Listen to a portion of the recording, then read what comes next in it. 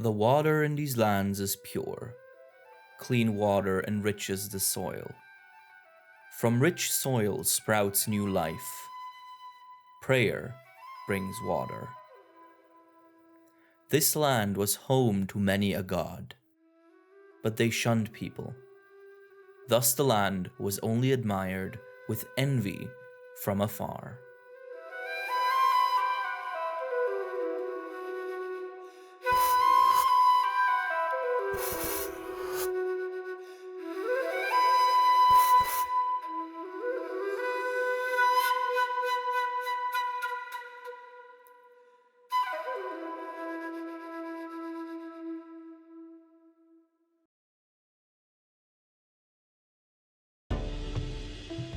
Nature is not merely an inhabitant of space, but one of time. Every forest has history. Some of it may be unintelligible to us, but after all, this world we inhabit does not owe us an explanation. What we owe it, though, is a sincere effort to appreciate and witness the scars of its past, the road that led it to the present. No place is better suited for such an effort than the Shrine Ruins. Located in the Kamura region, this valley sits in an already troubled land. For many years, the threat of the Rampage loomed over this region, a calamitous event in which thousands of monsters stampede towards human settlements, frenzied and bloodlusted. In fact, the region's once bright capital, Old Kamura, was completely destroyed in one such rampage 5 decades ago. While its few survivors built a new Kamura, fear governs their lives, as the possibility of another rampage drives them into strategic valleys and fortified bottlenecks. It is this looming threat of annihilation that thickens the air of the Shrine Ruins. Dense bamboo forests, towered over by large rocky spires crowned with abandoned temples, serene streams that trickle past ruin and wreckage. This water is considered sacred. Its purity is said to be able to heal all ills and grow any crop to perfection. Many such tales envelop this natural sanctuary, tales steeped in the mystery of its past. Once, this land stood as an unassailable vanguard against human expansion, as a mythical creature only referred to as a celestial god shunned any humans who might approach. These waters, this soil, these trees were not ours to exploit. And so, the valley flourished, giving birth to many curious inhabitants. One such inhabitant is a species of bird wyvern almost entirely endemic to the Shrine Ruins. While they have sometimes been spotted elsewhere in isolation, the Izuchi generally stick to these bamboo forests they call home. Raptorial in build, these slinky wyvern patrol the lower levels of the ruins and congregate around the various bamboo bunches. Their large populations and wide territory define this bird wyvern as a tremendously successful species. Despite the ruins being filled with many potential competitors, the Izuchi live mostly in peace and do not have to fear attacks from larger monsters.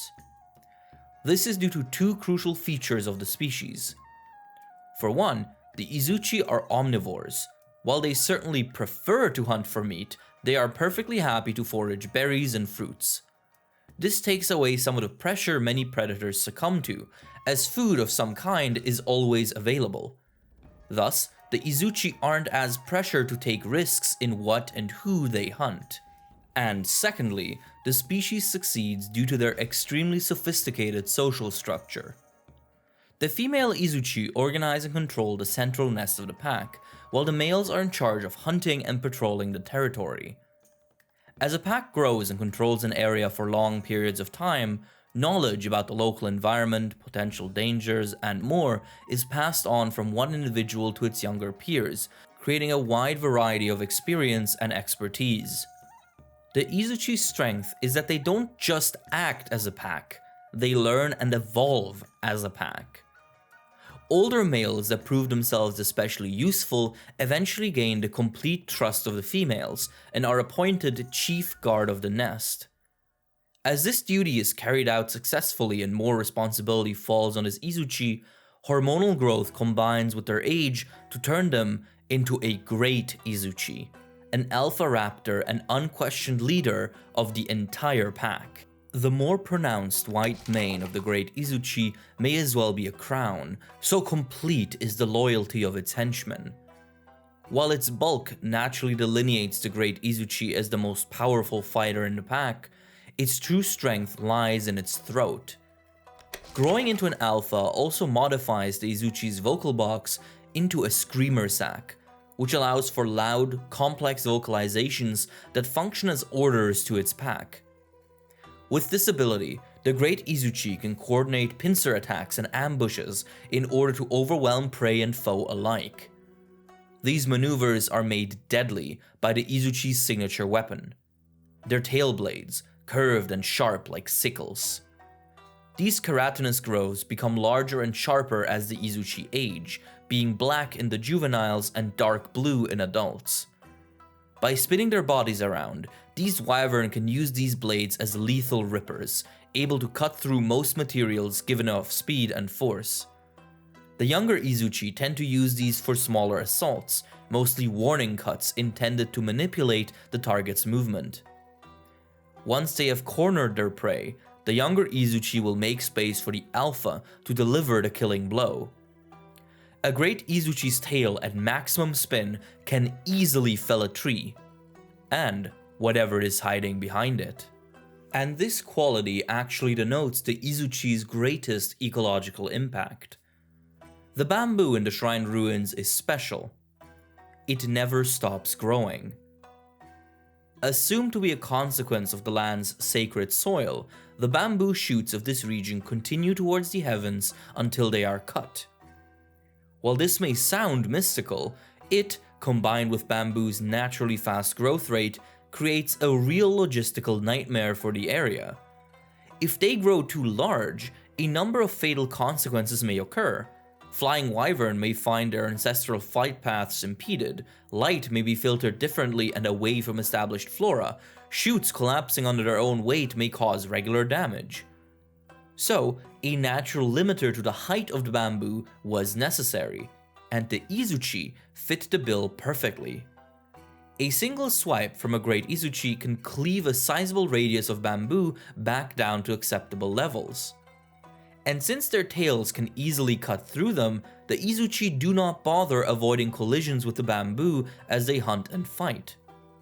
Thus, just by living their lives and hunting by their methods, the Izuchi naturally, and accidentally, become the foresters of the shrine ruins, shearing the surrounding bamboo sporadically and preventing excess growth. Then, without warning, a bolt of lightning resounded through the night. When dawn broke, the gods were gone.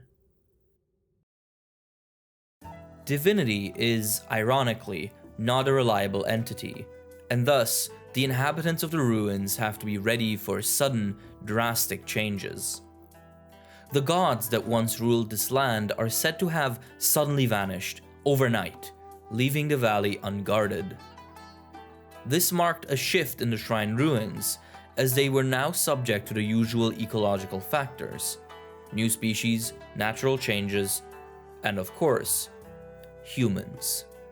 There is at least one creature that seems to not have minded any of these changes. While it isn't clear if it already dwelt in the ruins during the gods' reign or migrated into it after their departure, the Arzuros is a common sight in the shrine ruins of today.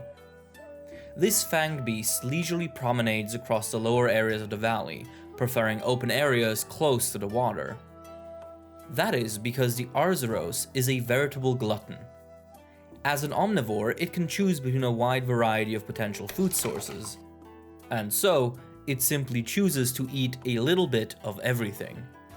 Fish, berries, fruit, small animals, carrion. The Arzuros is not picky. It, however, does prefer fish, which it grabs right out of the water, and honey, which it slurps up from bee nests. The latter is such a favored food item that an Arzuros will instantly ignore everything around it to feast on any honey it may find. Despite this food frenzy, the Arzuros is actually surprisingly thoughtful in its foraging. It will actively rotate between hunting spots in order to not disproportionately diminish its future supply. It will even hold back from eating an entire nest's worth of honey to make sure that the bee population can recover again. This lifestyle, as well as its nutritional flexibility, make the Arzuros a fairly relaxed and passive species. However, this does not mean that it can't cause some trouble, especially in encounters with humans.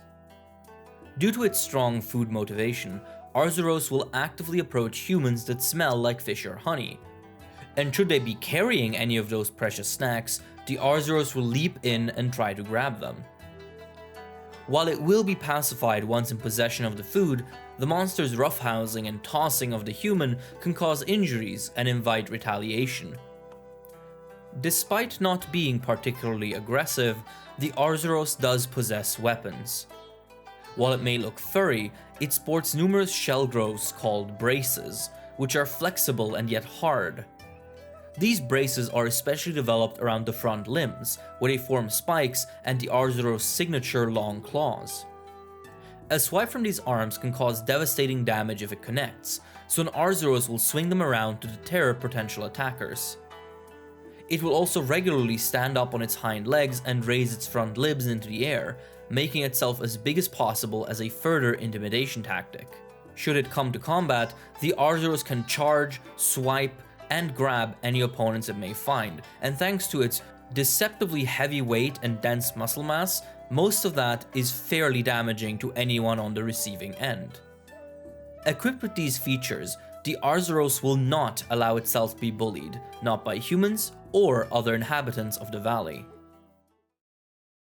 The people began to gather in this blessed land, erecting many a shrine to venerate the departed gods.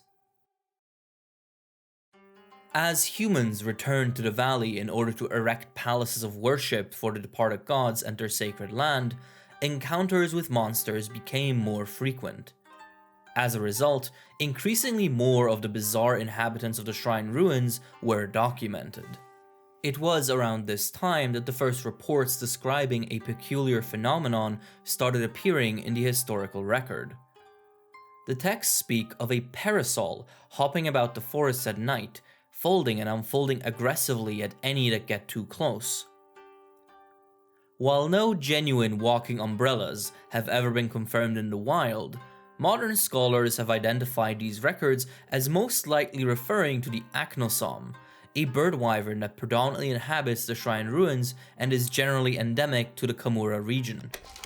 Its distinctive crests and defensive stance can indeed make it look like a giant parasol from afar. The acnosom are solitary wyvern which patrol around the valley sporadically. They are considered to be highly attuned to environmental changes and will immediately investigate anything out of the ordinary. This behavior likely caused its first encounters with the returning human population, who then got to witness the creature's unique intimidation tactics. The acnosom produces a special type of tissue on its head and wings, a fleshy growth that is both prehensile and erectable. On its head, this growth takes the shape of two half-circular crests, a small one resembling an eyeball, and a massive collar sprouting from the back of its skull. These two crests can be extended and enlarged at will, and the back collar crest can be angled forward, upward, or downward. On the wings, the fleshy growths produce layers and layers of flexible shelling, which can be adjusted to form a protective layer on the outside of the wings.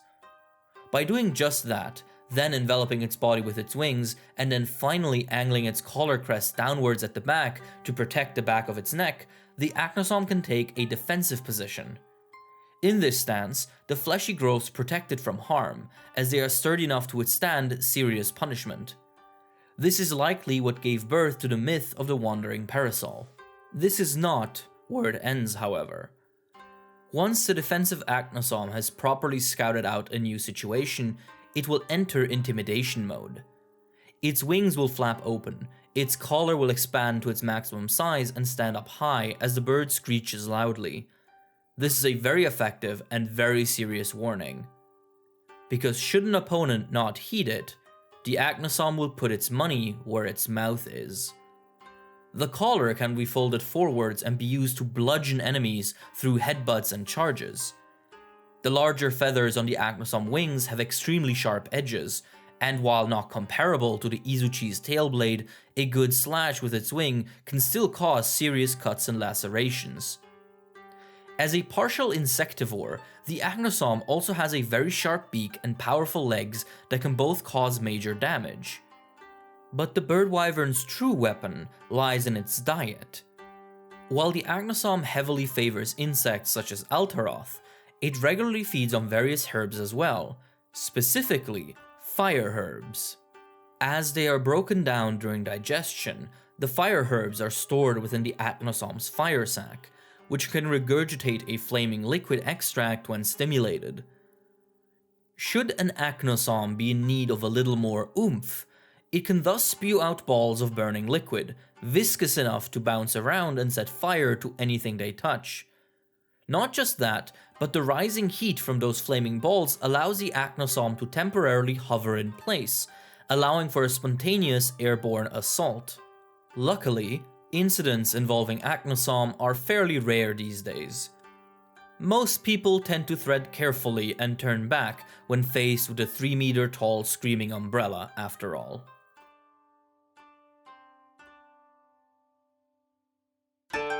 Graced by abundance, the people lived a bountiful and peaceful life, filling the land with prayers. Either way, due to increased human activity, many animals living in the Shrine Valley encountered new challenges and opportunities. Humans are not just exploiters and hunters, but targets for all sorts of prank and mischief to some, especially to one monster. Since ancient times, the shrine ruins have been subject to a few mysterious happenings. Fruit stores suddenly vanish, wooden monuments are destroyed overnight, and various poisonous fumes swirling in from the forest. Initially, these were believed to be bad omen, signals from the messengers of the gods. Now, scholars are certain that it was actually just the result of the shrine ruins' resident troublemaker, the Bishaten. Sometimes called the Tengu Beast, the Bishaten is a feathered fiend that has lived in the valley since ancient times. A curious creature that doesn't shy away from investigating anything and everything. While the females and juveniles live in large colonies with little time for mischief, the male Bishaten is solitary and always up to no good. As another omnivore of the valley, it is always interested in any food it can find, but it much prefers fruit, especially persimmons. A unique feature of this fanged beast is its stomach pouch, where it can store and even age any food it comes across.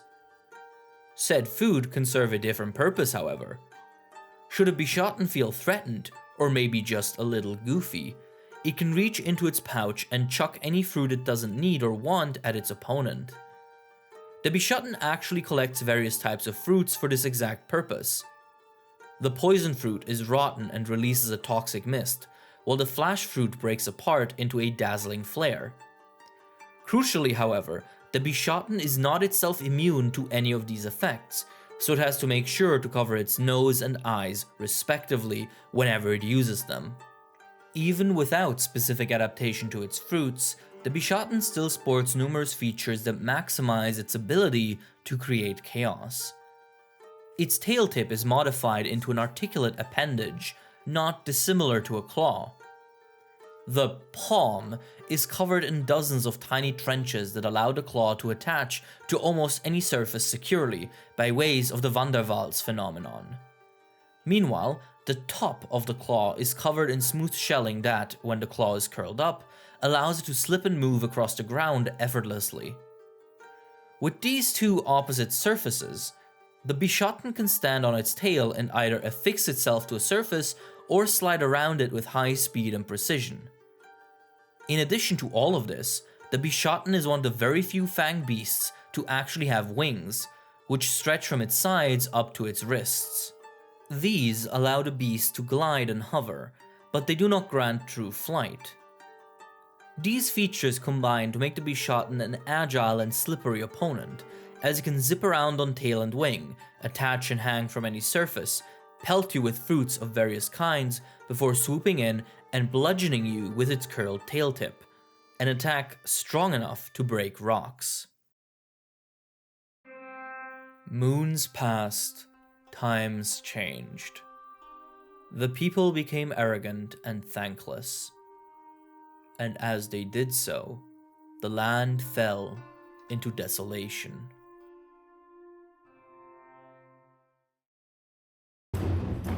As time went on, the new human population in the valley began making a larger impact on its environments, causing changes that had wide-reaching consequences for many of its other inhabitants. Simultaneously, as much of the Shrine Valley fell into disrepair, new legends began emerging. Ghostly warriors, born from the wet abyss of the rivers, whose nighttime battles shook the earth itself, come to punish the humans for letting the valley decay. The ghostly bellows that echoed through the watery creeks of the valley long terrified the people, believed to be the voices of rancor, spirits that lamented the decay of the land. However, with current knowledge of the area's ecology, it is curious that these reports seemingly lined up with the breeding season of the Tetranodon. This huge amphibian is another species that has long since lived in the shrine ruins, inhabiting any areas with water. The Tetranodon is a semi-aquatic being, and as such needs to remain humid at all times. To that end, it possesses a humidifying organ in its head, and it additionally allows algae and seaweeds to grow all over its body, which suck up water and retain it even during long trips across dry land. It is functionally extremely similar to the spongy mane of a royal ludroth. This omnivorous beast will lunge at and devour just about anything it can fit in its mouth, but it has a particular taste for cucumbers, small aquatic critters it digs up from the underside of river boulders. Already powerful by itself, the Tetranodon can swallow things it doesn't even wish to eat in order to bloat itself. Water, rocks, dirt, anything goes. At maximum size, the Tetranodon becomes a slow but deadly mass that shakes the earth. And this ability is generally reserved for a very special purpose. Female Tetranodon will, upon reaching sexual maturity, set out to find a very specific kind of location. A waterfall surrounded by basins of various depths and bushels one can easily hide in. Once a suitable site has been found, the female will prepare a nest under the waterfall before hiding in the water or the bushes and emitting its mating call. One after another, bloated males will begin appearing at the waterfall and engage in the Tetranodon's mating ritual. Violent combat to determine who gets the female. In this bout, the Tetranodon will use all at their disposal. Their stomps will create earthquakes, while their fists weaponize air pressure for long-distance attacks. Their forelimbs have modified pads that allow them to hold and carry large objects, like boulders to be flung at the enemy, or the enemy to be flung anywhere. And the Tetranodon's strong hind legs facilitate high jumps, which end with the creature crashing down with its full weight, a deadly move for many opponents. In a true pickle, a male Tetranodon can unleash one final weapon. As it gorges itself on anything and everything, the beast swallows large amounts of water that it stores in a dedicated water sack. In a pinch, the Tetranodon can empty that water sack and shoot the water out of its mouth, either as is or as beams pressurized through the creature's nozzle-like beak. This is a risky move, however. The water in its water sac directly contributes to its bloated state, as the sac is in its stomach, and careless use of this ability could result in the beast slimming down and thus weakening itself. In fact, while its mass can seem intimidating, nothing worries a bloated Tetranodon more than a direct blow to its inflated stomach, as it can easily force it to vomit and slim down. Either way, one male prevails and continues the species, while the other retreats in shame. Then, one night, a gale swept the land before halting abruptly, as though it were the breath of a divine being. In its wake appeared the gods, thought to have vanished. Terrified, the people fled from their ire. As terror gripped the populace once more, as the land decayed and a vengeful god allegedly returned, humans became increasingly fearful of the shrine ruins. Around these times, monsters began becoming more aggressive as well, and before long, their periodic frenzy was known as the Rampage. No one really knew what caused it, but there was one creature that seemed to be its puppet master. The legends of the Rampage are intertwined with whispers of a malicious spirit that haunts the shrine ruins. A mass of will-o-wisps, a purple flame created from the wrathful souls of the deceased, a returner that possesses the monsters around it and directs the rampage. This belief was based on the recorded observation that these ghostly lights were spotted during every single rampage in the historical record. Then, 50 years ago, during the most devastating rampage yet, the spirit was revealed to actually be a fanged wyvern, the guild later classified as Magna Malo. A grotesque wyvern full of spikes and claws, whose body hums with an eerie screech as if souls were crying out for freedom. It was this beast that doomed Old Kamura's fate. Due to this, the legends surrounding Magna Malo became ever fiercer. It was the master of the rampage, the source of all the misery that had befallen Kamura. It was only through research and observation that these myths could be tempered by facts. As more knowledge about the Magna Malo came to light, its control over the rampage was dispelled as a simple misconception. A Magna Malo is covered from head to toe in various armored plates, which can defend the creature from any blow. Only the red-colored parts of the Magna Malo are actually its original skin, and its armor can be arranged and extended through specialized muscles. Be it turning its tail into a tridented spear, extending razor-sharp arm blades for deadlier swipes, or revealing its massive tusks when it's feeding, the Magna Malo's life depends on the strength and versatility of these armored plates and growths.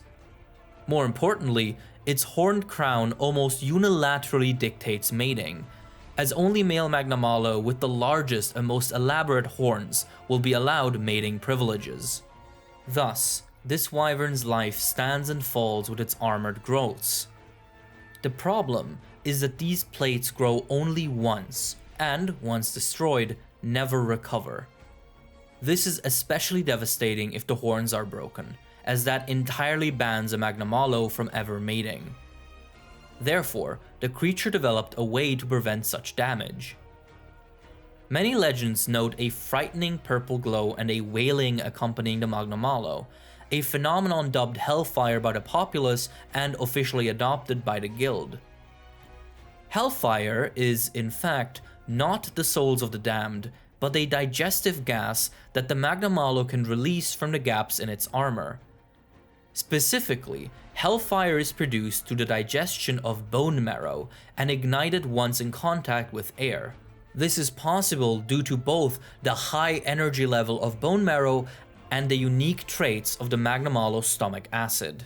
Hellfire has many uses. It enhances the creature's attacks with destructive blasts. It allows for long-range assaults, and it even enables short-range flight through explosive propulsion.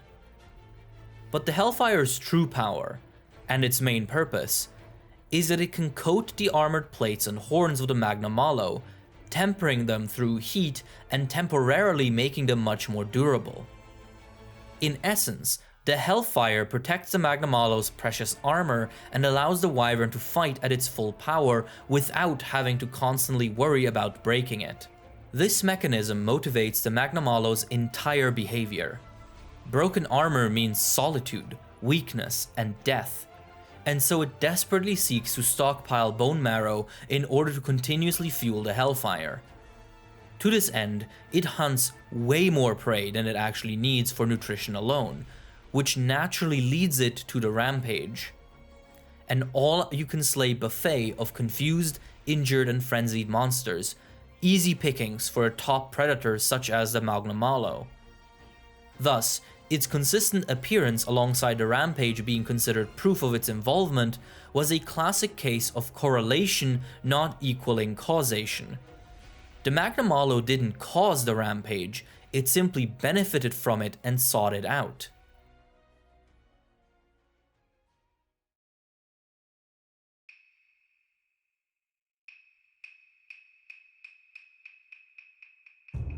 The people begged for clemency, but the deities raged regardless, chasing the mortals away. Time devoured the people's shrines and prayers, but eventually, pure water and rich soil returned to nurture new life. But not all mysteries can be solved like this. While many of the myths that surrounded the shrine ruins have been lifted and resolved through the guild's efforts, many still remain. According to the historical record, the gods returned to the valley and drove out its human population, after which no original records remain. And yet, the gods are nowhere to be found in the ruins of today. While the characteristics described in the relic texts do line up with at least one Elder Dragon species known to the guild, it is hard to know for sure. What we do know is that forests and valleys like those of the shrine ruins have always been a site for mystique and wonder. While many of its legends were frightening, they filled this land with wonder and otherworldly spirituality, which in turn kept humans away and allowed for free and natural propagation of some truly fascinating creatures. Myths may inherently be ephemeral, but what is real right now is the beauty and creativity of the natural world, as it's found all over the globe, including within the desolate and yet beautiful shrine ruins.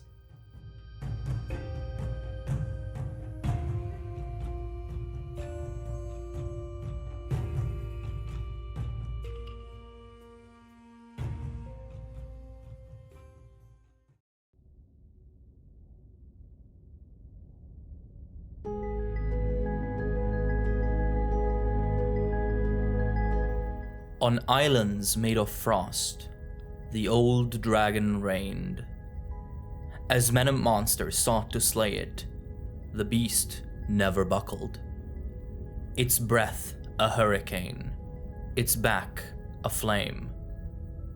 Alas, the dragon ship broke the ice and battled the dragon endlessly. Neither remain. Only bones and wreckage adorn the Frost Islands, this icy grave.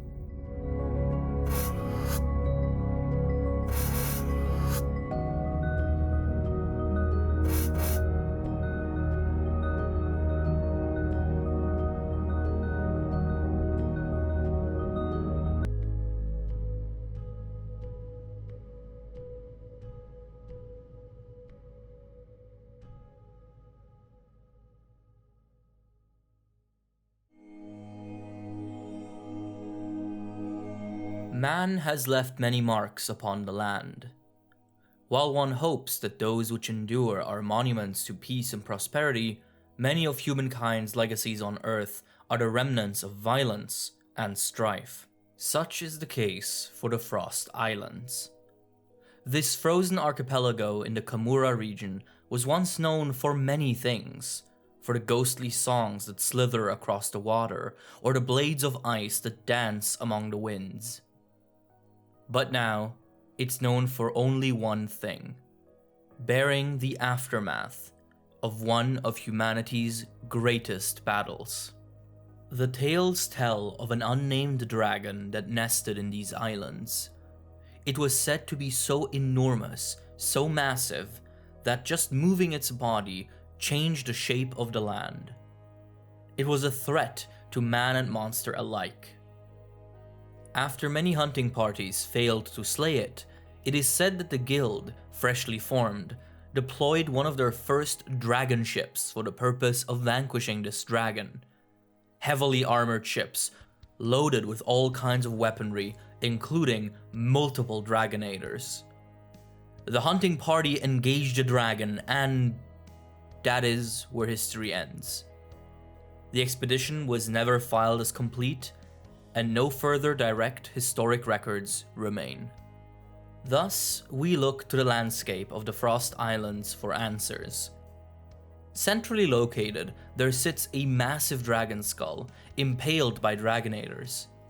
Based on the size and shape of the skull, the mythical dragon of the Frost Islands might have been a type of mountain dragon, a superorder of giant elder dragons, each the size of the eponymous mountain. Their modern representatives include behemoths such as the Zora Magdaros and the Lao Shan Lung of the Old World. Whether this one was a Zora, a Lao Shan, or an altogether different, now extinct species cannot be determined anymore, as the specimen was not analyzed after death. However, it seems the hunting party was successful, at least initially. Not far off, the dragon ship lies, split apart and landed into the shallow and icy waters. Coins and valuables are strewn about the islands, suggesting that the crew tried to spread out. Then, recently, Kamura hunters retrieved disparate pages of a diary, shedding light on the fate these warriors suffered. After many a long year on the high seas, the ship's harpoon reduced the dragon to naught but a sinking berg on the waves. To traverse the Frost Islands means to endure its many treacherous dangers. The cold serves as a natural barrier, a filter that rejects and kills any who come unprepared. This filter means that any who traverse the tundra are exceptionally powerful. This extends to the humans as much as it does to the monsters that prowl the frost. While many of them are elusive and only seen extremely rarely, one kind of creature is all over the place, dominating the landscape and loudly announcing its success. The baggy are in many ways typical raptorial bird wyvern. Small, territorial, highly social, and extremely widespread across their habitat, as they breed often and quickly. They are extremely similar in build to the jaggy, with some key differences. Baggy are blue in coloration, to help them blend in with their icy environment, and that blue skin is also better adapted to that cold. They also lack the frills that jaggy are well known for, instead possessing a small horn on their forehead. Additionally, baggy have a fan-like tail with a wide tip, meant for swatting enemies away instead of harming them directly. Baggy are even more social than the average raptor wyvern, as they exclusively hunt in large packs and protect each other vigorously. Due to their small size, however, they are extremely vulnerable to predation from basically any creature larger than them. To circumvent this, every baggy pack is led by a great baggy, an alpha male whose body underwent extreme growth spurts due to hormonal flushes. While the regular baggy are among the smallest classified wyverns period, the great baggy is the largest raptorial bird wyvern known to the guild. The stubby horn is replaced with a large, glorious crest that signals its authority to all baggy it comes across, and the great baggy uses it, alongside its voice, to direct and rally its smaller brethren. Its muscle mass is also greatly increased, making it extremely powerful when charging or hitting an opponent. United, baggy and great baggy are an extremely deadly combination. With their fanned tails, the small baggies can slap a target away from them, both for their own protection and to maneuver the target into an ideal position. Once that position is reached, the great baggy orders the use of this species' signature ability, sleep toxins. Within the baggy dwells a sleep sac, an organ that produces a soporific chemical. When combined with the baggy's spit and then spewed at a target, this chemical evaporates upon impact, and the resulting gas knocks out almost any creature immediately. While asleep, the target is then devoured alive by the baggy. A brutal way to go. The threat of this gruesome fate is enough to deter most attacks on the baggy packs, as their sleep toxin works even on creatures much more fierce than them. Thus, the Great Baggy protects the pack not just through force of power, but through sheer force of fear. Interestingly, the regular baggy are extremely conservative about using their sleep toxin on their own, avoiding it at all costs until their boss tells them otherwise. The crew of veteran soldiers, their duty fulfilled, moored along a snowy shore, quiet save for the lapping tide. But their ship, fatally scathed, split in two. The men resigned themselves to a Pyrrhic victory and uneasy morrows. While the baggy find strength in numbers, many warriors of the snow-laden archipelago are lone wolves, facing the tundra in solitude. Relying on no one else keeps the burden of providing food low, but it also means that there can be no mistakes, as no one will come to help. Thus, the lonesome wanderers of the Frost Islands need to be keenly aware of their surroundings and supremely perceptive, lest their lives end between the tusks of a Berioth. One prime example of excellent perception is the Lagombi, a fanged beast, sometimes referred to as a pelagus, which resembles a hare. While they inhabit various icy areas across the known world, the Lagombi of the Frost Islands are peculiar in that they have survived in an extremely dangerous environment. As if the fierce competition wasn't enough, the knowledge that this land was once terrorized by a mountain-sized elder dragon makes the presence of a fairly tame and passive creature like the Lagombi somewhat odd. Either way, this fanged beast continues to successfully proliferate within the Frost Islands, thanks to its highly effective adaptations. Its large ears are extremely perceptive to sound, able to pick up on any predator approaching it. Once a danger is spotted, the Lagombi makes its escape through a truly unique method. While the beast is generally covered in cold-resistant fur, its abdomen and belly are instead more akin to the plastron of a turtle, hard and smooth, and yet flexible despite that. This plastron allows the Lagombi to slide on its belly across the frozen landscape, a fast and versatile kind of movement. It isn't even limited to just escaping. Colliding with a charging Lagombi can easily hurt and deter would-be adversaries. This isn't an option the Lagombi uses all too liberally, however. While it will defend itself when cornered, it does not usually hunt and fight actively, as it is a partial herbivore and insectivore. Lagombi can often be found catching Benahabra and Altaroth, as well as collecting herbs and mushrooms. These are then either eaten immediately or, more commonly, hidden around the area in underground stashes. A singular Lagombi can maintain dozens of hidden food storages within its territory, remembering the location of each of them in case it ever needs an emergency snack. But, like any creature, the Lagombi has weaknesses that are ripe for exploitation. Mainly, its sensitive hearing can become its undoing, as loud or high-pitched noises can leave it dazed and stunned. This makes the Lagombi especially vulnerable to creatures like the Tigrex, which can incapacitate the fanged beast with a single roar, turning the silver slider into an easy meal.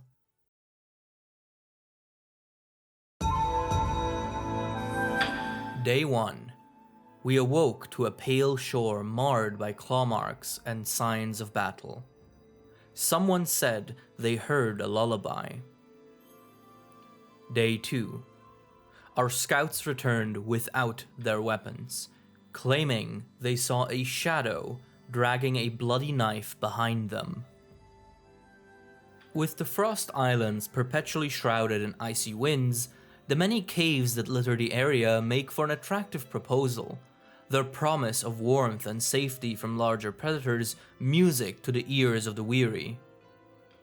Trusting in this promise is a mistake, one made by many and survived by few.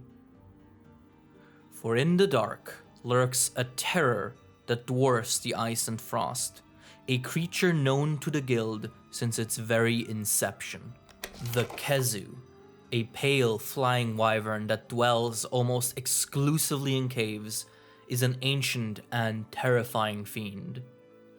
Born of the darkness, its eyes are long gone, reduced to useless vestiges by an evolution that transpired far from the light of day. Instead, the Kezu relies on an exceptional sense of smell, able to track and locate other creatures with terrifying accuracy. Its mouth is a gaping abyss armed with rows of razor-sharp teeth, and the suction cups at its feet, hands, and tail allow it to walk on any surface. While its wings are weak and only allow clumsy flight, the Kezu's hind legs are strong enough to allow for impressive leaps, easily reaching any cave ceilings. Once on that ceiling, the Kezu can stretch its fleshy neck to surprising lengths, able to devour prey from afar. The Kezu is considered one of the strangest flying wyverns, and much about it is still unknown. For example, as the guild was researching its pale, translucent skin, it was discovered that all Kezu are actually suffering from albinism, a condition that drastically reduces pigmentation in the body. This implies that the white and the red Kezu, generally considered subspecies of each other, are actually one and the same species, with Kezus being normally red and all the white individuals being albinos. This would, however, be highly unusual, since the white Kezu is so much more common than the red one, while albinism is generally a rare mutation. It may perhaps be the consequence of dwelling in the darkness of caves, as the absence of light has been known to reduce pigmentation over time. Under the skin, Kezu store a large amount of fat, allowing the creature to be resistant to the cold and venture out of its caves in case prey becomes scarce inside. The skin is also covered in a wet mucus, but the guild has so far not determined what the purpose of this may be. One hypothesis suggests that this mucus allows the Kezu to smell through its skin as well as its dedicated olfactory organ, as scented particles attach themselves to the mucus where they are then perceived. In any case, the Kezu's most bizarre ability, however, is its control over electricity. Through an internal organ, the Kezu can produce electric charges, which can be infused into its saliva or expelled through the skin to create short-range shocks. Kezu use their electricity to paralyze prey. Interestingly, a Kezu will always attach its tail to the ground, or whatever surface it currently stands on, before producing electricity, implying that the creature is not entirely insulated against its own element, and must ground itself for protection. Because of their long history with the guild, Kezu are one of the few species with a well-understood reproductive cycle, and it is not for the faint of heart. All Kezu are hermaphrodites, meaning that they are neither female nor male, instead possessing the germ cells and organs of both sexes. In order to reproduce, they paralyze another animal and inject their offspring directly into its body. The unfortunate recipient is then allowed to escape, while the juvenile Kezu, called whelps, now incubate within them. These whelps siphon off nutrition from the host and emerge once the host dies of starvation or is devoured from the inside by the growing Kezu. While many hunters are horrified at this type of reproduction, Kezu whelps are actually considered a delicacy, where they are pickled and used as a prized culinary ingredient for many meals. Despite this, many hunters outright refuse to hunt Kezu unless absolutely necessary, and it is not difficult to empathize.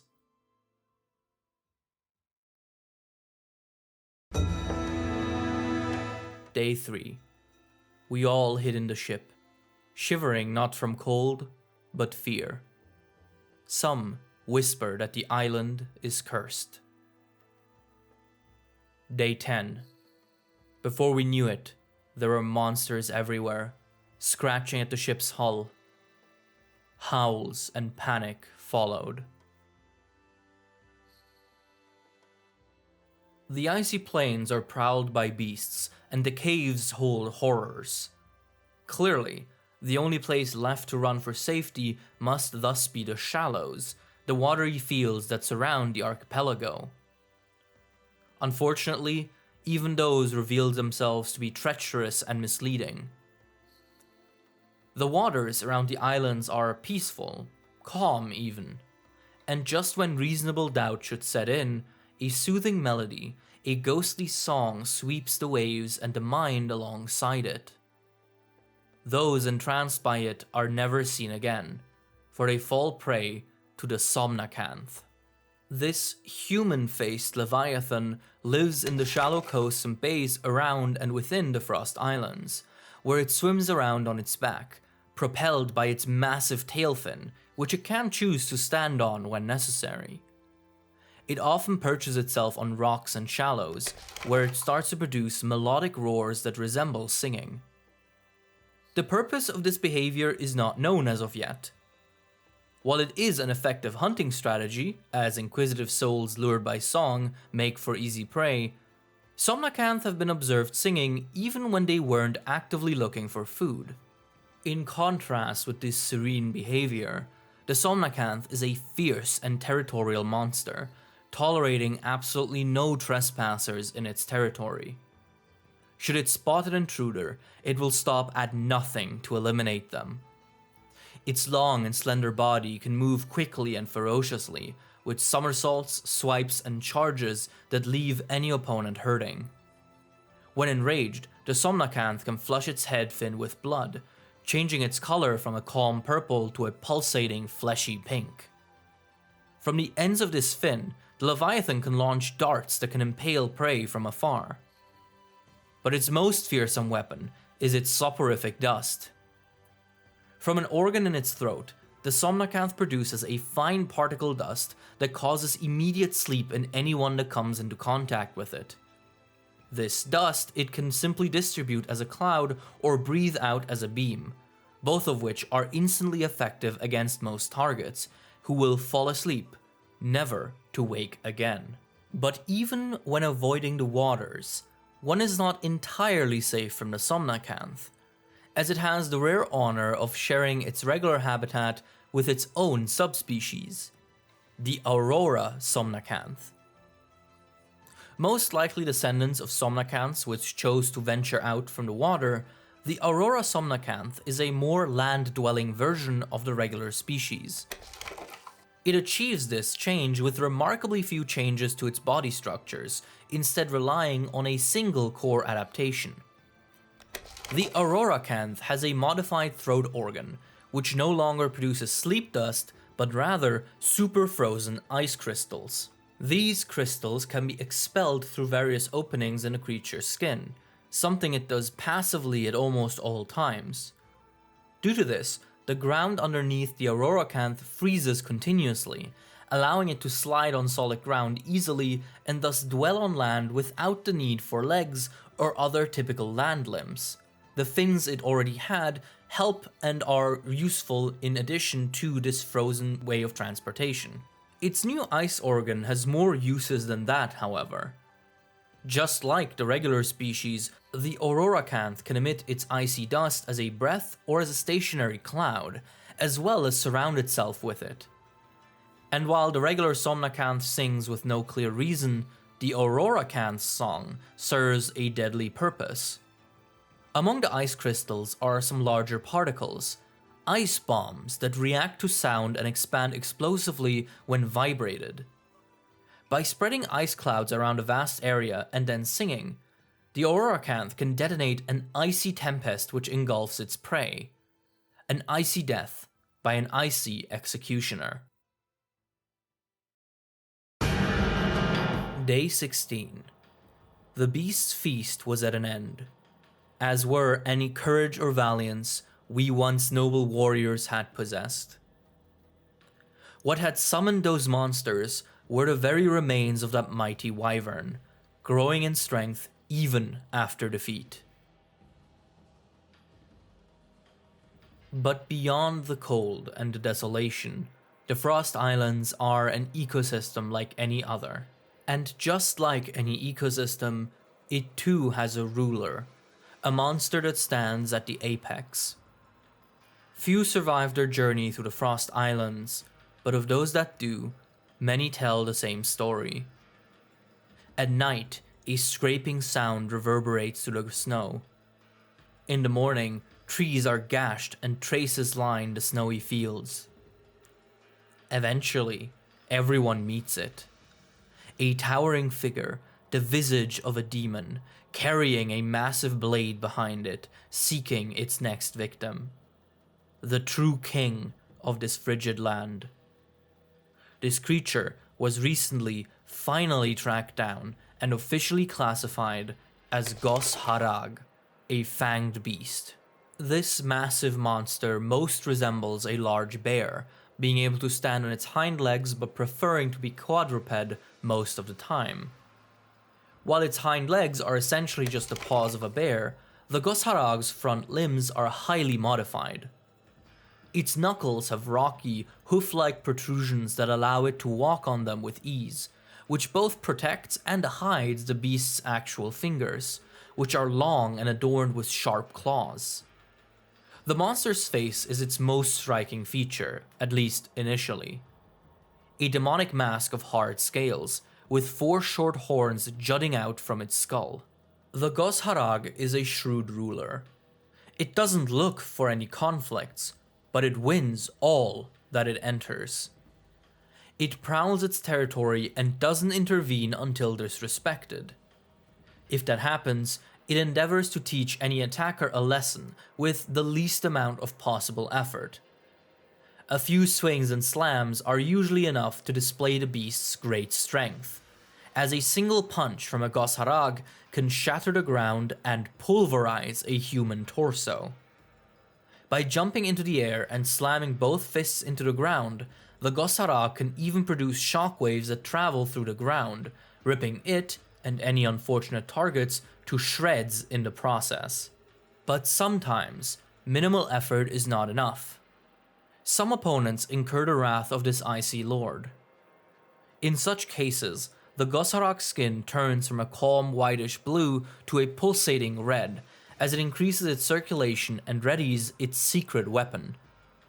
The saliva and esophageal fluid of the Gos Harag is not actually water like it is with most creatures. Instead, the Gos Harag's throat and mouth secrete a special fluid that can instantly freeze when cooled enough. And in the frozen tundra, 1 breath is all it takes. By deeply inhaling, the Gos Harag cools its bodily fluids to just barely above their freezing point, ready to be spat out into the cold air where they instantly freeze. The creature can spray large quantities of this fluid as a beam, but its preferred usage is to spit it onto its knuckles, where they freeze and bond to its protrusions to form various structures that resemble human weapons. Singular great blades, dual swords, even a ball of ice that serves as both hammer and shield. The Gos Harag's frigid death takes many forms. It is extremely curious, however, that the Gos Harag seems to imitate human weapons specifically. The guild has so far not been able to explain this, as contact between humans and this species has been extremely scarce throughout time. Either way, this ability is deadly. Combined with the beast's surprising agility, these weapons can be devastating at close range. And even distance will not save its opponent, as the Gos Harag's immense strength allows it to shatter its own ice at will, sending it flying as razor-sharp projectiles that shred opponents from a distance.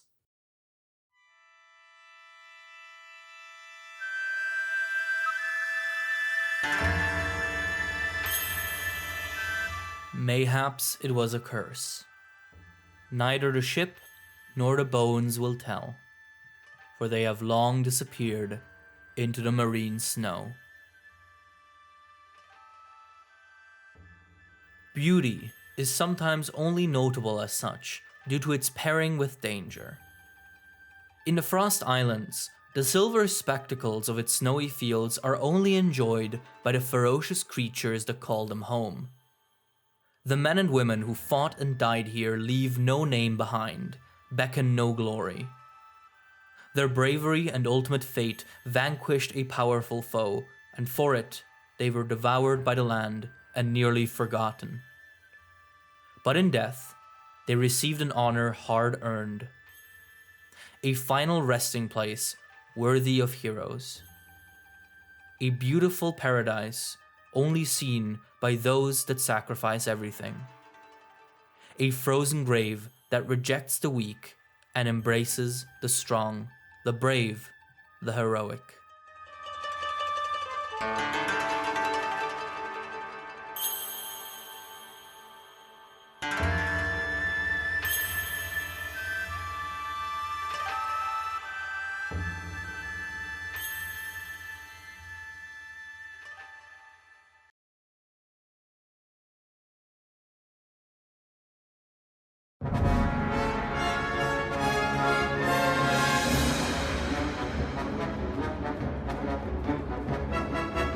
There was an old hunter, long separated from his hometown, who yearned to reunite with those he had left behind. Despite his old age, he persisted in heaving his aching muscles and ragged bones forward, one step after another.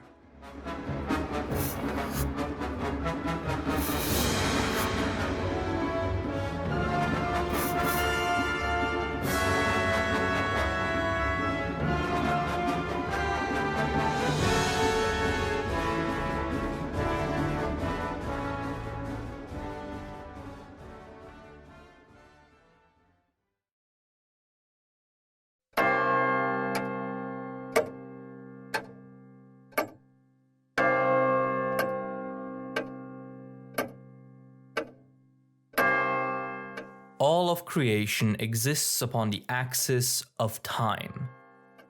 No matter how high a mountain may be or how deep an ocean may reach, time will grind them to dust all the same. It's not that time is the enemy. It is a unifying force which does not discriminate, which simply marches on and has all of life and land march right alongside it. Across the world, the effects of time depict themselves in various ways, be it in the fresh green groves whose future promises bounty, or the tropical ecosystems at the height of their lifetimes. But some places also exemplify the other end of it, the end of time. Deserts, endless sheets of sand and rock, are a glimpse at what all must eventually return to. Dried oceans and crumbled mountains all end up here, among the sands. And yet, deserts are far from dead. Many of them are teeming with life, and few places show that quite as clearly as the sandy plains. Initially discovered by hunters of Port Tanzia, this desert sticks out due to its ecological variety. While its northern side is indeed made up of dunes and sand, the sandy plains are more starkly defined by the areas that do not conform to the stereotypical image of a desert. Throughout the center, the sandy plains are littered with cracked rocky clearings, sandstone caves, and mounds created by the local dominant insect type, the Altaroth. There are even small oases covered in lush greenery that harshly contrasts the brown and yellow desert. But what makes the sandy plains even more intriguing is the presence of human ruins all across the area. In the west, the rocky desert mounds are crowned with ancient brickwork and the remnants of what might have been a place of worship, a watchtower, or maybe something else altogether. Whatever it was has been almost entirely swallowed by the desert.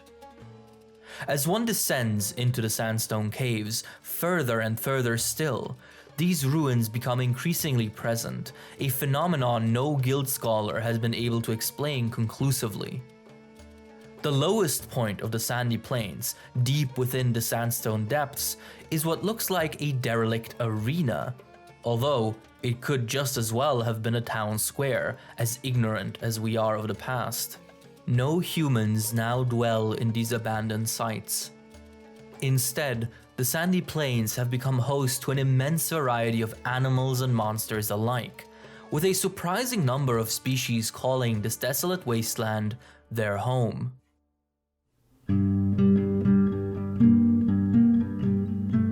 A map showed that his village was just over the horizon, but an unfamiliar wasteland sprawled between him and it. Barely escaping the hungry jaws of countless monsters, he pressed on, willful that he would put this savage land behind him ere long.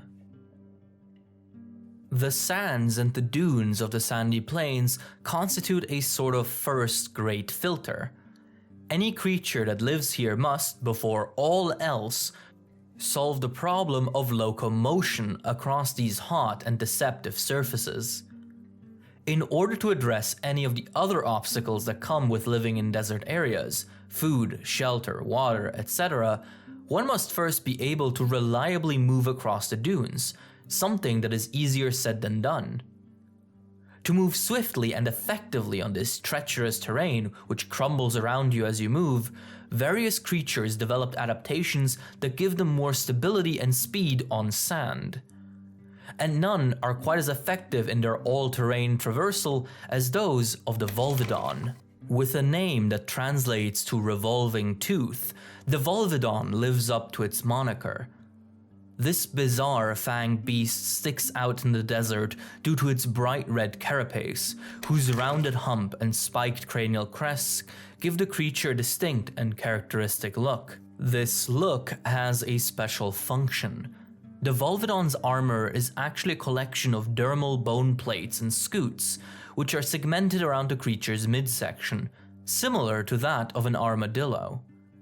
The armadillo's armor is made up of two sets: bone plates that sit beneath the skin and more flexible keratin scutes that sit on top of it. The Volvidon's carapace functions similarly. It too has massive bone plates beneath its skin, but instead of keratin, the material on top of the bony plates is a uniquely resistant type of tissue only found on the Volvidon, which some hunters have come to affectionately call Volvidon rickrack for its zigzag texture. This rickrack constitutes an immense level of protection for the Volvidon, as it is almost entirely impervious to heat, both that of the desert and that of any other source.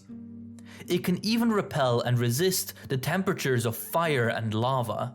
But that protection is only half of the Volvidon's true ability. Just like an armadillo, it can roll up into a ball, with its various rickrack segments sliding into place to fully envelop the beast's vital spots. In this stance, the Volvidon becomes quite invulnerable, and it can take it even further. Specialized muscles that surround the rickrack allow the Volvidon to roll around at fairly high speeds, giving it a fast and extremely safe way of traveling across the sand. Rolling across the dunes is efficient and minimizes dangers, as the hard rickrack withstands attackers just as well as it bounces around environmental obstacles. This adaptation to both heat and uneven terrain is so great that certain populations of Volvidon have even been able to migrate and establish themselves in volcanic areas instead of the dusty deserts that they emerged from. The Volvidon of the sandy plains are thus quick on their feet and always ready to roll away from any danger, as they are generally not particularly aggressive. As pure insectivores, Volvidon avoid direct conflict and instead prefer lurking around the nests of Altaroth and Benahabra. The sandy plains are full of Altaroth mounds specifically, and so the Volvidon spends much of its time digging them up and then devouring juvenile Altaroth with its long and highly flexible tongue. Due to this lifestyle, the Volvidon rarely finds itself fighting, but should it ever be forced to fight, it can nonetheless make for a formidable foe.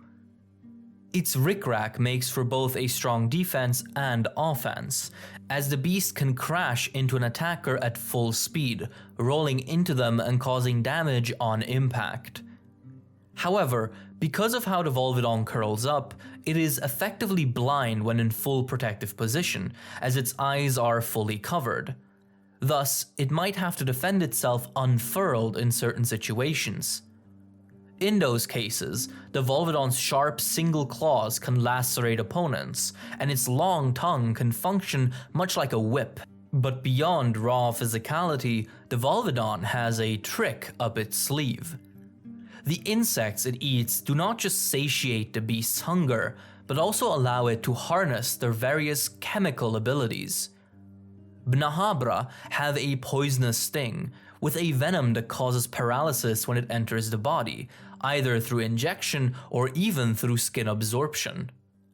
The Volvidon is not only immune to this venom, but its digestive tract is also specifically adapted to storing it and mixing the venom into the beast's saliva, giving it the same paralytic properties. Thus, a Volvidon can simply spit at attackers in order to incapacitate them, leaving them a twitching, helpless mess on the ground. Should an attacker avoid even that, the Volvidon's digestion has one more weapon to throw at them. And what a nasty one it is. The Volvidon's primary prey in the sandy plains are Alteroth, which are small neopterons that feed on mushrooms. They are generally defenseless, but are capable of spraying a pungent liquid to deter any predators. Just like the venom of the Bnahabra, this liquid too is stored by the Volvidon, accumulated in the gaps between its scutes, and remixed into a much higher concentration than would be possible in the Alteroth's small bodies. When threatened with immediate predation, the Volvidon can explosively release this foul compound as an aerosol liquid in droplets so tiny that it looks like gas, spraying from all over the Volvidon's body, specifically its backside.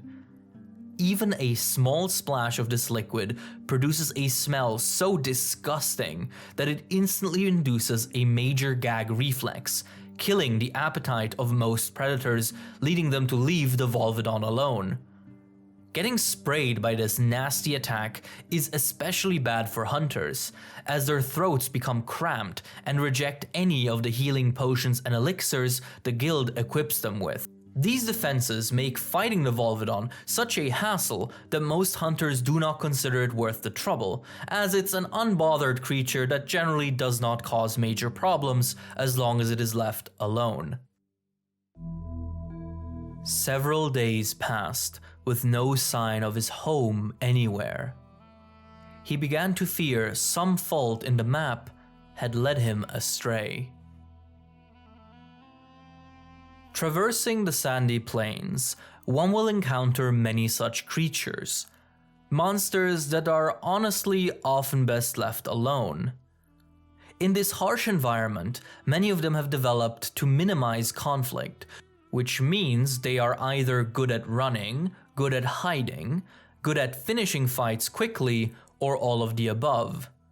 Thus, it is generally unwise to go looking for a fight.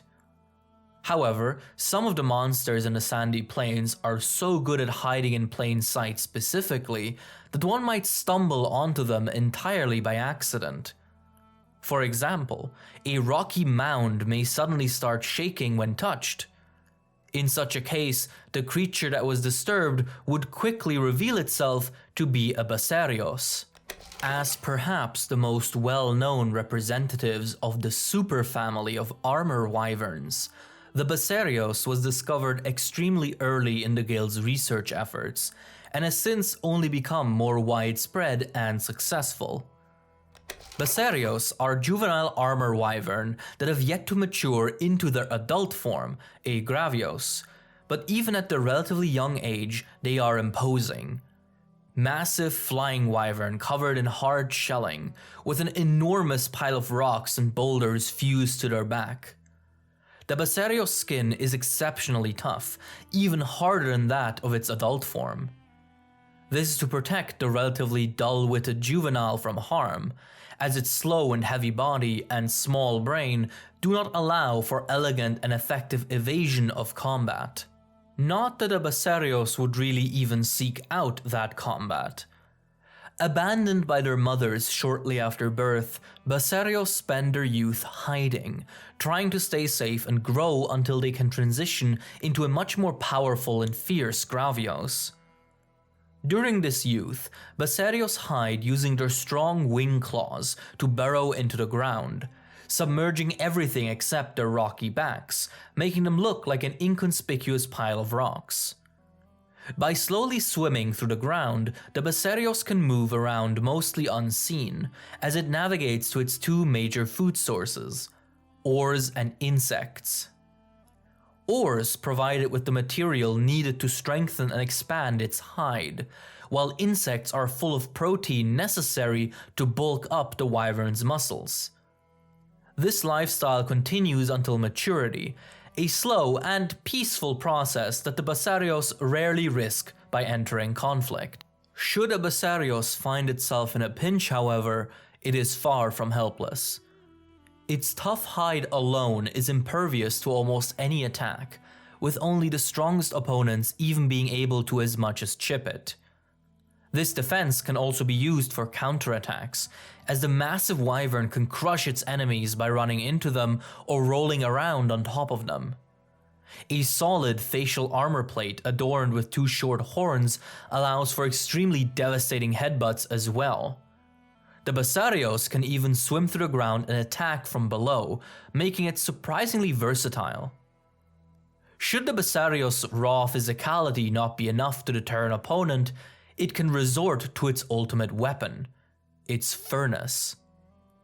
Inside a Basarios lies a crude organ called a furnace, which directly connects to the digestive tract and allows the creature to store and convert various elements of its nutrition into useful waste compounds. Its most natural application is to heat part of the ingested ore up until it melts into a viscous, magma-like substance, which the Basarios can then explosively spit out, either in chunks or as a powerful beam, essentially functioning the same as a fire sack. The furnace can however also heat ingested material into gas of various properties.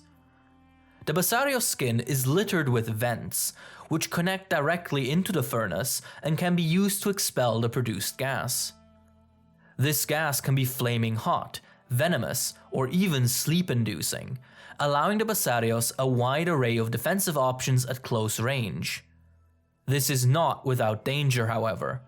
Using the flaming gas and fire breath heats up its hide, making it softer and more susceptible to damage.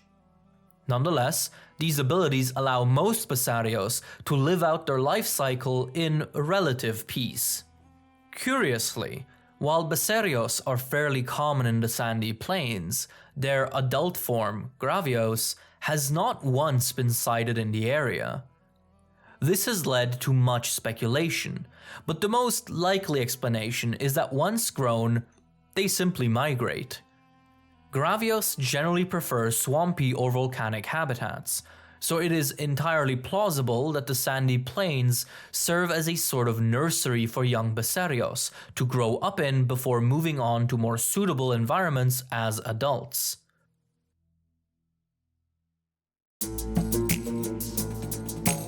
Then, finally, he came upon a path that plunged into the underbelly of the void. Shaken, uneasy, he descended it withal. The fact that it can think of the harsh sandy plains as a nursery speaks to the enormous power of the Gravios and Basarios. As for many other creatures, this arid waste is anything but safe and comforting. In fact, the rough environment and sparse nutrition often bring out the most desperate type of creativity in those that find themselves here. This applies even to established species. The Bishaten of the Shrine Ruins is just about the last creature that one would expect in a desert, as its reliance on juicy forest fruit make it entirely unsuitable for this environment. And yet, the sandy plains are home to a subspecies of Bishaten, the blood orange Bishaten. These orange and black fanged beasts look very similar to the forest cousins. having virtually no immediately visible physical changes besides the differently colored fur. But their very presence in the sandy plains is bizarre. The Bishatan centers both its nutrition and main defense mechanism around persimmons, which are a type of fruit only found in mild and humid climates. There certainly are none to be found in a desert such as this, so how does this Bishatan subspecies survive? If there is one constant in life, it's that it always finds a way.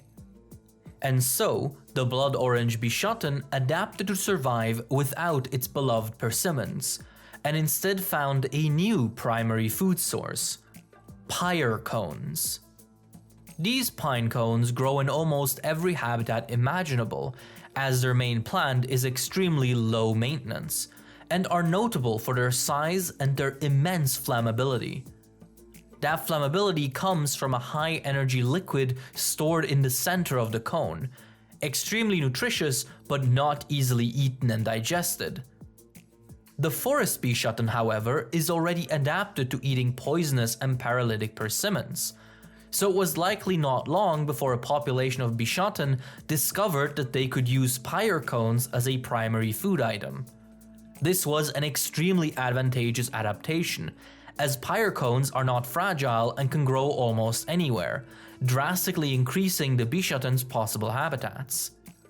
As this adaptation was passed on and entered the gene pool, a distinct subspecies of cone-eating Bishatans emerged, which the guild officially classified as blood orange Bishatan. As they patrol the sandy plains, among many other environments, with pyre cones stored securely in their furry pouch, the blood orange Bishatan are mischievous and somewhat hostile creatures.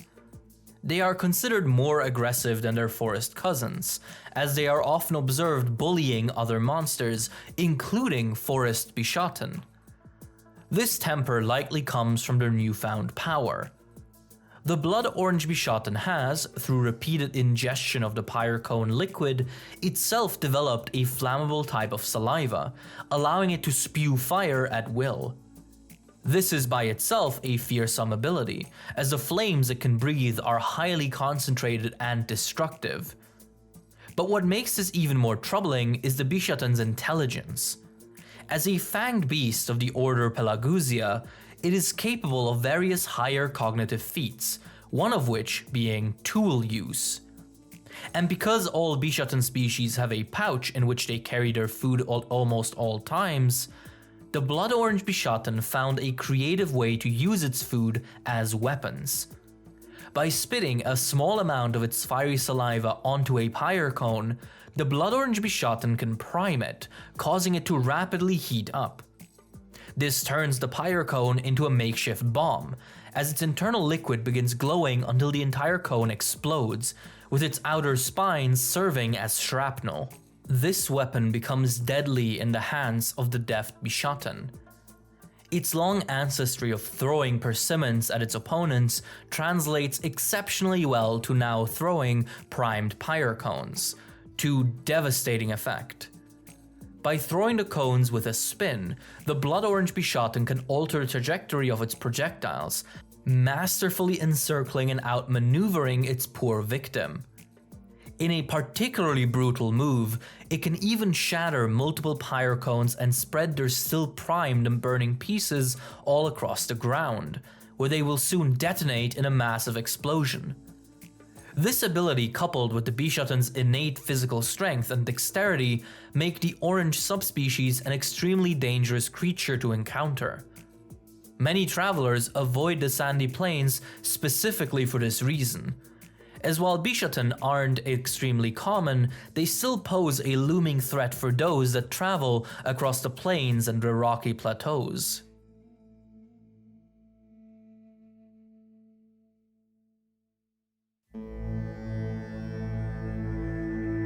This building was familiar. He knew it too well. But no wonder he couldn't find it. It had been buried under the sand. Said travel across the plains has, as of late, become even more dangerous than it once was, unfortunately. Normally, a traveler must mostly look out for the orange bishotten, which are somewhat easy to avoid by giving any pyrocone plants a wide berth. The other species that inhabit the sandy plains are generally not interested in bothering anyone. From the small jaggy to the imposing and great diablos, they all largely stick to themselves if they aren't provoked. Except one creature. One that is unfortunately impossible to avoid once it sets its sight on you. For this fiend attacks from above. The Seregios. This powerful flying wyvern poses a massive threat to any ecosystem it enters. This is due to the Seregios' extreme aggression, as it is a ruthless apex predator that has evolved to be able to hold its own against the likes of Deviljho and Brachydios. The Seregios spends much of its time in the air, scouting out the lands for suitable territories, which can often be enormous for a single individual. Once such a territory has been found, the wyvern defends it with intense jealousy, lashing out at anything it perceives as a threat to its dominance. It does so through its unparalleled flying prowess. Its slender yet muscular body allows for extremely precise and quick maneuvers, making the Seregios an equal to Rathalos. The Seregios' feet are zygodactyl, meaning that they have 2 toes on the front and 2 on the back. This allows the wyvern to perform truly deadly and elaborate maneuvers, as it crashes into its prey at high speeds, feet stretched out to either grab or kick whatever is unfortunate enough to get hit by it. And even when grounded, the wyvern's slender body allows for surprisingly flexible attacks, where it uses its spiked tail and sharp talons to inflict devastating damage. Its legs are so muscular and so flexible that even while standing perfectly grounded, it can still use them for absolutely devastating attacks. But all of that pales in comparison to the Seregios' true ability.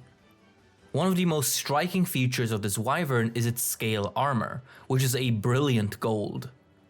These scales are not just for show. Through specialized muscles, they can be moved, erected, vibrated, and even detached and launched. When sufficiently agitated, the Seregios will initiate its threat display, where all of the scales stand up and begin rattling aggressively, making the creature seem larger and bulkier than before. Additionally, a sharp horn, which usually sits folded backwards on the backside of the creature's head, snaps forward from the Seregios' forehead, protruding menacingly. This display is an imposing warning, one that must be heeded. Should an opponent refuse to back down, they will learn the true name of the Seregios' scales: blade scales. Each scale is razor sharp and causes cuts and lacerations at the slightest graze. This means that even if one dodges a Seregios' assault, it is entirely possible to find oneself covered in a myriad of cuts if the beast as much as lightly touches its target. More worryingly, because the scales can be detached, the Seregios can swing its tail to launch the blade scales as crude projectiles, where they either hit a target and embed themselves into their flesh, or get stuck in the ground, where they lay as traps for unsuspecting victims. The Seregios even uses these scales to mark its large territory, sticking them into trees and rocks all around the perimeter as a warning. And due to the odd shape of the scale's razor edge, the wounds they leave behind are often fatal, either causing deadly blood loss or incurring infection. They are considered extremely hard to stitch up. The Seregios is considered an invasive species, as it claims territories all across the world and disrupts local ecosystems constantly.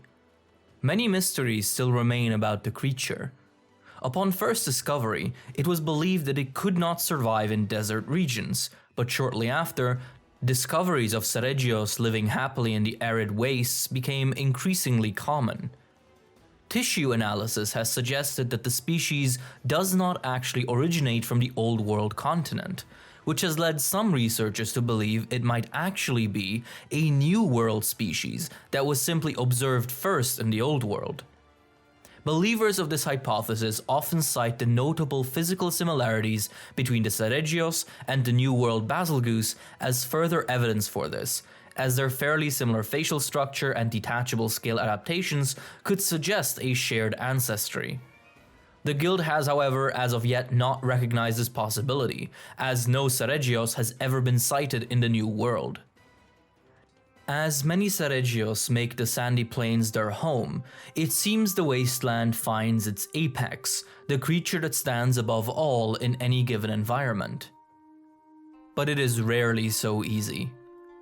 While the Seregios is by far the most threatening monster that is regularly found here, there exists a special clade of monsters who seem to have emerged solely to upend our preconceived notions of the natural world. The Elder Dragons.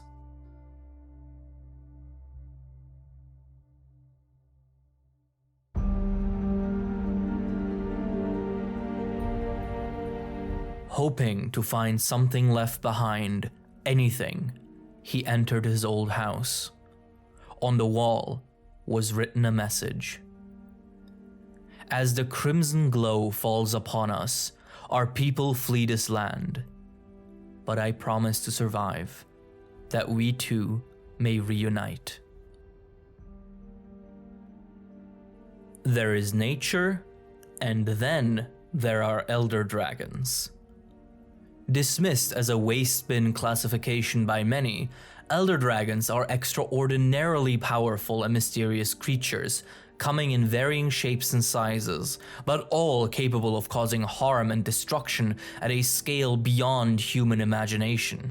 The sandy plains are not exactly unfamiliar with elder dragons. Not far off, in the Great Desert, lies the city of Loklak, where hunters gather regularly for the Moran festival. During that time of the year, the Moran, gargantuan whale-like elder dragons that swim through the sand as if it were water, emerge from the depths, leading many adventurers to pursue them in an attempt to mine off the precious ores that form on their hides. While that does constitute regular elder dragon activity in the vicinity, the Moran never actually come too near to the sandy plains, as they need loose sand to maneuver their massive bodies around. But because of their relatively close presence, the sandy plains were long considered an area free of elder dragons, as the Moran served as a deterrent for other elders. This has, however, been proven false, as new sightings and a review of historical records have revealed that one other elder dragon has historically invaded the sandy plains to deadly effect: the Crimson Glow Valstrax. The Valstrax is one of the more elusive elder dragons in a class of monsters defined by the fact that they are elusive. After it was only recently discovered by the Academy of Berna, knowledge about the Valstrax was slow to be accumulated, mostly due to its habitat. The Valstrax generally spends most of its time in the upper atmosphere, flying at speeds unmatched by any animal or machine. It achieves this feat through three key adaptations: its slender body, covered in sleek aerodynamic silver scales; its dragon sac, which produces the rare and powerful dragon element; and its wings, which are modified into tridents with exhaust-like vents at the ends. These exhausts can expel dragon element alongside the air the Valstrax inhales through openings in its chest explosively. This produces rapid propulsion, allowing for supersonic flight. Despite this fearsome adaptation and their general appearance, Valstrax are generally fairly calm, as they stick to the upper atmosphere and only rarely land on the highest mountaintops. While they are fearsome fighters, they rarely show aggressive behaviors, which makes the Valstrax of the sandy plains even more puzzling. The fact that a Valstrax would even bother to land this far below the skies it calls home is by itself extremely atypical, an anomaly further bolstered by their behavior. While Valstrax are normally known to be of calm and tame temper, the Valstrax found in the sandy plains are hyper-aggressive, lashing out at anything and everything they see. Moreover, Valstrax are not known to claim territories. They fly through the sky endlessly, never staying in one place for too long, the only consistency being the high atmosphere. By comparison, the Valstrax of the sandy plains are downright tethered to the area, as they appear numerous times in the history and mythology left behind by the lost civilizations, suggesting an almost consistent population of them. These factors puzzled the guild for some time, until a tissue sample, as well as repeated sightings, revealed that these Valstrax were, in fact, physically changed. Specifically, they were absolutely doused in dragon energy, with the dangerous element having seeped into every pore of their body, which usually should not be the case. This finally led to these Valstrax to be reclassified as their own variant, named Crimson Glow Valstrax. While the precise mechanism isn't fully understood, a Valstrax mutates into this form when their dragon sac becomes damaged and begins leaking the dragon energy into the rest of the creature's body, causing it to mutate in extreme agony. This process has a precedent with the Savage Deviljho, and it is believed to be similar to that.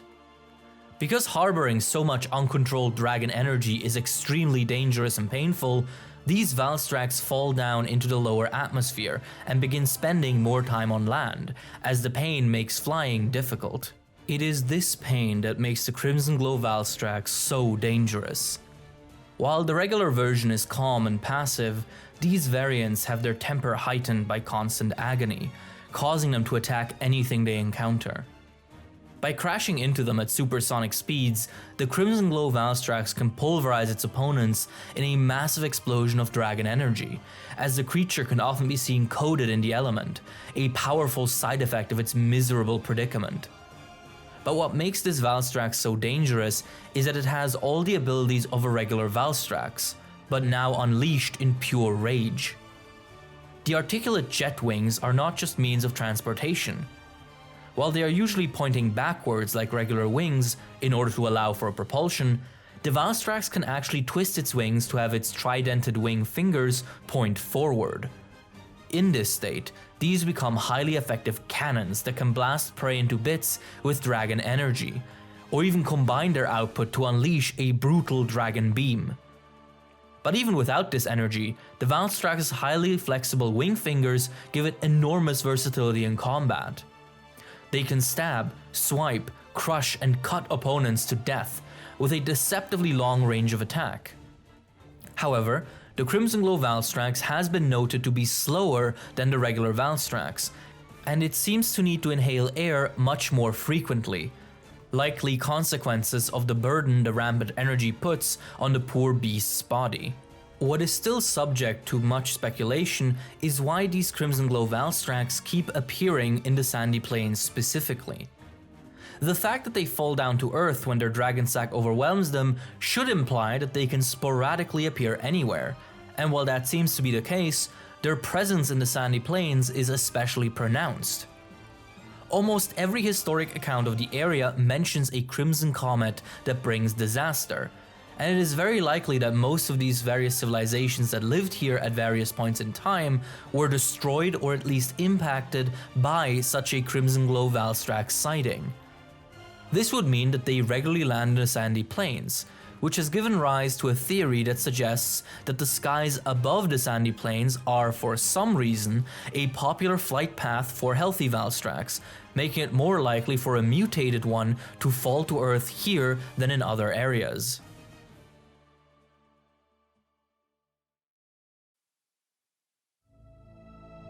And so the old hunter set out once more, vowing never to rest or falter, as he yet had a duty to his love to fulfill. Time wears down everything and everyone. The sandy plains and the entire desert peninsula represent a place in which time has won, where rock is scarred, earth is crushed into dust, and water blazed into vapor. The end of the road. And yet, life finds a way, adapts in unexpected ways, unyielding and unflinching. Some keep to themselves, while others lust for battle, as some others simply seek a place where they can perish and end their agony. While it may take many forms, it is nonetheless a testament to its beauty that life flourishes even here, at the end of time.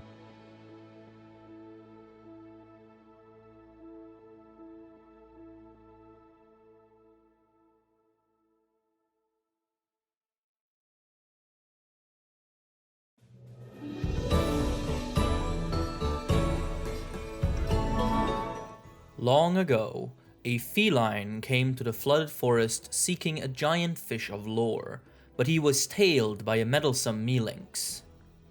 When the feline wasn't looking, the mealinx snatched his bags, leaving him with nothing but a single piece of meat.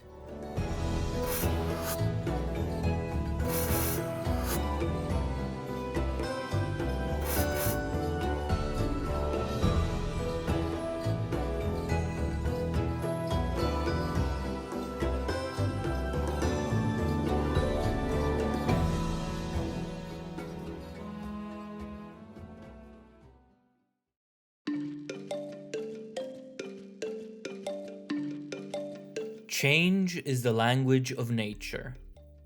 Whenever the threat of stagnation emerges, whenever stability transitions into inertia, change occurs. All of nature, be it environments or creatures, changes constantly, by accident, by circumstance, or by intent. While some changes are hard and painful, they are ultimately the force that propel us forward, the fuel on which the eternal engine of life runs forevermore. But some places experience more change than others. In fact, some areas of our planet are defined by the propensity for transformation. One such place is the flooded forest. Originally discovered by the hunters of Tanzania, this tropical area experiences regular floods, causing much of it to sink into deep swaths of muddy water. This rhythm of flooding has shaped the terrain significantly, the water having sheared through the land and created steep valleys where it tends to flow through. The forest is thus highly porous, with underground rivers, holes in the terrain in which new vegetation sprouts, and high, lone hills, isolated by their resistance to water. The Hunters Guild regulates activity in the area based on the forest state. When the forest is fully flooded during peak humid season, any quests pertaining to the flooded forests are sent over to Moga and Tanzania, whose hunters are uniquely trained in underwater combat. During the dry season, when the forest is slightly less flooded, quests are sent to a more diverse roster of villages, first and foremost Kamura, which is fairly close to the hunting ground and thus more convenient to send quests to. Whenever hunters are unavailable, the Flooded Forest Guard patrols the area, a band of mercenaries tasked with pushing any dangerous beasts back into the forest, should they try to migrate into other habitats. They are, however, notoriously ineffective at this, as per their own comment, they do not get paid enough. Either way, activity in this area remains strong, as the ores found in this submerged forest, especially underwater, are not just durable and strong, but also, paradoxically, extremely easy to work with and malleable, making them exceptionally valuable to blacksmiths, and thus an attractive reason for both the guild and other militarized organizations to explore the area and exploit the minerals and ores that are found here. During these bouts of exploration, the guild discovered numerous ruins and pyramids. These suggest a thriving past civilization once lived here, but they also tell us much about the land in a broader sense. Most of these monuments are built on what are now lonesome hills and cliffs, meaning that they were probably created before the water carved up the land, when these hills were easily accessible and interconnected.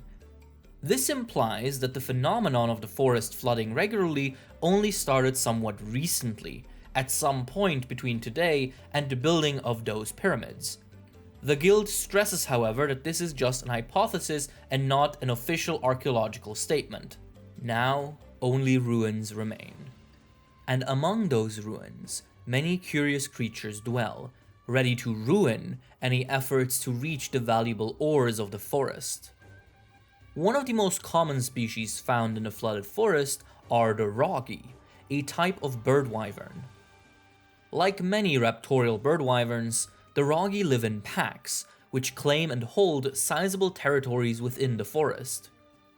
Rogi are one of the few bird wyverns that are not covered in hard overlapping scales. Instead, similar to the Io, the rogi have a smooth, moist hide.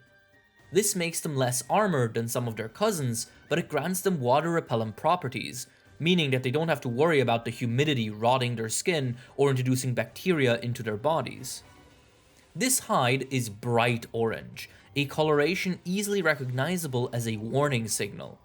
"Look at me, I am dangerous, do not approach." In the Roggies' case, this warning is bolstered by their main weapon, which they always have on full display. A pair of massive, translucent poison sacs at either ends of their heads. These organs produce a toxic mist which can be funneled into the Roggies' throat to spit out small puffs of highly venomous gas, easily perishing most uppity adversaries. Their apparent size, as well as the fact that the poison mixture within can at times be clearly seen through the translucent skin, are all meant to deter attackers. All this by itself makes Roggy packs fairly dangerous. But this danger goes from bad to worse once one encounters the boss. At a certain age, male Roggy leave the pack in order to wander the wetlands alone for some time. This solitude, as well as the connected hardships, trigger a rush of hormones that transform the young male into a great Roggy. Twice the size of a regular Roggy, the two poison sacs fused into a single massive one around the wyvern's throat, the great Roggy returns home and rounds up its own pack, made up of females and young males. It reigns as pack leader, its venom now many times more potent, ready to defend its flock. Its more articulate snout can now be used to issue command to its brethren, making it a true leader. This allows for coordinated attacks, which, combined with their poison abilities, makes a pack of Roggy a serious problem. Their strongest weapon is, however, also their obvious weak spot. The translucency of their poison sacs gives away just how thin the membrane is, and it can be easily damaged. While tearing a Roggy's poison sac will not disable them entirely, a torn sac cannot be contracted effectively, meaning that it cannot build up enough pressure to shoot their poison out, meaning that their poison mist will only be huffed out very sheepishly, with none of the distance and concentration they ought to have. Defeated, the feline collapsed in frustration when he realized that there was a hungry snake right under his nose. The feline tore off some meat for the snake, and it hissed happily, "Feed the stream, and it will feed you." While the Roggy roam the woodlands freely, many areas within the flooded forest are still inaccessible to them. Their hide may be water repellent, but besides that, they do not have any advanced aquatic mobility, and are sure to drown if they fall into the muddy depths of the locale. Now, within the waters of the flooded forest, a different species dominates, another social pack animal which slithers and swims in the murky abyss without restraint. If there was one species that is the most associated with the flooded forest, it would have to be the Ludroth. These yellow leviathans are opportunistic omnivores, scooping up any food they can find in their watery homes. Their skin is moist and semi-permeable, like that of frogs and other amphibians. This, in conjunction with their long, slender body, their fin-like hind legs, and the sail at the end of their tails, makes the Ludroth excellent swimmers, and they indeed reign supreme in the flooded parts of the forest. They are, however, not entirely aquatic. They have no gills and must surface in order to breathe. Luckily, Ludroth are still somewhat agile on land, their moist skin and flexible bodies allowing for speedy traversal across various types of terrain. The only danger to them is that of drying out. Their skin must remain humid, otherwise it may shrivel, crack, and even kill the creature. To circumvent this, Ludroth have developed a unique adaptation. Along their necks sit special cells which grow a highly porous, absorbent kind of tissue, very similar to that of a sponge. This tissue sucks up water while the Ludroth is submerged, storing it. When the Ludroth then ventures on land, its sponge serves as a constant moisturizer that gradually releases its water and lets it flow across the creature's skin, thus preventing drying out for extended periods of time that it must spend on land. The slender, small Ludroth many visitors to the flooded forest are familiar with are actually the female version. The Ludroth is a non-Fisherian species, meaning it does not follow Fisher's principle.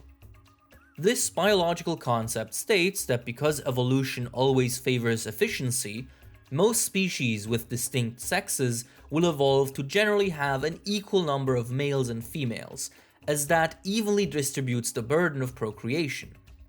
Fisherian species, therefore, will generally have a sex ratio of 1:1, or at least approaching it. Ludroth, however, are overwhelmingly female, with males only being born extremely rarely. These males exhibit significant sexual dimorphism, becoming much larger than females and, upon reaching maturity, developing a massive mane of sponge. These males are called royal Ludroths. Their increased size and elongated claws make them excellent fighters, and they use that fact to amass, maintain, and protect a personal harem of female Ludroths. When a threat approaches, the massive royal Ludroth can defend its wives in many ways. It can simply crash into an attacker at full speed, fastened by its slippery skin, or swipe at them with its sharp claws, or even just bite them, as Ludroth have a tremendous bite force. Should that not be enough, the royal Ludroth sponge can also serve as a weapon. By expelling water from it explosively, the royal Ludroth can push enemies back. It can also mix the water from its sponge with mucus produced in its mouth to spit globules of foam that incapacitate foes. Ludroths mate in the summer, and it is an exhausting time for the male. The royal Ludroth must mate with its entire harem, but more crucially, it must then continuously collect and share water from its sponge with the pregnant females, to prevent them from dying of heat exhaustion in the summer sun, as they, once they're gravid, generally stay on land until they are ready to lay their eggs. This is, in fact, believed to be the sponge main's primary purpose, to hydrate the Ludroth's harem. Confused, the feline nevertheless threw his last morsel into the stream. Then, suddenly, thousands of fish appeared. It was not the mythic creature he'd sought, but he was delighted anyway, and filled his pockets to the brim. Roggi and Ludroth make up the majority of the flooded forest's inhabitants, as they are both immensely successful pack species in their respective habitats. To see other creatures, one must venture deep into the forest, past the flooded plains and crumbling pyramids. If one is lucky, or rather, supremely unfortunate, one might then encounter a monster like the Almudron. This enormous leviathan is generally reclusive and avoids humans as much as possible. Thus, it is a rare sight. They are, however, not cowardly or avoidant, and will retaliate mercilessly against anyone who trespasses in their swamp. Almudron are mud dwellers, and spend much of their time submerged in the mire. Their long whiskers can sense vibrations through the goop, which is how the Almudron finds both prey and rivals. Once it senses that someone has entered its territory, the Leviathan emerges to defend its land. Like all Leviathans, the Almudron has a long and slender body, with an exceptionally long tail. Every part of the Almudron is adapted to a life in the mud. Its body is covered in tough, grey scales that protect the beast from tooth and claw, but more importantly, they form ridges and spines that help the Almudron dive into the mud more easily, a prominent example being the creature's scaly hood. Its front legs consist of toe pads that keep the Leviathan above the mud and sharp claws that aid in plunging deeper into it, giving the Almudron full control over its position in the muck. But most impressively, the beast's tail ends in a bizarre assortment of articulate red fins covered in light adhesive. These fins serve to manipulate and shape the mud, turning the tail into a terraforming limb. Through all of these adaptations, the Almudron has become a master of mud-bound combat. A swipe of its tail creates waves, the stirring of its limbs rumbles the mire, and its long body and hard scales crush opponents. But what if an enemy tries to fight the Almudron where there is no mud? While it is somewhat rare, the Almudron can find itself out of its element occasionally. But the Lord of the Swamp has one more trump card, and what a weapon it is. At the tip of its tail, between its mud fins, the Almudron possesses pores which secrete a golden fluid. This liquid is extremely corrosive and can, when funneled into the ground, turn solid earth into muddy slush. Thus, the Almudron is never far from its swamp, as it can turn any ground into mire at will.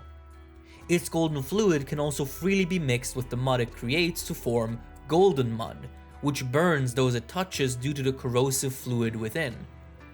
When enraged, the Almudron will start oozing with this golden fluid and inject it into all of the mud around it and the mud that it uses. At the same time, it will begin forming a hardened mud sphere with its tail fins, which can then be used as a giant, golden, corrosive wrecking ball. The Almudron doesn't just have these abilities for violence, however. When in heat, male Almudron will search for a female to court. That courtship behavior entails an intense and downright competitive terraforming dance, in which both Almudron use all of their abilities to create elaborate mud structures to impress one another.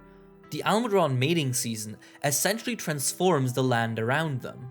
Luckily, the structures they build are not particularly stable and go away after a while, which makes them and the actual courtship behavior extremely rare and valuable to witness as long as the Almudron doesn't turn on the observer right after. The greedy Mealinx, seeing this, said to itself, "If I throw in a bunch, I'll get even more fish back for myself." He gathered a heap of meat and tossed it all in, only to be greeted by the gaping maw of the legendary giant fish. While the Almudron is reclusive, its presence is felt in the entire forest, as it is the uncontested ruler of the mud and the deep. Well, almost uncontested.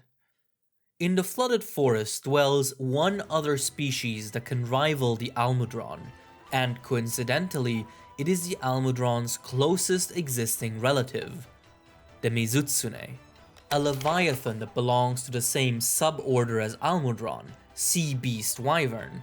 The Mizutsune is nonetheless quite different from its cousin. While its claws and tail do resemble those of the Almudron quite closely, the general look of the Mizutsune is drastically different. Unlike most leviathans, and most wyverns for that matter, the Mizutsune is covered in not just fish-like scales, but thick, purple fur in select spots of its body. In addition, male Mizutsune grow numerous colorful fins all across their body, most notably on their back and as part of a head crest. Female Mizutsune live in small colonies, while male Mizutsune tend to spend most of their time alone. All of them are, however, like their cousin the Almudron, isolationists who would rather nap in peace than fight and struggle. They can, and sometimes will, hunt large prey, but more often than not, Mizutsune are happy to rely on a fish-based diet, lazily grabbing snacks out of the bodies of water they call home. While they are not fully aquatic and spend most of their time on land, Mizutsune prefer living near large bodies of water, where they generally live a peaceful and quiet life.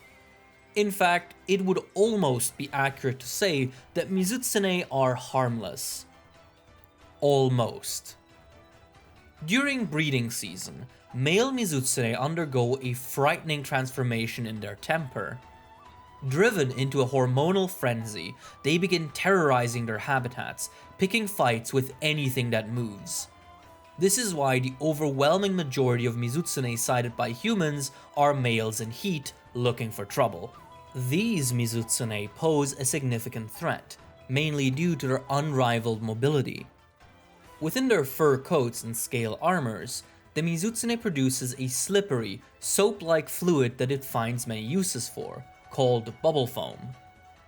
For one, males coat their fins in this fluid, which makes the already sensitive membranes even better at picking up vibrations through both air and water, pinpointing the frenzied male's next victim. But more worryingly, this bubble foam can cover the creature's body and allow the Mizutsune to slip and slide across terrain effortlessly. Just like the Almudron, the Mizutsune's feet also consist of pads and claws. The pads allow it to rapidly slide using its soapy liquid, while the claws function as emergency brakes, giving this Leviathan extremely sophisticated control over its movements. All the benefits of sliding, with none of the downsides. One side effect of using bubble foam is that it often forms large soap bubbles as it rubs against the Mizutsune's fur coat, but even this can work to the monster's advantage. Should a bubble pop and cover its victim in foam and soapy liquid, that victim is essentially left helpless, slipping and sliding uncontrollably while the Mizutsune has full control over its movements. Older Mizutsune eventually figure this out and begin intentionally forming and launching these bubbles as part of their attack strategies. They even develop the skill to produce bubbles directly from their mouths by using the foam pores that sit on their face. Once in an advantageous position, the Mizutsune can also stimulate an internal water organ to spew a highly pressurized beam of water from its mouth, concentrated enough to cut through armor. This danger is why being able to read a Mizutsune's mood and intentions is so important. Luckily, the fins on the males give those intentions away. They change color depending on the beast's mood and state, and they may be related to heart rate, although that has not been confirmed. A pink fin Mizutsune is of a calm temper, while a blue fin indicates fatigue or drowsiness. Meanwhile, red fins indicate excitement, aggression, and danger. Thus, should a hunter encounter a red fin Mizutsune, they are to immediately evacuate.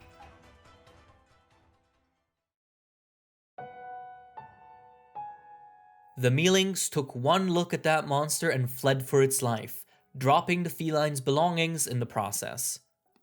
And so, having seen the fabled fish, the feline thanked its serpentine friend and set off in search of new adventures. The flooded forest is home to numerous extraordinary creatures. Over time, this habitat has not just changed its shape, but that of its tenants as well, as the unique combination of both woodlands and marshes creates challenges that require specific solutions, such as the unrelenting beat of nature's drum: adapt or die. Even if the world floods around you, if the ground corrodes beneath your feet, move forward and be open to change, to transform, be flexible, and remain alive.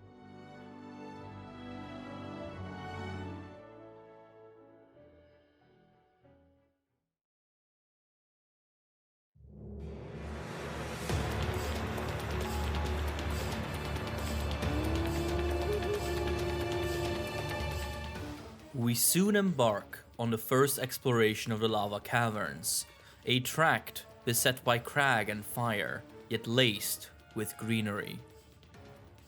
Day 17.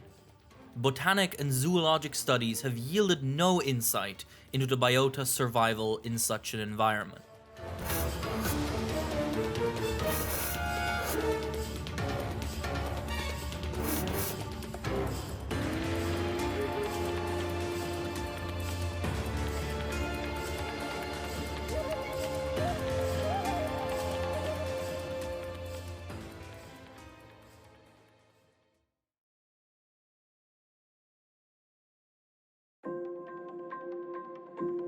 As humans, we must curb our hubris. Between our research and science, it is all too easy to fall into a comforting delusion. We are the great explorers, the conquerors whose ingenuity will measure the land and constrain entropy, whose instruments and models bring order into a world gone wild. Nothing could be further from the truth. The world hasn't gone wild. The wild is its natural state, and we are the anomaly. Nature is not ours to understand, and it has many reminders in place to ensure we never forget just how fragile and ignorant we still are, despite our efforts and achievements. One such reminder is the zone designated as the Lava Caverns, a coastal area of the volcanic peninsula of Erude.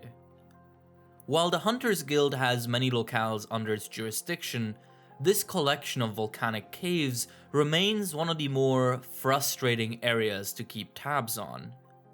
That is because it simply refuses to yield to the efforts of the guild. Scientists and scholars regularly return bruised, battered, and confused.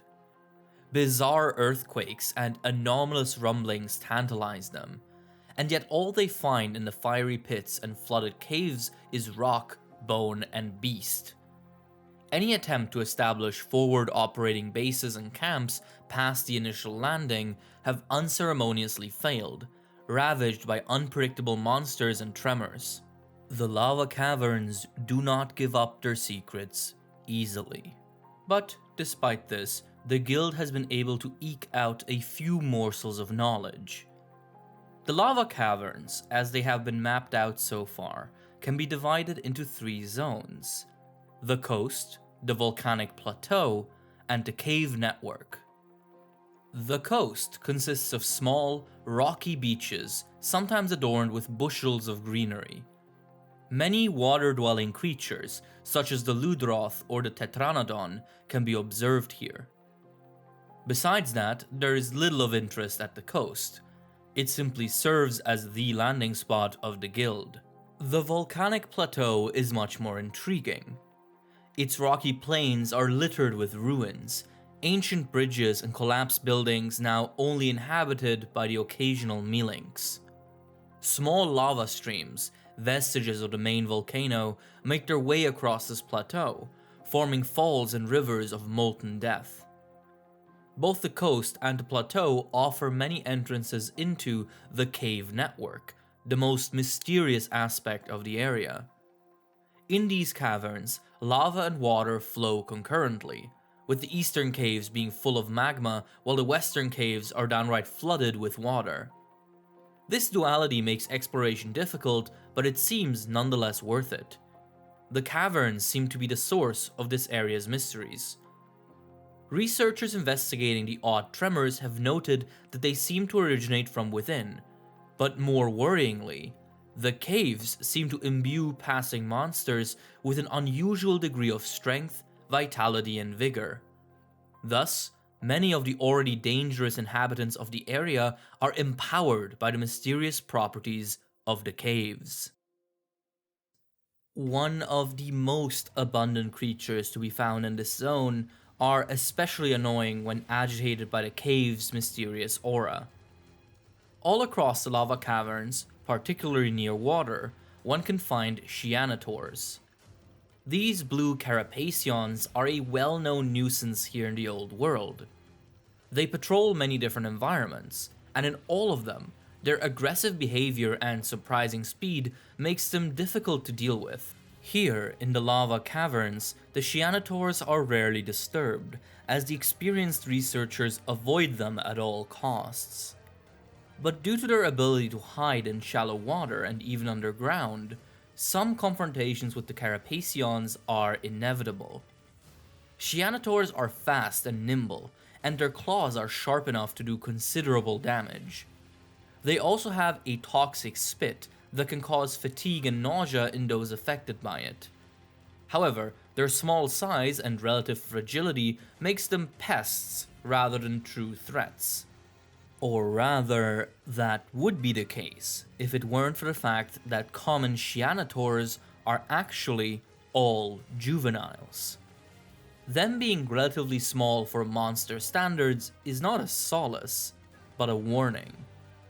Because, while the precise timing and trigger is not yet understood, any one of these crabs could, and likely will, eventually grow into their much more imposing adult form. As they grow, they lose their toxic spit, and their heads and claws elongate significantly, turning them into a shogun Shianator. This mature carapacian adopts a hermit crab lifestyle, constantly looking for shells and even giant wyvern skulls to protect its vulnerable backside. While a regular Shianator is a pest, a shogun presents serious danger. While it may no longer be venomous, it gains many weapons to make up for that. Its elongated claws now fold in on themselves, allowing the shogun to use them both in a short form and a long form. In their short form, shogun claws are fast and mobile, and their moderately sharp edge serves as an effective blade of sorts. But their true power is unleashed in long form. Once unfolded, the ultra-sharp inner blade of the claw is revealed, and while the added length makes the claw a little slower, a single hit from this scythe can cleave prey in half effortlessly. Even if the attack doesn't immediately cause death, the small serrations on the blade's edge cause intense bleeding that will perish the victim shortly regardless. And despite its size, a Shogun Shianator is not much slower than its juvenile form, making it both fast and immensely deadly. Even distance doesn't guarantee safety. If the shell the Shogun chooses has an opening of any kind, it can urinate through it, which creates a massive pressurized water stream originating from its protected backside. And because of its strong, flexible legs, the Shogun can crawl onto any surface, including ceilings, making it especially hard to run away from it once it's agitated. The most effective way to repel a Shogun Shianator is to use explosives or blunt weapons to break or crack its shell. The creature's concern over its weak spot takes precedent over its aggression, and will often compel it to flee. Older shoguns often also form a single, large pearl in their shells, so breaking it can be a valuable effort. The researchers of the Lava Caverns, however, were just happy to escape the fiend, and no attempts at retrieving the pearl have been or will be made.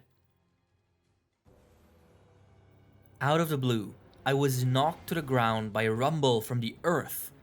Mere volcanic activity, perhaps? Day 19. For every effect, there must be a cause. After a day of observation, I have identified a cycle in the tremors. The lava caverns are filled with dangerous creatures like this. Shianators patrol the waterfront, Kezu lingers in the dark, and Anjanaths stomp across volcanic rock. But that is to be expected. Volcano regions tend to attract the fiercest beasts of the lands. What makes the lava caverns special, besides the bizarre empowering effect they seem to have on monsters, is what they attract specifically. Because between the well-known wyverns and beasts, one species emerged that had long been considered too mysterious and rare to even investigate, a true specter of nature. It began with sightings of its young, small arachnids covered in a ball of white spider silk. These were arachnoids, and they indicated a severe shift in the environment, as they are the juveniles of the Rachna-kadaki. Rachna-kadaki were, at one point, so rare that it was a regular topic of debate within guild halls whether or not to simply declare the species as extinct. They were only ever sighted from afar, and were believed to live in areas so mountainous and so treacherous that no guild hunter could venture into their lair. Their appearance at and seeming migration into the lava caverns thus caused quite a stir, and on-site research began yielding results immediately. Rachna-kadaki belonged to the Temnocerans, a small group of spider-like monsters with very few members. They resemble household arachnids, with a few key differences. Their large pedipalps are made up of enriched metallic material and work as defensive limbs that can deflect attacks. They can also be used for attacks. In one instance, a scholar watched a Raknakadaki shatter a Rathalos tail in a single blow from these appendages. Their body is also full of curved spikes, protruding from the spider's exoskeleton. These spikes serve as anchors for silk. The Raknakadaki uses them to attach complex silk structures to its body, forming elaborate shrouds of concentrated silk that serves as a fairly durable suit of armor, able to withstand many different kinds of attacks. When fully armored, the silk resembles a bridal gown, a look that has earned this elusive creature much myth and folkloric reverence. Nothing about the Raknakadaki is, however, as bizarre as its life cycle. The core defining feature of this species is its immensely fast rate of reproduction. A fertilized Rachna egg can go from zygote to fully autonomous juvenile, arachnoid, in a matter of minutes. To achieve this, the Raknakadaki possesses a few truly odd adaptations. All large Raknakadaki are female, while the males are almost indistinguishable from a juvenile, simply having larger pedipalps. Males will flock to the large female and, if they can avoid getting eaten by their mate, dump all of their sperm into her at once, causing them to die of exhaustion in the process. Instead of letting the sperm fertilize her eggs immediately, the Raknakadaki stores the sperm for later use. This storage is contained in its lower abdominal section, which is called her glow gut, due to it emitting a soft yellow light at all times. This light is the result of an internal fire organ, used to keep the Rachna's body temperature as high as possible. Thanks to this body temperature and the stored sperm, the Raknakadaki can generate entire generations of offspring on demand, by letting the sperm fertilize her and growing the zygote rapidly due to the extreme heat catalyzing the growth process. This essentially creates a system that can create new rachnoids every couple of minutes if the Raknakadaki feels like it. This bizarre reproductive behavior informs the Raknakadaki's entire life. She is accompanied by her children at all times, which cling to her abdomen dutifully. In combat, the juveniles follow their mother's command, jumping off her in droves to attack her enemies. The Raknakadaki can use them to trap foes in silk, burn them with the juvenile's fiery breath, or even order her children to pull her around rapidly with their silk strings, allowing for fast and erratic movement. She can, however, also hold her own. The Raknakadaki can shoot sticky silk from her mouth, as well as let her glowgut expel flaming gas at will. She can even redirect those gases into her mouth to be spewed as a fiery beam, ignited through the spikes near her mouth. The Rachna's only weakness is that her silk armor is not indestructible. In fact, a prolonged fight will inevitably see that armor destroyed entirely at one point. If that happens, the Rachna's children immediately abandon their mother, prioritizing their survival. The Rachna must then quickly generate new children, which she does by creating a large egg sac out of silk to further speed up the process and protect her reproductive organs in this vulnerable situation. However, this uses so much of her silk that she can't produce her armor at the same time, leaving her and the egg sac fairly vulnerable nonetheless.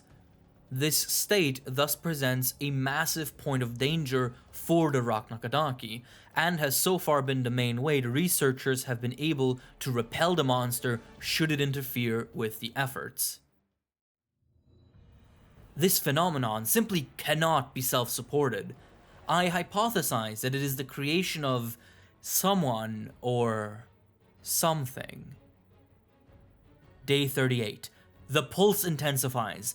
I must curb my passion and make ready to begin fieldwork. The source awaits me. The appearance of the Raknakadaki heralded a sort of gold rush for the Lava Caverns. Suddenly, interest in the area grew significantly, as scholars raced to it in search of other rare and elusive creatures. If the Raknakadaki could emerge here, what else lies in these caverns? But unfortunately for them, the caverns did not become any easier to study the more people attempted to. The mysterious rumblings and rampaging monsters continued to impede even this more feverish attempt at discovery. But, amidst all that confusion, the guild did encounter something interesting. An entirely new creature, a subspecies of an already hard-to-find monster. The Magma Almudron. As a creature entirely defined by its relationship to humid swamps, finding an Almudron on the hot volcanic peninsula of Erude is a ridiculous notion. So ridiculous, in fact, that the first researcher to spot this subspecies tried to convince herself that it was merely a weirdly shaped agnactor. But further sightings confirmed that this was indeed a new kind of Almudron, a Magma Almudron. Noticeably smaller than the swamp species, the Magmadron is covered in a dark blue and purple carapace, which regularly turns bright red and orange when heated by the surrounding lava. How it lives among said lava was the first mystery that needed solving. How does a creature that is entirely reliant on moisture and muck migrate to a volcano? The answer, once discovered, seems so obvious in hindsight. The regular Almudron secretes a golden fluid which corrodes soil into mud, thus shaping its wet habitat. Now, if those glands were to secrete a more extreme substance, one that doesn't corrode but melt, it will be able to have a similar effect on rock. And that seems to be what happened with the Magmadron. Through natural selection, it seems to have evolved to secrete a volatile, superheated fluid that can turn rock into viscous magma at will. Once the rest of its body adapted to endure the scorching heat, many of the abilities that worked for the mud species continue to work even in this vastly different environment. The Magmadron can shape the land under it, create waves of magma, pillars of explosive lava rock, and even shape a hard, flaming magma ball in its tail, just like the swamp species can do with mud. This adaptation into a magma dweller doesn't seem to have concluded yet, however. While its scale armor is resistant enough to not let the heat disturb it, the Magmadron's hide does soften up when heated, similar to that of the Lavasioth. As a result, it is more vulnerable to physical attacks from other monsters or hunters, a weakness it compensates for by increased aggression. Day 39. We are in danger. All at once, monsters have appeared in droves. They are vicious. The camp is no longer safe. The hunters have advised me to vacate. Unfortunately, it seems I must abandon the investigation if I am to survive. The Lava Caverns truly are a thorn in the guild's backside. So many marvelous creatures, prospects of finding nearly extinct or even entirely new species, locked behind an earth that cannot stop shaking, and a horde of beasts that cannot stop ravaging. But the Hunters Guild isn't known to be easily discouraged. Expedition after expedition, investigation after investigation, the researchers pushed further and further into the area and were rewarded with many unique and mesmerizing sights. But one reward stood out. Witnessing a resurgence of Raknakadaki in the wild had been considered a small miracle, and would have been more than enough to satisfy most scholars on the topic. But, on the rocky fields of the Lava Caverns, researchers encountered an entirely new, never-before-seen subspecies of it, the Pyre Raknakadaki. While it may look drastically different, and is indeed, after genetic analysis, confirmed to be a distinct subspecies, the Pyrarachnakadaki actually only has very few distinct adaptations that the regular Rachna doesn't. Just like the regular Rachnakadaki, the Pyrarachna envelops itself in silk and relies on the aid of its children, in this case a subspecies of rachnoid called pyrantulas. But the Pyrarachna distinguishes itself through two key adaptations. Its silk is no longer pure white, but a deep, flaming orange, reflecting its new properties. This blast silk is highly explosive and flammable, but also more durable to physical stress.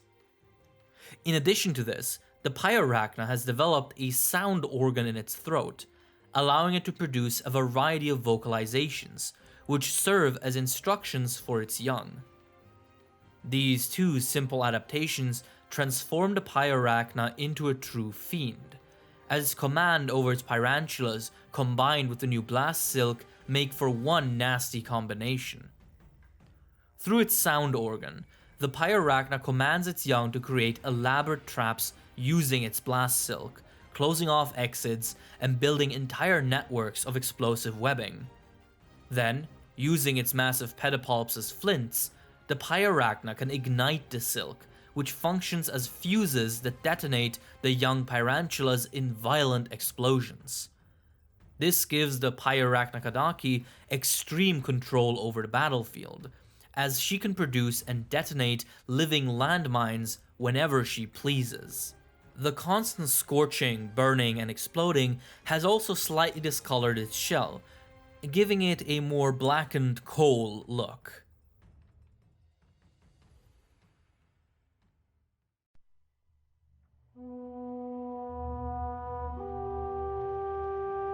The pulse and this anomaly may be related, but I have no way to corroborate that now. Further research is impossible. If someone out there would continue my research, venture into the beach cave, the answer should be there. Eventually, researchers did penetrate into the deepest depths of the caverns. They followed the pulse, the bizarre energy that permeated the creatures and empowered them further. Tracing it back to a cave at the beach, the expedition made the most important discovery of the region: a giant, fossilized elder dragon skeleton. Many of the anomalies in the area seem to originate from the spot this creature had died in. Initial reports suggest that this skeleton may have belonged to a celestial serpent, a mythical elder dragon species believed to be deities of wind and thunder. Perhaps, the scholars argued, its death released so much energy that it permanently altered the land, imbuing it with the power to shift and change itself and its inhabitants. After all, that is how the guiding lands of the New World came to be. Would it be so unlikely that something similar could happen here? Unfortunately, that report remains incomplete. The research efforts surrounding the Lava Caverns had to be aborted following increased monster attacks. Now, only hunters venture there. And yet, the mystique of the region remains lodged in many heads of the guild. A plane we could not conquer, a world we could not measure.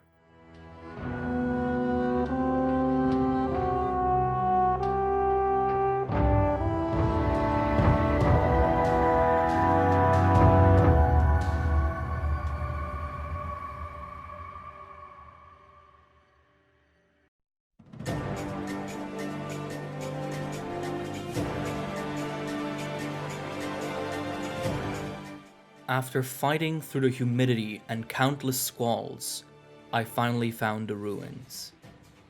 Now, it's time to get to work.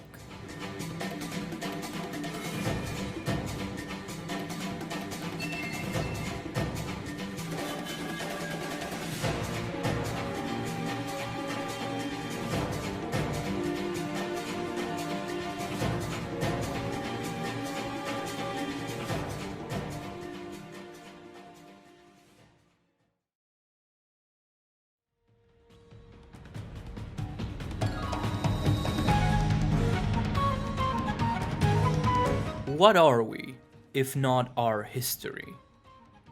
It is all too easy to become overly focused on the path ahead. Forward, always forward, we march. But just as important as progress is the ability to look back, to understand what brought us, as both a species and a civilization, to where we are now. History and archaeology are the tools of such wisdom. Our world is littered in remnants of what we once were. Temples, derelict cities, towers, the list goes on. One just ought to look before we find the relics of our past. Some places are more littered than others, though. While in some regions, much of the cultural artifacts and structures have been lost to time, some areas are veritable treasure troves, due to various conditions or other environmental factors protecting the structures from decay. One such case is the coastal zone of the Terosu jungle, simply named the Jungle by guild administrators. The entire Terosu region is a humid and tropical area, and the enormous jungle it gets its name from is no different. The climate really only changes between blistering sun and torrenting rainstorms. As the tree crowns are battered by sun and wind, the shaded underbush is churning and brimming with life. Myriads of small critters make it their home, after all. Life blooms, especially immediately around some of the giant tropical trees that define the skyline of the area. A lush green paradise in which many different species can be found.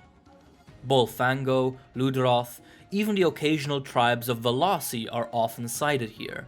The coastal zone inherits basically all of these features.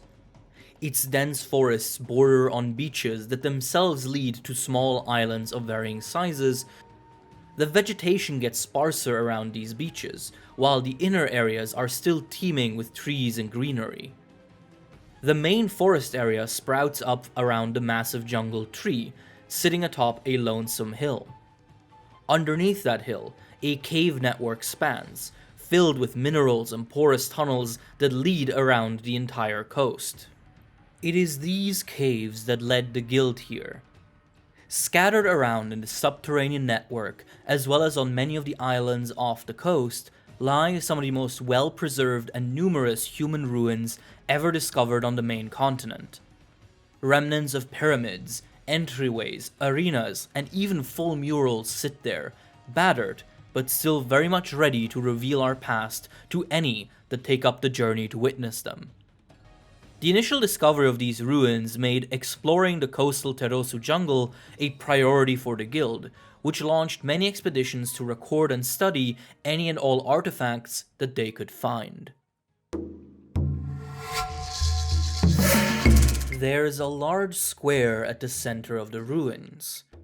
It's obviously man-made, as it's surrounded by murals.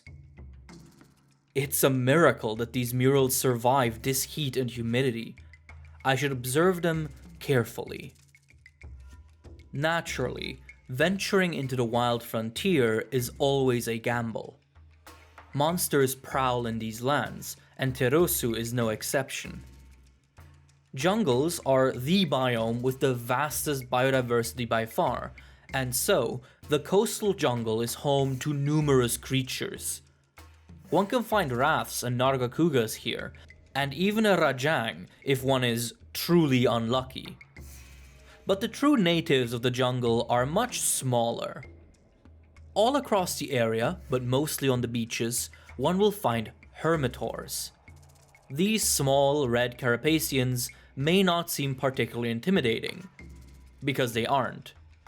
They mostly mind their own business, sifting through the sand and dirt with their claws to find small critters and snacks. But it is this lifestyle that makes them so successful. Young hermitors grow tough shells that shield their backs from most attacks, and their pincers are extremely tough and resilient to damage. These little buggers don't look for trouble, and if trouble finds them, they're not really worth the energy it would take to break their tough shell. Because of this, most other animals leave the hermitors to their own devices. The crabs can often be seen just sitting in the sand, half buried and ready to pounce on any small prey that might get too close. Small hermitars are not really considered a threat to humans, and so the guild generally leaves them alone. That is, until they reach adulthood. Hermitars have a long life cycle, and as their size increases, their naturally grown back shell becomes ever tighter. Eventually, the growth spurt causes their shell to break. This is when they balloon in size and turn into a daimyo hermitar. These mature hermitar have gotten so big that they cannot grow and maintain a shell to protect their extremely vulnerable backside. Thus, they begin the arduous journey of finding other objects to then inhabit, adopting a hermit crab lifestyle. At over 6 meters in height and 9 meters in length, a daimyo hermitar's only options for suitable shells are the skulls of enormous wyverns. They seem to particularly like the skulls of deceased giant monoblos. However, it is very common to see a daimyo hermitar with a shell that is a little too small or a little too big for it. Even at their humongous size, daimyo hermitars are still about as docile as their small brethren. They don't look for conflict, and are more than content to just claw through the soil in search of food. Should someone be careless enough to enrage a daimyo, however, they will quickly come to understand why these creatures often remain unbothered by others. While their entire body has grown significantly, the daimyo's claws underwent the most striking transformation. In a regular hermitar, they are small and delicate, like in a normal crab. In a daimyo, they are massive clumps of hardened shell tissue, veritable shields that can deflect almost any assault. It is from these claws that the daimyo receives its alias, the shield crab. These claws are not just for defense though. Their mass and surprising speed makes them excellent bludgeoning weapons, and they can grab and crush opponents just like any claw can. The daimyo hermitar itself is also much more nimble than its size might suggest. Its legs are extremely strong, and allow it to move its large body around fairly quickly, and it can even jump high into the air to crash its full weight down on its opponent. A daimyo can also shoot a pressurized jet of water from its mouth, a weapon it uses sparingly, but to deadly effect. One of the murals depicts a large dragon soaring through the sky on steel-colored wings. Next to it is a picture of humans bowing and kneeling before the mighty gales its wings produce. Despite their many powerful defenses, the hermitars are overall easy to avoid. If they are not provoked, they will not pose a threat. That is not the case for every creature in this jungle, a fact many archaeological expeditions had to learn the hard way. While the abundance of the jungle should allow everyone to have their fill without much fighting, in reality, some species are beyond pacification. No creature showcases this better than the astalos. This flying wyvern is not the most powerful monster, nor the most invasive species there is. And despite that, Astalos is one of the few monsters on the guild's Slay on Sight list. That is because the Astalos is among the single most aggressive, violent, and destructive wyverns known to the guild. Covered in sharp, dark green spiked shells, the Astalos is a fairly atypical flying wyvern, with translucent yet sturdy wing membranes and an articulate, long tail with a pincer-like structure at the tip. On its head sits a bizarre crest that seemingly serves no purpose, idly contracting and expanding at random. This wyvern is a thrashing fiend, using its wings to crush opponents before grabbing them with its tail pincer and ripping them to shreds. Its flying prowess is comparable to that of a Rathalos, and their jagged shells make any contact with its body extremely dangerous and painful. But these aspects alone do not make the Astalos as dangerous as it is. What truly elevates this wyvern into an ecological threat is its elemental ability, thunder. While creatures like the Kezu or the Tobikadachi may have a thunder organ, the Astalos goes a step further. Its entire body is a thunder organ. Specifically, its physiology is highly adapted to generating piezoelectricity. This is a kind of electric charge that is accumulated through physical stress and pressure, by, for example, stretching and then compressing conductive materials over and over again. This is why the Astalos looks the way it does. Its pincer tail, its head crest, its foldable wing membranes, they are all specialized in producing as much repetitive movement as possible. The movement then creates piezoelectricity, which charges the Astalos, whose body glows a bright neon green in the process. A charged Astalos is a nigh-on unstoppable force. Its already violent attacks become enhanced by electricity, causing green thunder explosions with every movement.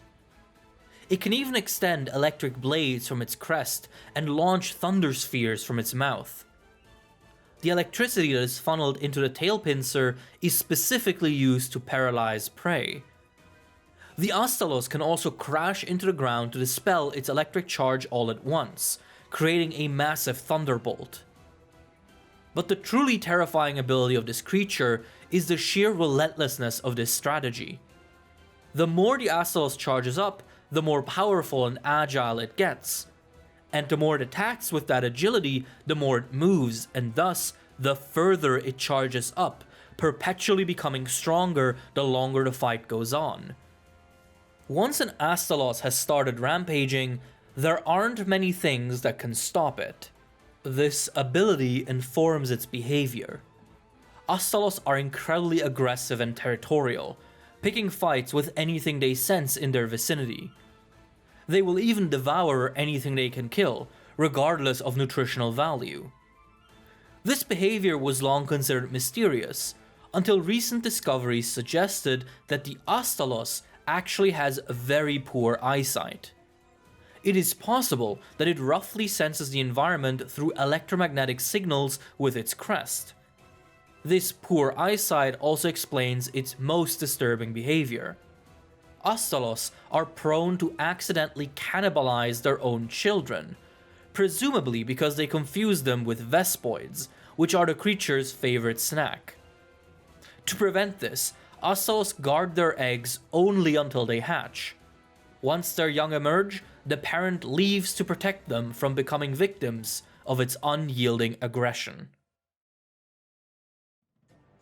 Perhaps this used to be a shrine where they performed rituals to placate the dragon.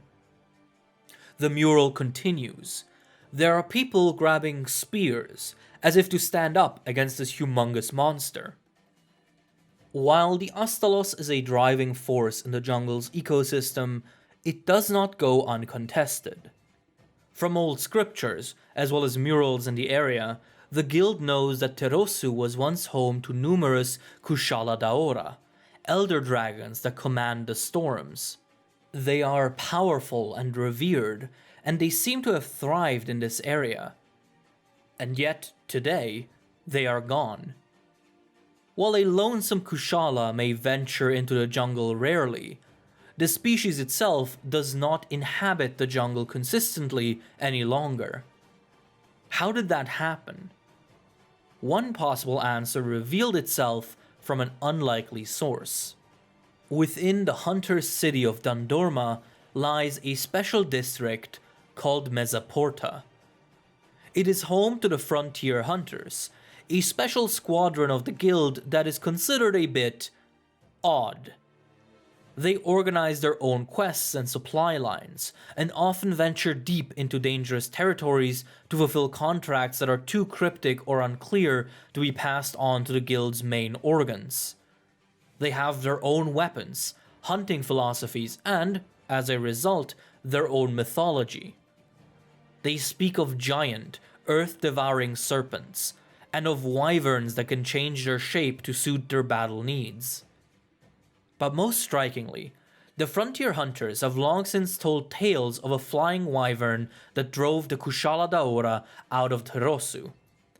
A sort of demonic Rathian whose body brings poison and death, a non-elder dragon that fiercely fights its supposed superior. For the longest time, these reports could not be verified. But even though the frontier hunters of Mesoporta may seem a little bizarre at times, they are brothers and sisters of the guild, and as such, their words carry weight.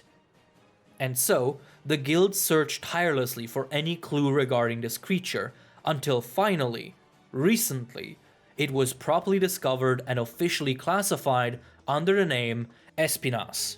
While it may superficially indeed resemble a Rathian, it is actually much more closely related to the Diablos and the Gravios, being part of the Carapace Wyvern infraorder. Like its brethren, the Espinas is defined by a hard carapace armor, which in this case is modified into green triangular spiked plates that are more efficient at distributing pressure and thus more resilient. The Espinas' green hide and its behavior are why it went undiscovered for so long. Espinas hunt by essentially standing perfectly still, their hide camouflaging them against prey. In this motionless state, they wait with their mouth agape until the time is right, when they suddenly lunge at their prey and kill it in one bite. That is how the Espinas hunts herbivores, as well as supplemental poisonous insects and amphibians. Besides this, the Espinas spends most of its time sleeping. It rests out in the open, confident in both its great camouflage and its thick armor. So how could a docile and unbothered creature like this drive away an entire species of elder dragon? That only becomes apparent once the Espinas is awoken, which is not easy to do by itself, as its armor is indeed fearsome and will bounce off even the sharpest blades. But eventually, the creature will respond to provocations, first slowly and reluctantly. It may charge sheepishly or swipe at its enemy with its tail, but those are mostly warning shots. Should they not be heeded, the Espinas will eventually become truly agitated, which is where it begins living up to the tales told in Mesoporta. When enraged, its blood vessels expand, and the Espinas' green hide alights with red veins and streaks. In this state, the Espinas uses its most devastating weapon, its venom. By eating so many toxic critters, like hornitors and poison toads, the Espinas accumulates a stockpile of venom that it then enhances through venom glands that sit in its throat and littered on the red spots of its armor and spikes. This venom can ooze out of its spikes, but its most deadly application is also its most unorthodox. The Espinas also possesses a flame sac and can spit fireballs, much like a wrath. Except, the Espinas also mixes in poisonous vapors and particles into its flaming liquid, meaning that the smoke from its flames can poison and even paralyze any who are able to dodge the burning projectile itself. A raging Espinas is thus a walking fortress of venom, as every inch of it and even the very vapors emanating from its flames spell certain death. Few creatures can survive its relentless charges. The only weakness in its armor is that the visible blood vessels are actually quite vulnerable when enlarged, meaning that the Espinas' rampage is also the only time the beast can be truly hurt. The tribe that created this shrine must have found a way to rebel against the creature, rather than remain subservient to it. As I take notes, it strikes me that I may be witnessing the birth of us hunters. The legend of the Espinas is truly awe-inspiring, but it must be tempered by reality. Yes, a raging Espinas is a force to be reckoned with, and its poison would indeed severely harm a Kushala Daora, which is known to be especially weak to toxin-based attacks. and it has been observed that in a one-on-one fight, Espinas can probably hold its own against a Kushala. But there is a difference between winning a few isolated turf wars and driving an entire species away from their original habitat. What is much more likely is that while the Espinas contributed to the dwindling Kushala presence in Terosu, the real factor in their disappearance was probably something else. This factor has recently been argued to have actually been the invasion of another Elder Dragon species into the jungle, a creature that is often considered Kushala Daora's natural rival, the Chameleos. Within the halls of guild scholars, it is a regular tradition for some rookie students to publish a paper that, in one way or another, argues that the Chameleos should not be considered an Elder Dragon. It is too docile, it is too harmless, it is too silly. The answer that those students generally receive is always the same. Go encounter one in the wild, then. This odd dragon heavily resembles a chameleon, with independently moving eyes and a long projectile tongue. Its arms and legs are more reminiscent of geckos, and its tail specifically is almost identical to that of a leaf-tail gecko. Its large wings allow it to fly like many elder dragons, and when grounded, it moves around in a jittery, rhythmic fashion. It surely is an odd creature, but its status as an elder dragon is inarguable. For one, it is one of the few elder dragons with a known relative. Tissue analysis situates the Chameleos into the Sail Dragon family, which it shares with the New World Namiel. But beyond sterile phylogenetics, the proof of its status comes in its bizarre and otherworldly powers. A Chameleos' mouth constantly emits a thin mist that envelops the creature. This mist is a special substance that interacts with the Elder Dragon's skin. That skin holds an electric current which can, at will, cause the Chameleos' hide to reflect light in such a way that, within the creature's aura of mist, it becomes completely invisible. The ability to vanish from sight is exceedingly rare in nature. Only 2 animals are confirmed to be able to do it, and one of them is the Chameleos. This ability alone is exceptional, but the dragon's mastery of it is what sets it apart even further. All over the Chameleos, but most notably on its tail and nose, sit luminescent organs that help regulate the electric current in the skin, giving the creature immensely fine control over this ability and enabling it to go invisible under almost any circumstance. The Chameleos can even spew out extra clouds of mist if necessary to further enhance its invisibility. This mechanism's only weakness is that it is a conscious ability that the Chameleos has to maintain. Should it be hurt or shocked, it can accidentally make itself visible again. Additionally, injuring its luminous organs gradually decreases the cloaking effect, and destroying both the nose and the tail can make the ability entirely unusable in younger individuals. Then again, that presumes that one can even hurt a Chameleos.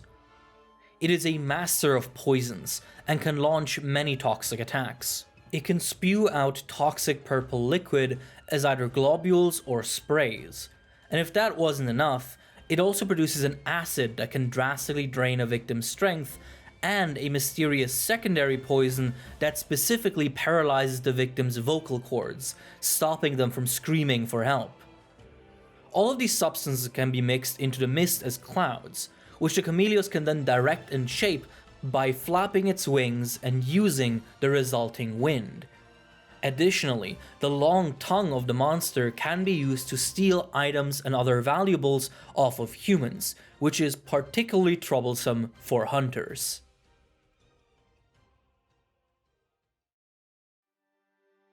I have to wrap up my report and return to the guild post-haste. Rain and humidity be damned. The jungle does not reveal its secrets easily. While the Kushala may have been driven away by the combined pressure of the Espinas and the Chameleos, The ruins in the area paint a different picture. They tell of men who worshipped the Kushala, but eventually turned on it and began fighting for their freedom. Perhaps this was the first time humanity took up arms against the monsters. Perhaps this lush jungle is our origin. But nevertheless, certainty is a luxury that history rarely grants us. What matters is to remain curious and open-minded, and to use the lessons of the past to appreciate the present and build the future.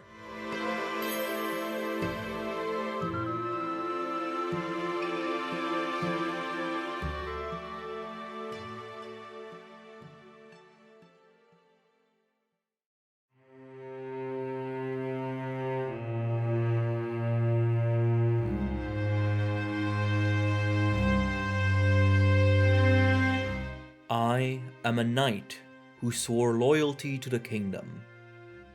These are the final memories of this town and of my best friend.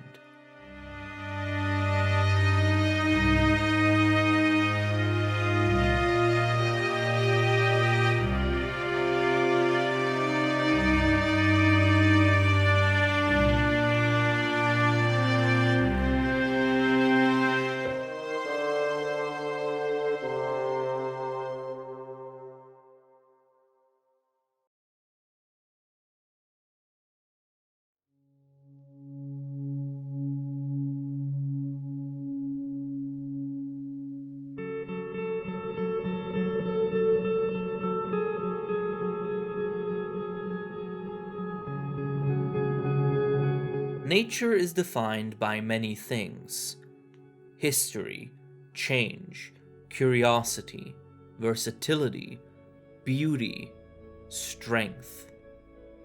There are as many experiences to have in our world as there are grains of sand on it. A multiplicative marvel. But if there's one thing all of nature experiences, at least once, it is tragedy. Everything we do, everything we are, eventually faces an end. Everything fades in a process we call tragedy. History is forgotten, change is undone, strength bested, and beauty withered. It is the natural course of the world. Even right now, tragedy can be witnessed by looking at the scenes of its aftermath. One such scene is the frigid, desolate land known only as the Citadel. Long ago, a distant kingdom established a forward base among the icy spires and evergreen forests of this area. The base was a large castle, a fortification worthy of its name, a citadel. It served as a branch hub of the larger kingdom, and before long, settlements and towns began springing up around the castle, attracted by the promise of work, stability, and safety. Patrolled by the Kingdom Knights, and occasionally visited by representatives of the Hunters Guild, this area lived in peace for some time. But, not even a single lifetime ago, this peace shattered. As if taken by a frenzy, the local monsters began attacking the village, ripping it apart in the dark of night. The number of casualties is still unclear, but between death and evacuation, the entire area was left abandoned by the time dawn broke. The battle leveled the town and split the castle clean in half, as it sits there now, a broken monument to oblivion. The Citadel of today is shaped by this history. While nature has reclaimed much of the zone, the traces of man are visible everywhere. In the forest, derelict churches stand among the tallest trees, with small, roofless huts hiding within the tall grass underneath. The western swampland is still adorned with walkways and piers to accommodate those who are long gone. Various small outposts and ruins litter the area, as well as occasional hidden treasure stashes. The life savings of someone who certainly doesn't need them anymore. In the east, the Citadel itself still stands. Broken, crumbling, it marks the area through its high arches, its ruined buildings, its bent dragonator. The moat and canals around it attract local wildlife, and its insides remain a tantalizing target for archaeologists and grave robbers alike. But nature ultimately rules supreme. In the north, icy mountains stand taller than the castle could ever hope to match. These frost plains, penetrated by caves and crowned by pointed spires, have frozen many of the underlying structures in time. In the southeast, a taiga forest emerges, holding lush wintry greenery, swamps, and poisonous trees. Of particular note are the enormous mammoth trees that make up these woods, tall and imposing. They provide an arboreal habitat for many species when standing, and reshape the land once they fall. A cracked mammoth tree is especially impactful, as its tree sap can flow out with such intensity that it can mix with mud and swampland to create what is called a resin mire, a sticky marsh that ensnares unwitting traversers. But even this breeds life. The thorny toad, a small amphibian that only lives in this area, nests and lives in the resin mires, ready to defend its home if necessary. Both in the forest and the frost plains patrols another species that is entirely unique to the Citadel, the boggy, a kind of bird wyvern. Its exact classification has not been determined yet, but what is for certain is that these furry, bulky beasts are extremely mischievous, harassing travelers in packs while some members holler and cheer in the background. Their scales have the trademark qualities of chainmail and are supremely durable, meaning that the boggy generally don't have to worry about much. To them, the ruined structures are but a delightful playground. In fact, the Citadel houses many species unique to it. Back when humans lived here, they recounted the tales of many strange and unknown creatures, monsters that were neither friend nor foe, simply guardians of the forests and the frost. It took some time, and diplomacy, before the guild was allowed and able to venture into this territory to catalog the fauna. Among the first properly discovered was the Garangolm, mostly because it would have been hard to miss. This humongous fanged beast, possibly the largest of its entire class, can often be observed sleeping peacefully among the trees. Its size and tough brown shell armor prevent most predators from even trying to disturb it, so the Garangolm is used to being left to its own devices. Its idle behavior serves an important purpose for the ecosystem. Its oddly shaped tail scrapes the ground behind it, tilling the soil and softening it up, so that it is ready to receive and incubate plant seeds of all kinds. On a single stroll, the Garangolm can accidentally prepare and plant an entire small forest. In return, it might snack on some of the soil though. As it moves around, the Garangolm excretes a kind of sweat that is in consistency similar to tree sap. This golem thick juice, as guild hunters have come to call it, works as an immensely concentrated fertilizer, able to promote plant growth at exceptional speeds. So, as it strolls past the soil it tilled before, the Garangolm sweats and fertilizes the soil with its thick juice, maintaining a cycle of continuous growth and fertility. This juice is so powerful that it even causes plants to grow directly on the Garangolm's body if the sweat accumulates and stays on the shell for too long. The beast doesn't seem to mind though. What it does mind, however, is being harassed. The Garangolm is a patient and placid creature, but it is not spineless. Should it be provoked, be it by a pack of boggy or a group of hunters, it will retaliate tenfold, as once it begins raging, it cannot be easily stopped. Its sheer size and strength is enough to pulverize most enemies, as it stomps and slams its limbs around violently. For those that inspired yet deeper rage, the Garangolm has a special treat. When furious, the Garangolm can coat its arms in its sap-like juice and then stick them deep into the earth. The sap promotes plant growth rapidly and, in elevated concentrations, also heats up rock. This allows the Garangolm to cover its arms with a variety of natural supplements, such as clumps of sticky wet moss or molten magma rock.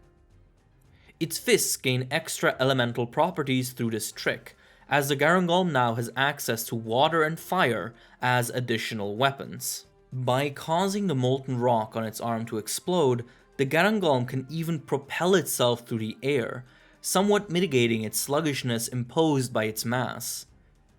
As the Garangolm becomes angrier, it produces more sap, thus covering more and more of its body in these elemental armaments.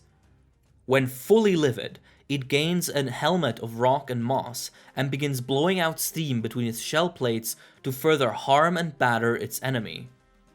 As a last resort, it can also raise a massive rock from the soil and cause it to explode with its magma arm, a move that depletes its sap but also generally obliterates its targets. Luckily, the Garangolm does not have many such targets.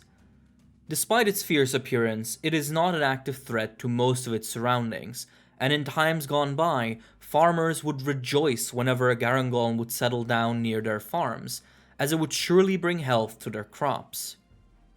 But even this gentle giant betrayed humanity on that fateful night. The tail that had tilled the soil now broke down doors and swept at farmers. The fields upon which man and monster had toiled in unison were trampled, destroyed by a frenzied horde, a cataclysmic anomaly. This town was built around a citadel. The guards here had nothing to stave off but the cold. It was peaceful, but dull. However, this led to a lack of vigilance, causing us to overlook the beginnings of a tiny anomaly. Not all creatures around the Citadel used to be so peaceful. Even before the night of the anomaly, some monsters were generally more threatening and dangerous to its inhabitants. Like any other ecosystem, this zone is also inhabited by many predators. From Tigrex to Zinogre, most powerful and dangerous monsters have been sighted here at least once over the years. The two biomes here, the icy mountains and the taiga forest, allow for a wide variety of species to coexist at various points in the year. The more versatile the species, the likelier it is to appear near the Citadel. However, one species that is endemic to this area puts all other trespassers to shame when it comes to versatility. The old folk of the Citadel have long since told stories of the Moonlight Nocturne, a legend in which a howling specter of freezing wind barrels through the streets and nabs livestock and children alike. The guild has since identified this as the work of a Luna Garen, a fanged wyvern closely related to the Odogaran and Tobikadachi of the New World. Like its two relatives, the Luna Garen is a sleek and agile monster, able to outrun most of its prey with ease. Its sharp claws and fangs make quick work of any target. Its thick and heavy tail allows it to counterbalance its rapid movements. This deep blue wyvern is a staple species of the area, and can often be found howling at the moon at night. However, it patrols a wide habitat and has been sighted in various areas and climates, such as the Frost Islands, the Kamura region, and even the Terosu jungle. As a native of the Citadel area, the Luna Garen is adapted to living in the cold. So how can it venture into such a diverse range of locales, even going as far as to appear in tropical environments? The answer lies in the Luna Garen's chest, an organ called a lunar blue core. This structure is bound to the Lunagaren's respiratory system, and all the air it inhales has to go through this organ. But the blue core is also connected to the Lunagaren's frost sac, which gives it a special function. As the Lunagaren breathes, the blue core cools down the air it inhales and spreads it across the body, dousing the wyvern in a cold haze. This unique thermoregulatory mechanism allows the Lunagaren to keep its body temperature exactly as cold as it likes, no matter the outside temperature or humidity. Thus, while it cannot venture into volcanic zones, its habitat options are much wider than one would expect of a monster so uniquely adapted to the ice. Armed with this versatility, the Lunagaren is a peerless hunter, able to act efficiently in any environment it invades. Thanks to its blue core, it also has access to a freezing breath should it need to incapacitate capricious prey. But even a Lunagaren can find itself cornered, which is when it reveals its trump card. Having a low body temperature inherently inhibits movement and muscle activity, which means that for most of its life, the Lunagaren fights with a handicap. Once a sufficiently desperate fight presents itself, it can activate the blue core's alternate mode. In this mode, inhaled air is separated into two streams. One that supplies the blood with oxygen that does not pass through the blue core, and one that does.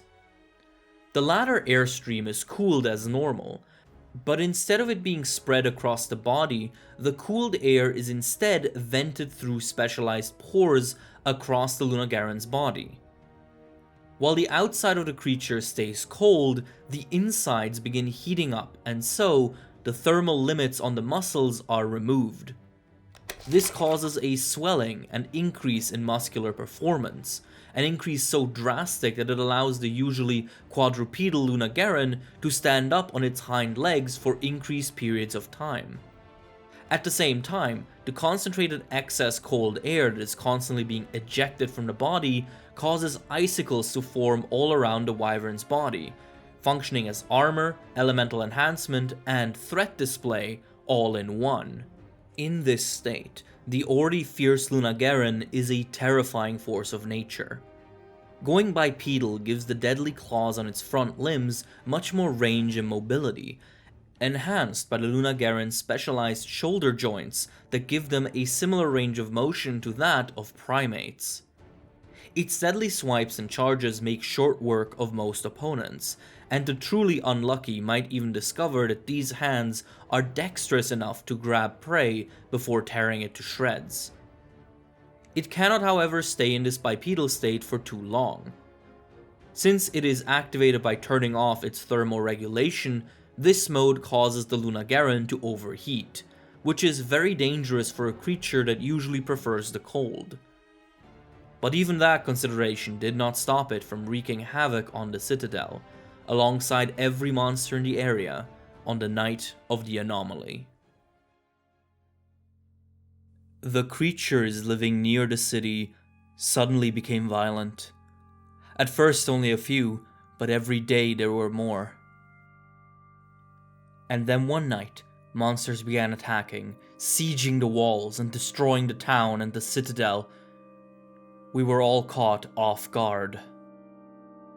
But not all current inhabitants of the Citadel were present during the attack on the castle. Some creatures are relatively new arrivals, having found a niche for themselves after the evacuation of the human settlers left the area ripe for some sweeping ecological changes. After the humans had left, new tales began emerging from the forests and ruins of the Citadel. Guards and merchants reported an eerie wailing that would engulf the woods on some nights. A report not unlike the legend of the Tiger of Malice in Kamura. Soon enough, these reports led to the discovery of a new variant of Magna Malo, the Scorned Magna Malo. Regular Magna Malo have two priorities in life. For one, they must continuously expand their hunting grounds to ensure a steady supply of bone marrow, which fuels their signature Hellfire gas. Said gas coats the armored plates of the Magnamalo to protect them from damage. This is crucial for the second goal, mating. The Magnamalo's mating hierarchy is heavily dependent on the size, shape, and general state of their armor plating. For males, the most important factor is their horn crown. Only males with the largest, most elaborate horns will get to mate consistently. Conversely, should a male Magnamalo lose a horn by having it broken off, it will be exiled and shunned from all interaction with its species. Who would want to waste their time with someone who can't defend their most precious feature? It was long believed that Magnamalo that had their horns broken would simply limp out into the wilderness to die, as they stood no chance of survival or procreation. And indeed, that likely is what happens to many of them. But, in the Citadel, an alternative fate for these individuals was discovered. The Scorned Magnamalo, a Magnamalo covered in cracked armor, scars, and adorned by a broken and battered horn crown. This variant seems to develop when a Magnamalo has its horns broken, yet refuses to give up on itself. It instead focuses on expanding its territory and honing its skills. Due to not having to waste energy on finding a mate or protecting its armor, these Magnamalo unleash devastating latent powers that allow them to feed more frequently on more nutritious and powerful prey, thus further enhancing their abilities and their hellfire.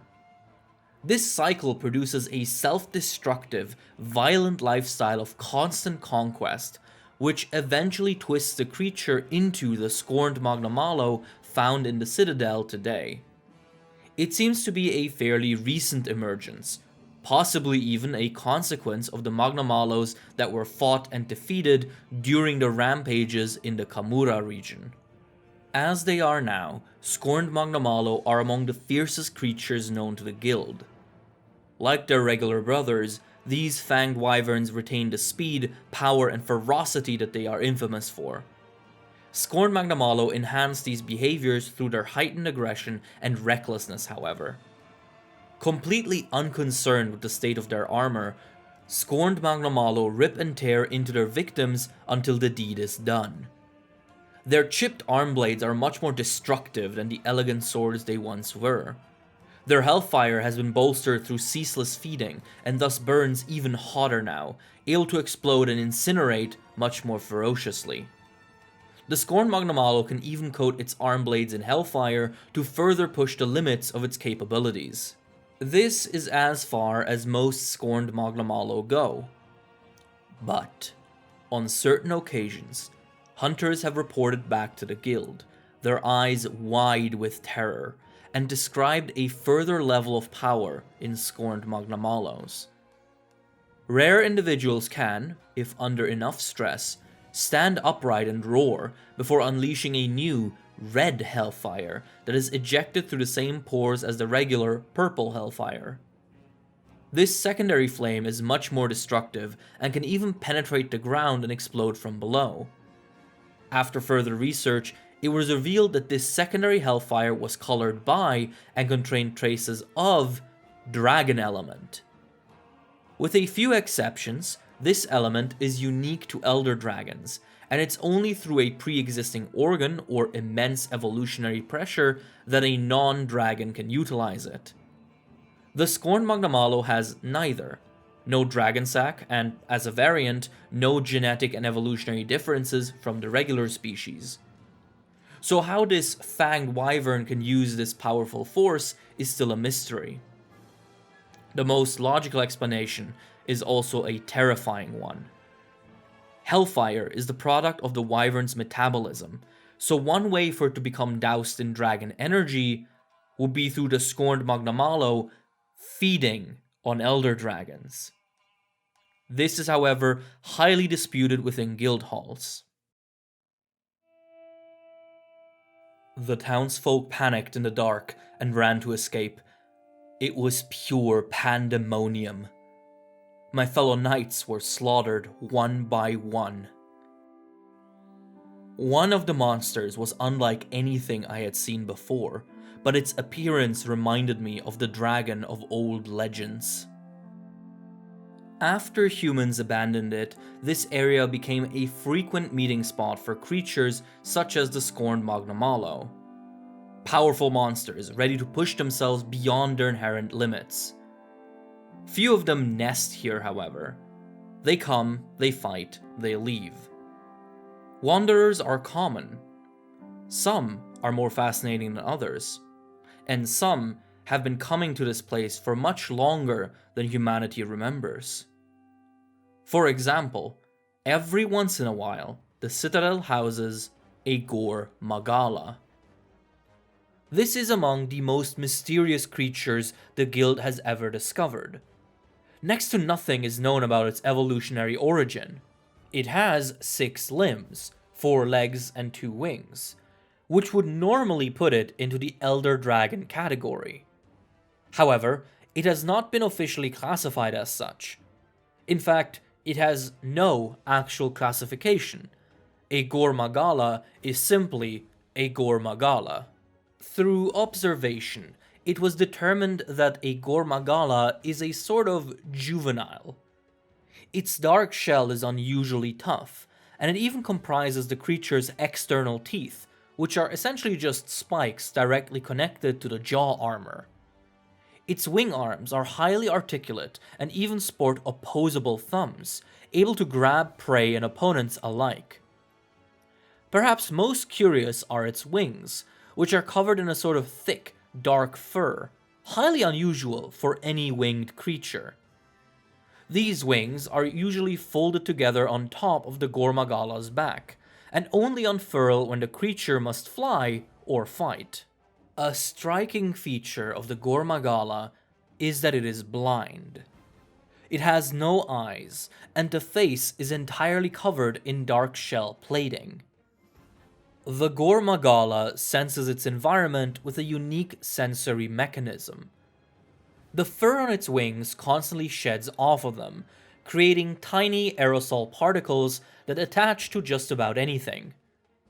Inside the Gore Magala's head lies a specialized organ that can sense the relative distance, temperature, and rough shape of anything those particles attach themselves to.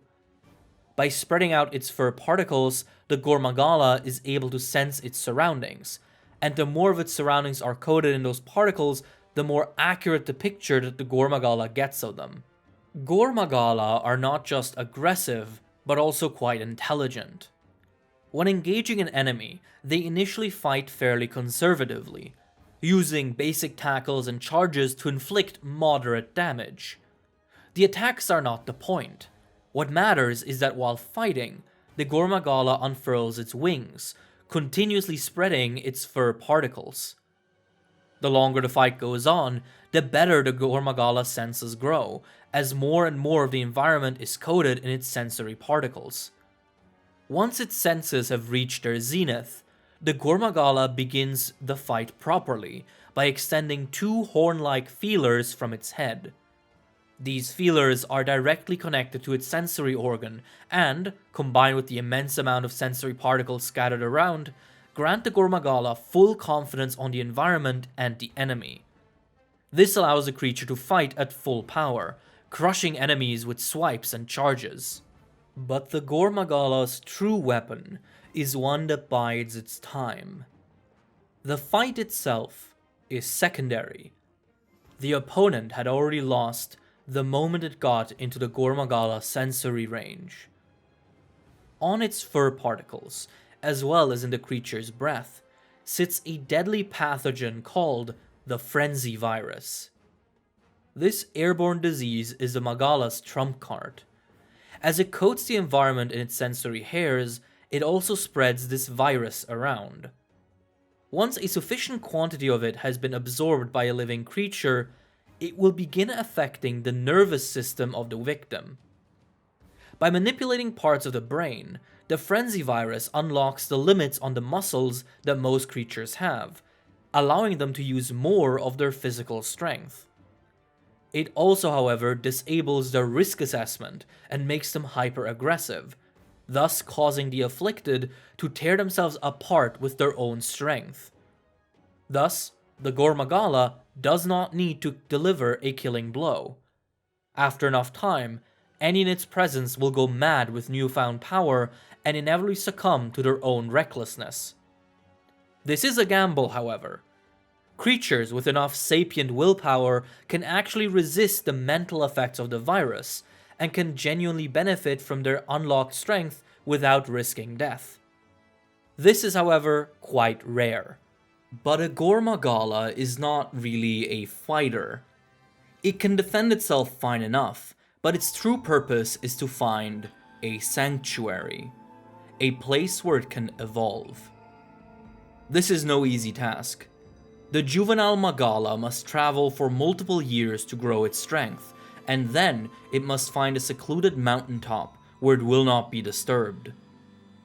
There are only a few known Magala sanctuaries in the world, the most prominent one being among the peaks of Heaven's Mount on the Siki Country archipelago. But one other possible spot is right here, at the highest spot of the ice mountain range near the Citadel. Once there, the Gormagala begins to molt, shedding its dark skin bit by bit, carefully and methodically. Out of the blackened husk emerges the adult Magala, a true elder dragon of brilliant gold. The Shagaru Magala. Upon emerging, the sensory organ that was once the Magala's trump card falls dormant, never to wake again. For now, the Shagaru Magala has sharp eyes and doesn't need any tricks to see its enemies. Its golden hide is just as tough as the black armor it once wore, and its feelers have hardened into true horns, always extended. The fur on its wings has vanished, as the particles it once shed are now obsolete thanks to the Shagaru's eyes. It is, in short, a more complete creature, fully aware of its surroundings, and ready to conquer them. While the Gormagala is a recent discovery, hence its bizarre non-classification, the Shagaru Magala has been spoken of in legends for eons, an elder dragon of such ferocity and might that it turns the mountaintops it inhabits into smoldering wastelands. Its strong wing arms can crush bone and rock with ease, and its thick tail can swipe smaller creatures to death. Its golden coat of scales does not lose anything in durability, but is much lighter than the black armor of the Gormagala, thus making a Shagaru that much faster. But the Shagaru Magala's true terror lies not in what it gained upon maturing, but in what it retained. The Frenzy Virus. While the fur that once held the pathogen is now gone, the virus itself is still produced within the Magala's body and ejected through the mouth and the skin, now in an even higher concentration. What's more, the Shagaru Magala can, through an unknown mechanism, concentrate the virus into a visible mass of light and energy, unleashed as explosions and beams that not only decimate anything they hit, but that leave behind a trail of disease and infection, dooming even idle bystanders to a painful, frenzied death. Shagaru Magala are thus a devastating force wherever they appear, and their preference for the mountains around the Citadel would likely have spelled disaster for the entire region. I was paralyzed with fear. It was then that I noticed a young boy squirming for his life underneath the dragon's claws. My brave friend slashed at the beast to protect the boy, but he hardly made a scratch. He urged me to flee with the child. But disaster did not come.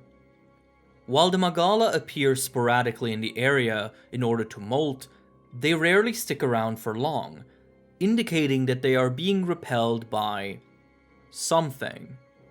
Some powerful deterrent force, fierce enough to intimidate the peerless Shagaru Magala itself. Indeed, the Citadel does have such an entity. Or perhaps, it would be more appropriate to say, it used to. Back when this area was first settled all the way to the current day, one legend about the Citadel is repeated with deep veneration. In the deep green forests, riding the wind, lives a benevolent silver dragon. This shining knight of the shadowy woods protects the land and its people. Many of the village elders insist that they had seen this dragon in their youth, a gentle creature that lived in peace alongside humans. Little did they know that those were likely the last time this forest guardian would be seen in its original glory. As when it next appeared, on the fateful night the Citadel fell, it was a twisted, corrupted shell of its former self. It was in this state that this dragon was recorded and classified by the guild as an elder dragon, and given the name Malzeno.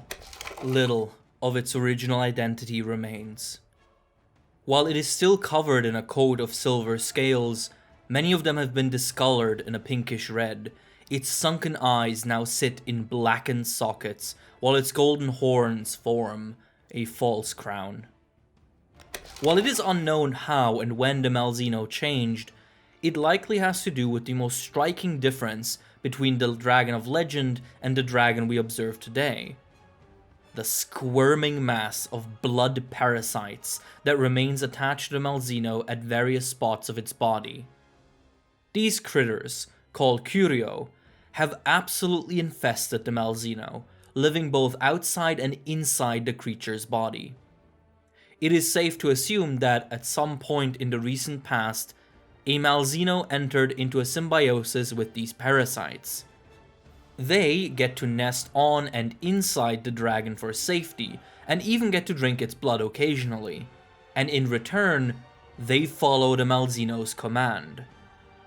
Curio have the ability to suck life force out of any creature they attach themselves to, and they transfer that energy to their host as rent payment. After this contract was formed, it is likely that the Curio gradually infected the entire species, being passed from individual to individual, parent to child, sibling to sibling, similar to how the Brachydios are believed to have evolved their slime symbiosis. So, now, all Malzeno sightings, without exception, are accompanied by these bloody parasites. A side effect of the Curio is that they affect the neurology of both their host and their victims. The saliva of the Curio functions as a powerful stimulant in order to get the blood flowing so that they have easier access to the life force. So anytime they suck or transfer life energy, they also cause an increase in aggression. The Malzeno, who is constantly doused in Curio, has thus become a fiend of pure hostility, attacking anything it finds in the hopes of extracting its life force and feeding on it through the Curio. The benevolent guardian of the woods, reduced to a base predator thirsting for blood and filth. Armed with these parasites, the Malzeno is a force to be reckoned with. Its wing claws are long and sharp, allowing it to use them as swiping blades. Its tail has 3 foldable sharp prongs, which can both impale and grab targets depending on whether or not they're unfolded, giving the tail massive utility. Its sharp front claws are flexible and can slash as well as grab. And all of its moves can be further enhanced by the life energy of the Curio, which can even be compressed into spheres or grounded explosions for even more massive damage. Once the Malzeno has fed enough on the life force of its enemy, it will enter a state called the bloodening. As the skin of the Malzeno darkens and the deep red discolorations of its scales alight brightly, it gains newfound speed of such magnitude that it at times becomes entirely invisible to the human eye as it moves. Its raging attacks become much more ferocious, and more of the energy provided by the Curio begins spilling out of its body, making it a walking disaster. But while the Malzeno commands the Curio in its body and benefits greatly from them, it does not seem to be the originator or true master of these parasites. They are spread far and wide, and their origin is, as of yet, unknown. But what is known is that these tiny red flying lampreys took a noble, kind guardian of the forest and twisted it into a deadly bloodhound.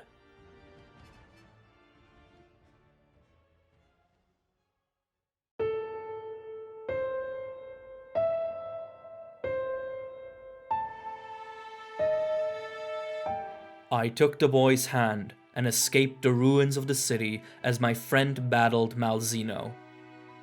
In the distance, the sun started to rise. The tragedy of the Citadel is a stark reminder of how unpredictable nature truly is. For years, decades, there can be stability, only to be whisked away in a single night. Now, the culture and humanity which once lived in unison with the creatures of land are now only echoed in the ruins, now inhabited by their very usurpers. Nothing lasts, everything changes, but within it all lies the beauty of human courage and of nature's ferocity. Two forces, bound forever in fierce brotherhood and loving conflict.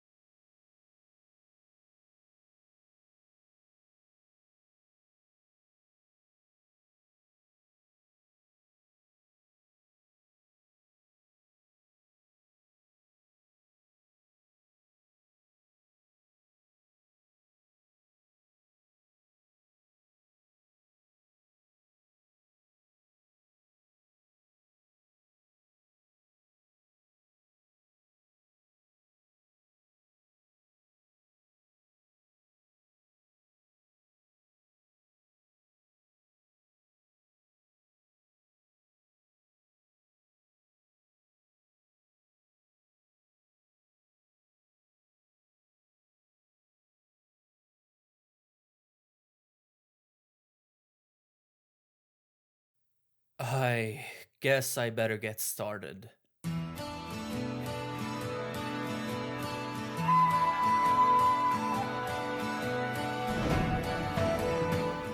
How does one write a journal? Hello. I'd very much rather not be doing this. But here I am, on guild orders, on a ship to a faraway town, to learn my lesson, I guess. This journal is part of my punishment, and I don't think I can avoid it this time. Dundorma was very clear. I am going to go help out in this backwater village, and I'm going to record my thoughts and feelings. All because I made one mistake. Curses, this is why I prefer working alone. The hunt, the thrill, the violence, that is all that matters. All this bureaucratic Aptonoth dung about rules and, oh please get along with your teammates, makes me retch. But what good is complaining now? The ship is almost at its destination. Onwards, I suppose. To a dumb lesson I don't want to learn. To, hopefully, lots of beasties I can kill. Onwards. To Kamura.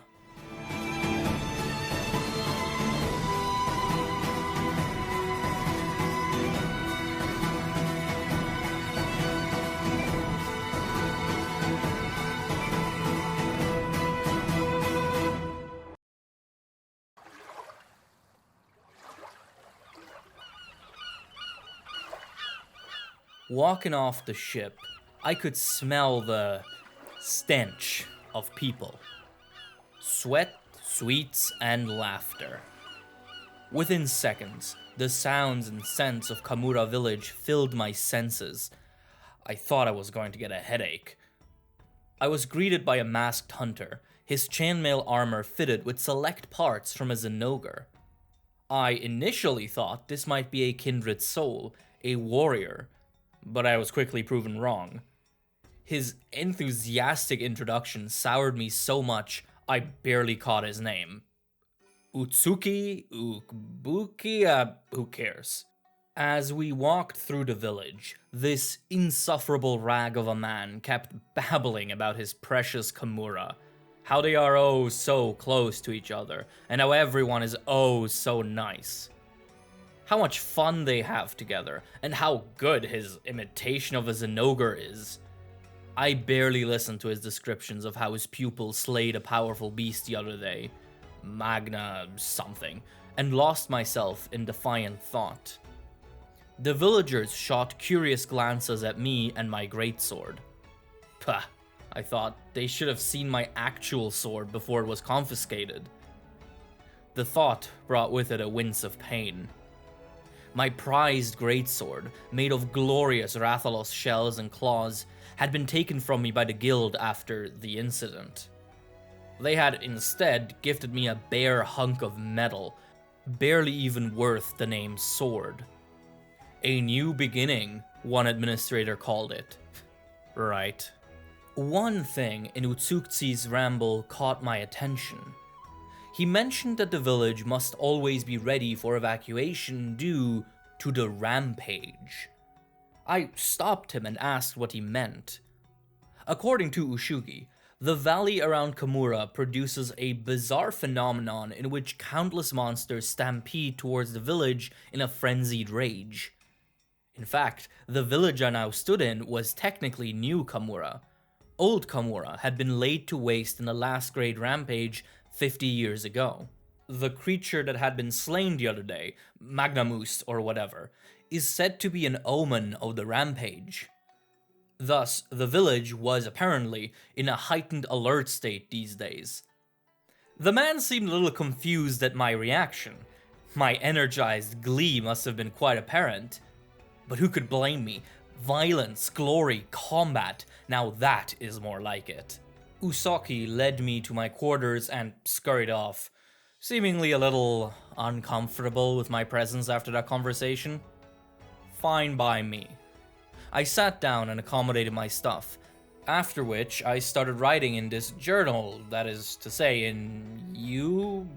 This is still really weird. Well, the whole purpose of this is to reflect. So fine, let's do that. Let me recount what exactly led me here. Should anyone ever read this, there will be no ambiguity as to what I did and how I was treated for it. I, prior to this, had a spotless record. My career as a hunter was nearly flawless. So what if I mostly took solo jobs? So what if I never captured monsters properly? If you wanted something dead, I was your guy. My hunts were smooth and efficient, and I didn't need any sniveling wusses to tell me how to behave. I thought for sure my stellar track record meant that I was set. Fat chance. A few months ago, I was on my way back from a job when a dazed Kelby ran into me. Usually these pests are such cowards that they'll immediately run off when seeing anything. This one exceptionally stupid individual, however, seemed confused, simply staring at me like a curious child. On its forehead, I spotted the characteristic bumps of growing Kelby horns. They can fetch a fortune if harvested either as a full horn or in powder form. Grinning, I took the opportunity. One swing cleaved the Kelby in half, a pitiful yelp escaping its throat at the very last moment. I carved off the small horns and simply continued on my way, already thinking of what I'd buy with the money. Well, as soon as I walked into Dundorma, the Guardians immediately confiscated my weapon and dragged me up to Guild HQ. Apparently, one of the city's observation balloons had seen me kill that Kelby from afar and swiftly send a message bird over to the city. Why the observatory would look at me instead of the elder dragons they are supposed to be monitoring, no idea. The guild tribunal accused me of poaching, the act of illegally killing a monster without an associated quest. They were utterly deaf to my explanations. It was just a Kelby, an inferior, meaningless creature barely qualifying as alive. Could a meager herbivore truly be worth punishing one of their most efficient hunters? Apparently, it could. I was locked up for a while, awaiting my judgment, until I was released into this new assignment. I would avoid the worst possible punishment under the condition that I leave Dundorma and aid a small town in a desperate conflict. A long-term quest that would force me to interact and cooperate with others. I guess they hoped that that would socialize me and quote-unquote fix me. It still seems so ridiculous to me. My career, my skills, my fame, none of it mattered when weighed against the life of a single Kelby. Has the world gone mad? I have to rest. This has been exhausting. Tomorrow, my punishment begins in earnest.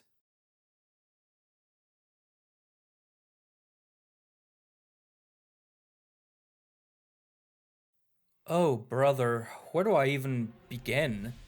It's been a few days now since my last entry, and frankly, it is hard to communicate just how much has happened.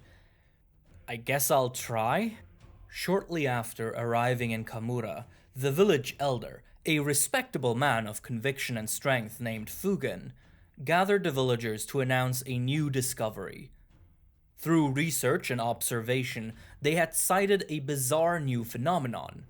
The rampages seem to often be followed by the appearance of odd monsters, creatures previously known to the guild but changed. Blackened skin and glowing red scars litter their bodies, and their aggression elevates their danger to newfound levels. These were now dubbed Apex Monsters, and every hunter in the village was to set out to investigate them, for they might hold the key to uncovering the truth about the rampage. By the end, all I needed to know was that I had to investigate the shrine ruins alongside Utsuki or whatever. So, we packed our things and headed out. The shrine ruins lie just outside of the village, so our job was extra important. Camping out in the bamboo forest, surrounded by ruined temples, I was overcome with one emotion: boredom. The promise of powered-up monsters had piqued my interest for sure, but was that challenge really worth waiting around in the forest, twiddling my thumbs and trying my best to ignore Ushugi? Not really. But before long, my boredom was washed away. As we surveyed the ruins, we both began noticing a weird tension in the air. A thunder element monster was nearby, its elemental organ electrifying the area. But usually, you notice it much more underwater. For most land dwellers, this phenomenon usually only extends to a few short meters away from their bodies. We could feel the presence of thunder, but there was no monster nearby. This meant that this creature was likely extremely powerful. This was more like it. My blood began to dance in my veins, ready for action. I could not suppress a grin. Uzuki said something to me, but I barely heard him. My instincts had kicked in, and now my years of experience manifested as a seamless sequence of movements. I knew what he was likely telling me anyway. The best way to track down a powerful thunder monster is to simply feel out the static current in the air and follow it as it increases in intensity. I ran ahead, leaving my companion to try and catch up using his wacky wirebug thing. The beat of my lifeblood was drumming in my skull as I hurried towards the source of the current, further still, until, on a clearing, I found it. It mostly looked like a Zenogre. It was shaped like a Zenogre, and was roughly Zenogre-sized. But beyond those outward characteristics, it was quite different. Its fur was yellowed, and its scales were dark green, broken up by black and red scars. This was, without a doubt, an apex Zenogre. I had never seen anything like it, I thought at first. But before I had even finished that thought, another interjected. Wait, or have I? I shook my head and removed all thought.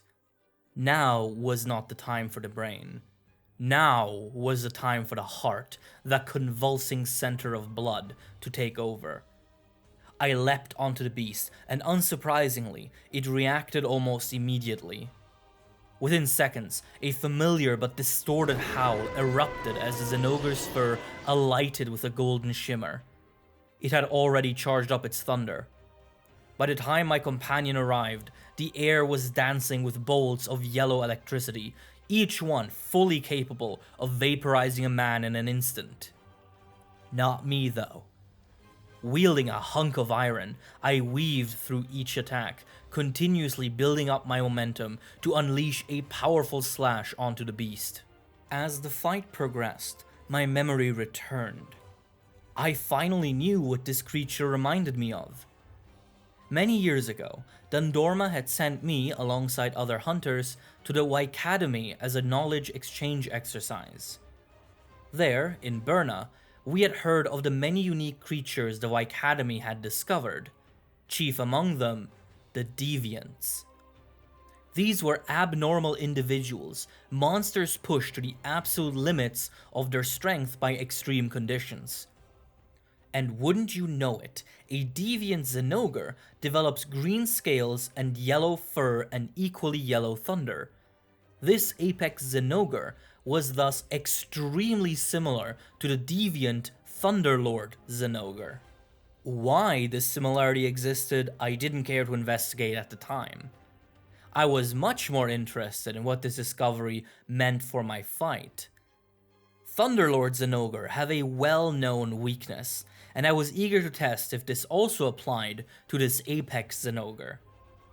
Without wasting an instant, I began heading straight for the creature, running at it in as much a straight line as I could muster. Before the Zenogre could do much, I had reached it, swinging the blunt side of my blade directly into its face. The enhanced charge of a deviant Zenogre is not an instinctual ability like the normal charge of a regular Zenogre. It has to be maintained consciously. This means that, while the Ultra Charge is many times more powerful than anything a regular Zenogre can produce, sufficient head trauma will forcefully shut this ability down, causing an electric chain reaction that releases the tension in the monster's muscles, toppling it down to the ground, helplessly flailing for an extended period of time. My gamble paid off. As my blade landed on the Zenogre's forehead, its golden thunder aura instantly dissipated, and the beast slumped to the floor, yelping and whining like a wounded dog. It was done for. The beat of my heart droned in my ears. It compelled me. It lifted my sword arm. It swung it down with all my strength. To the rhythm of my boiling blood, I decapitated the helpless wyvern in a single swing. The rush of victory enveloped me. I still had it. I was still me. I turned around to look at my companion, who would surely be agape in awe. But all my eyes found was an expression of shock and disappointment. In his hands, Utsushi had been readying trap materials. He shook his head in silent disapproval. We had been ordered to investigate these apexes, to study them. It was clear that in his eyes, the fight should have ended the moment the Zenogre fell. Killing it, and so brutally at that, was unnecessary to him. For a moment, a familiar sensation overcame me. Defiant apathy. I had seen this look before, and as always, I was ready to shake it off. I do things my way, and if some wuss wanted to object, that was his problem. But this time, something felt different. Utsushi had been nothing but enthusiastic and welcoming. He had done all he could to immerse me, an uncooperative stranger, into his home. To see his attitude change, to see him look at me with sad disappointment, filled me with a feeling I cannot quite describe. I did not like it. I could feel myself shrink. After that, we reconvened in Kamura with the other groups, as well as Elder Fugen. While many had cited apexes, only Utsushi and I had actually engaged it. The elder expressed regret at the fact that we had slain it instead of trying to observe it more, but the local guildmaster, a rotund Wyverian named Hojo, immediately began quizzing me about it. I found myself to be unusually talkative, compelled to give the most complete answers I could. After I mentioned that the apex Zinogre reminded me of a deviant, Hojo lit up, demanding I explain the deviant state. Upon hearing that it is an abnormality produced by harsh conditions, he grew ecstatic. Hojo explained that he had long suspected that the apex monsters were not perpetrators of the rampage, but victims of it. Their many recent scars suggested that they had been severely wounded, and that the resulting rage further stirs monsters around them to flee, causing massive stampedes of monsters running away from the apexes, which are themselves running away from whatever hurt them. My input about deviants was the final piece of evidence he needed to confidently propose his theory. Apparently, the Kamura region was home to many legends about calamitous beings whose winds scar the land and inspire fear. Long ago, a nearby city called Tsukito is said to have been destroyed by such a being, and that in the aftermath of a similar incident that decimated the shrine ruins, surviving monsters and humans alike were riddled in scars oddly reminiscent of those found on apexes. Thus, Hojo concluded, the region must be home to some kind of powerful wind dragon, one whose periodic activity starts a chain reaction that causes the rampage. Animated by this hypothesis, the villagers got to work scouring both the surrounding lands as well as their historic records for any clues about this wind dragon. Meanwhile, I retreated into my room, where I began writing this entry. My mind was swirling, not with images of a draconic wind god, nor with the memory of the apex Zinogre's golden thunder. No, my mind was filled with confusion. Why did I feel so compelled to help the villagers with this mystery? Why did I talk and talk and talk in that meeting like some novice desperate for praise? And why could I not get that image out of my head? The image of Utsushi looking at me with that expression. I had seen bloodshed and violence in my time, and nothing had seared itself into my mind quite like the sight of a friendly, kind man looking at me with obvious disappointment. As I sit here, dear journal, I think I have found the name of the feeling that's currently burning in my chest. I don't quite know what it means, and I really don't want to admit it is what I think it is. But I will not be able to sleep if I don't admit it. So here's the deal. I will write down its name, and then immediately go to sleep. That way it's out, without any extra pondering. Deal? Deal. Shame. What I am feeling now is shame.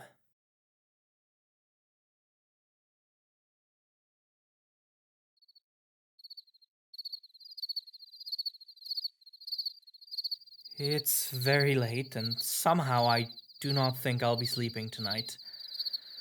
My mind feels like it's about to burst, so I hope writing the events of the last few days down will help. Oh, gods, I hope so. Shortly after our encounter with the Apex, an ancient text was uncovered by one of the villagers that gave us the information we needed. This old book, one careless breath away from turning to dust, mentioned the existence of something that the native tongue called Tengoku-ryo. Roughly translated, it spoke of celestial serpents, elder dragons that rode the storms, whose very life caused calamity around them. As far as leads go for the source of the rampage, this was our best bet. Scouring the archives and relic texts further, now looking specifically for the characters that denote the Tengoku-ryo, we were able to produce a decent outline of what these creatures are and how they live. The celestial serpents seem to be a species of elder dragon that migrate around the lower atmosphere, using their command over wind and thunder. Their presence brings catastrophic storms, and they are generally depicted as aggressive and wrathful. Their movements are also hard to track. But, thanks to the village pulling together to study countless relic texts, one regularity in their behavior was indeed discovered. Numerous, independent accounts speak of an ancient island covered in ruins and water trees that has long since besieged by the serpents, serving as their nest across the eons. Initially, this clue didn't really help much. A ruined island? That could be anywhere. And what the hell are water trees? Luckily, we didn't have to ponder long. Utsushi, who had traveled far and wide during his many recon missions, remarked that the description might suggest the Coral Palace. Before I could ask for more details, Fugen paired me up with Utsushi once more and asked us to investigate that place. I was only filled in on the way. The Coral Palace was a bizarre island that is said to have emerged from the sea out of nowhere. It is covered in land corals, which grow to enormous sizes and form entire coral forests completely outside of the water. They aren't very common. I believe they also occur on one spot on the New World, and are what Utsushi believes is meant in the relic texts when they refer to water trees. The Coral Palace is also covered in ruins. Some kind of civilization lived there once, building heavy fortifications to defend itself from some unknown threat. All in all, it fit the descriptions in the relic texts perfectly. As our little boat approached the Coral Palace, both of us wordlessly realized that Utsushi's hunch had been correct. The air around the area was still, not in a natural way, but as if someone had simply turned off all of the wind. It was as if we were suspended in the held breath of a gargantuan beast. We docked on the grey, rocky coast and began making our way through the palace. It was an otherworldly place. The ruins seemed quite similar in architecture to the buildings in Kamura, but they were cracked, broken, and entirely reclaimed by the forests of the deep ocean, dragged to the surface in what felt like a heretic display. And all throughout, the air was perfectly still. It felt suffocating. Before long, however, we sighted our target. High above the ruined city, we spotted a blue shade hovering through the wispy clouds. It seemed to be swirling in mist. That was one of the serpents. We were sure of it. Utsushi signaled me towards one of the ruined armaments. I understood immediately. Swiftly, I hopped over to the battle station and gave a thumbs up to confirm that yes, at least one of the ballistae was still operational. Utsushi and I then took our time sharpening our weapons and drinking our elixirs. The serpent was idly circling above us, seemingly not going anywhere. After we had both finished our preparations, I mounted the ballista, took a deep breath, and fired at the creature. I knew I had hit my target without having to see the shot collide with it. Moments after I had pulled the trigger, the still air around us awoke with thundering rage as winds surged towards and around us at dizzying speeds. We had made ourselves known, and now we would suffer the consequences. The serpent descended onto us, its features becoming more visible as it did so. Its shell was a deep blue, and multiple veil-like membranes drifted off its body. Its hind legs were essentially vestigial, while its front limbs were well developed, ending in sharp claws. Its head was a grotesque visage, its humongous lower jaw open to reveal a second set of jaws inside of its mouth, while its head was crowned with bizarre, rod-shaped horns. Its bright yellow eyes seemed to look through us, and all across its body, weird pulsating growths sat in unknown purpose. From what the relic text had alluded to, this must have been the male of the species, generally referred to as Ibushi. The winds intensified as the creature approached, and before long, we were battered around by powerful squalls at the dragon's behest. I was struggling to stand my ground, but nonetheless, we engaged the Ibushi. As my sword slashed through the gale, my mind was surprisingly calm. Just a few days before, I had felt agitated, ashamed, confused. But here, in the heat of battle, that was all washed away. Perhaps that is why I rush headfirst into these conflicts, an excuse to turn off my brain and escape whatever troubles me. But I could feel at this time, something was different. As I flew into and around the various wind currents the Ibushi produced, I wasn't just an animal of instinct. My mind was there, clear and unburdened by doubt. Somehow, something had filled me with peace. Ibushi was a true force of nature. It never touched the ground, making combat exceedingly difficult, and its winds could easily redirect our attacks. Even Utsushi's mastery of the Kamura wirebug technique couldn't easily navigate this hurricane. Not to mention that within these winds, the beast itself could fly around without any trouble, which it did to try and kill us with its jaws and claws.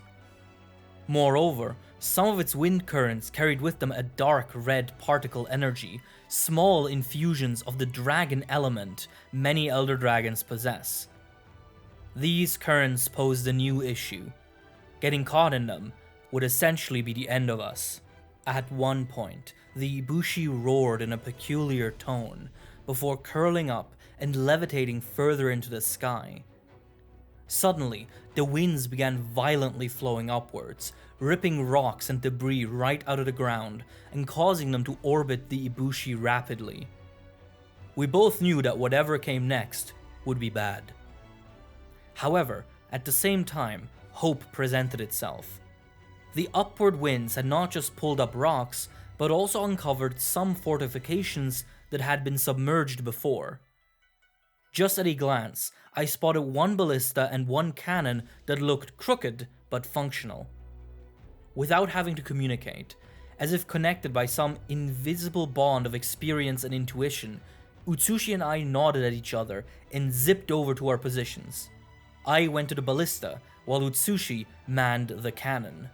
As we had silently suspected, once enough rocks had gathered around the dragon, it violently expulsed them outwards, a massive explosion that sent meteors flying in every direction. Our plan was now set up for success. Utsushi used the cannon to destroy the rocks that were flying for us, while I focused my senses to try and get a clean shot on the beast itself. But how could I make the maximum impact? One ballista shot would not kill it, so I had to somehow ground it such that we could then move in for the kill. How does one pin down a floating elder dragon? In a cold sweat, my eyes darted around the creature until I saw my opportunity. Tranquility washed over me as I loaded my ballista. My eyes were fixated on one of the pulsating orbs on the Ibushi's body. My vision focused, solely looking at how the wind currents that were keeping the dragon airborne seemed to pass through that organ. An air sac. With a thundering shriek, I released my ballista bolt, and within an instant, I knew my instincts had once again served me well. The Ibushi whined and yelped as the winds around it grew weaker and its body began shaking with pained instability. Without wasting a moment, I released another shot, hitting a second air sac. The dragon plummeted to the ground, as all the winds around it were reduced to jittery breezes. The thwomp of its slam into the ground was our signal, as both Utsushi and I leapt from our armaments and immediately began slashing away at the monster's remaining air sacs. The inconsistent wind speeds imply that, should he have time to recover, the Ibushi might be able to take off again even with the 2 burst air sacs I inflicted on him. So, we both instinctually decided that the best course of action would be to rip apart its remaining air sacs to prevent it from levitating again. We could worry about killing it later. As we had almost destroyed all of the Ibushi's air sacs, its sounds changed. Instead of pained groaning, it began to sing. A melodic roar erupted from its throat before it suddenly fell silent, its eyes glazing over and losing their color. It seemed like we had won, but something didn't feel right. The wind had weakened, but not subsided, and the sky had begun to darken. Utsushi looked at me quizzaciously, and before I could even think of a reply, the clouds were split apart by thunder and lightning. And among the roaring storm, another sound emerged. The bellowing screams of an elder dragon. Through the parting clouds, a figure appeared. It was similar in shape to the Ibushi, but its shell was a bright yellow, and its horns were more like those of a regular wyvern. It did, however, also have a mane of orange, coral-like filaments running down its entire spine. Every time it roared, lightning struck. Exhausted, me and Utsushi realized that this was the other celestial serpent described in the text, Narwa, the female of the species. I sighed and threw Utsushi a tired look. One serpent had been a struggle.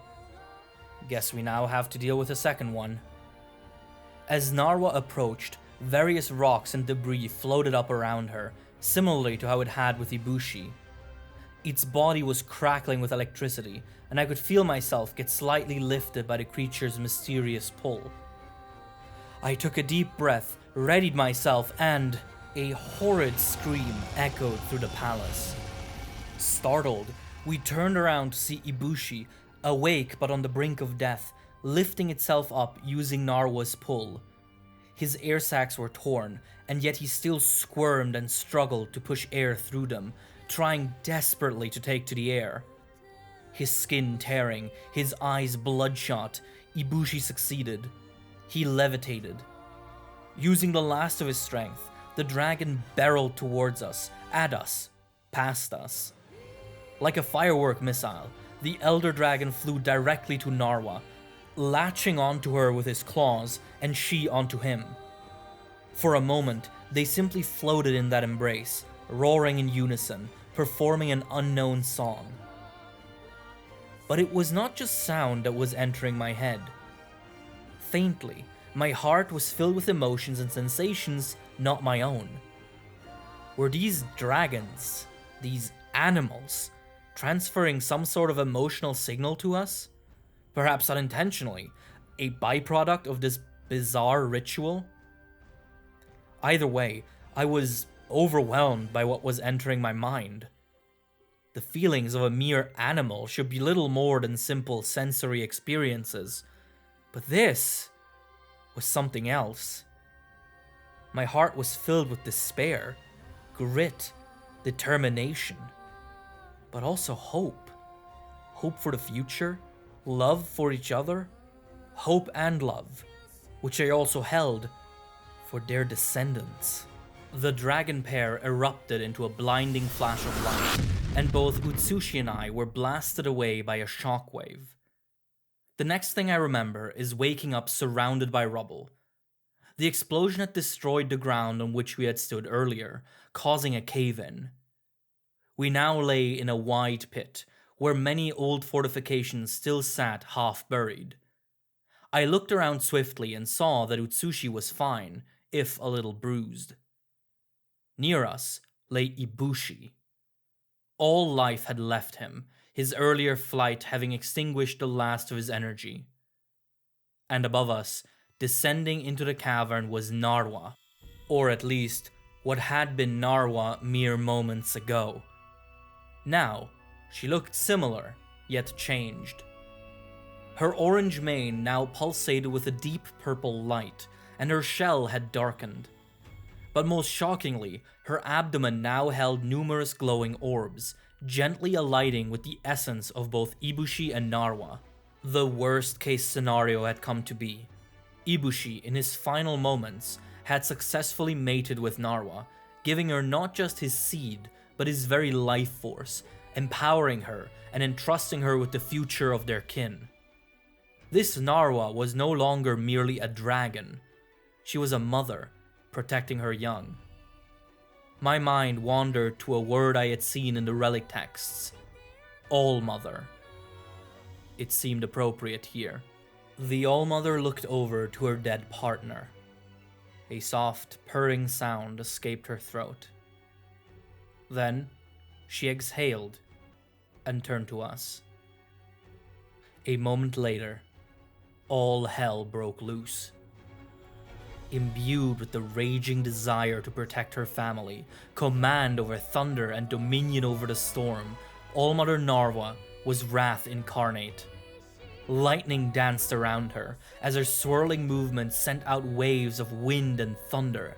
I just barely dodged it all, every movement followed by the next. There was no time to think, or even breathe.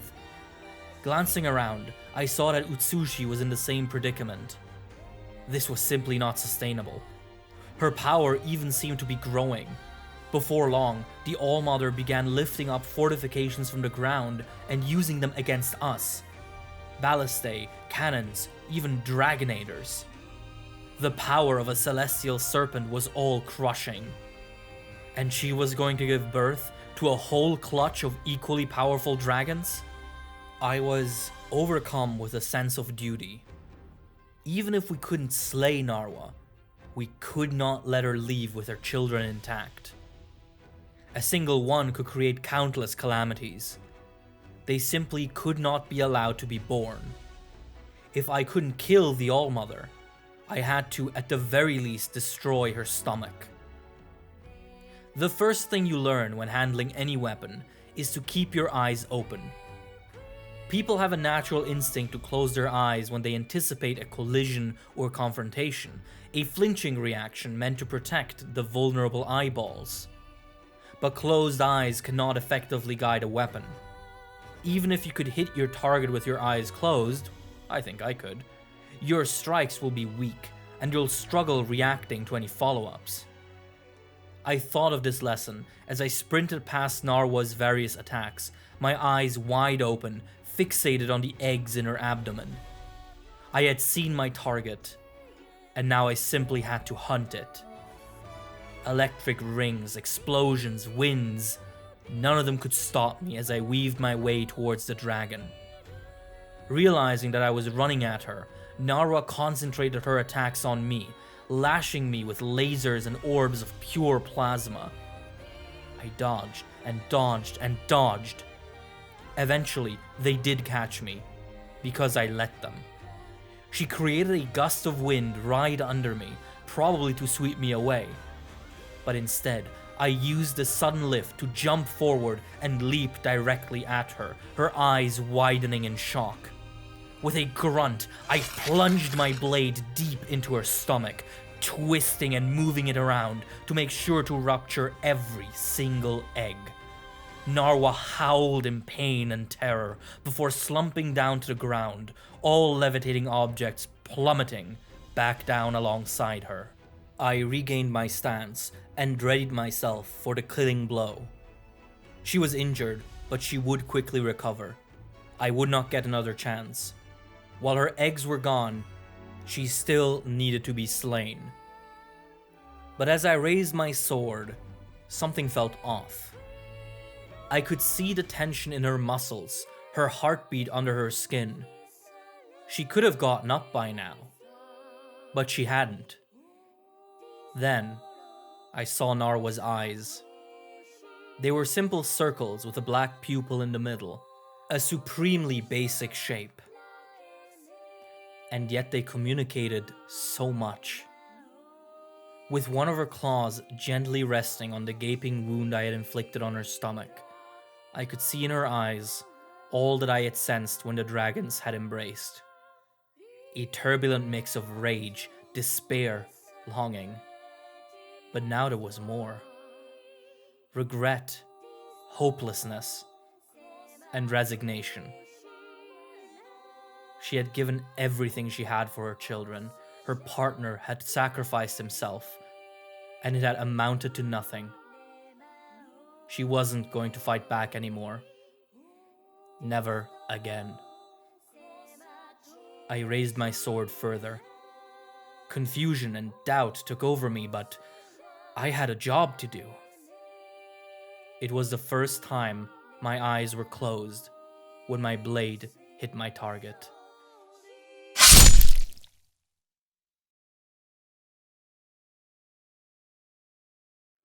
I don't remember much after that. I know we returned to Kamura. I recall being celebrated as a hero, the vanquisher of serpents or whatever. But none of that really mattered.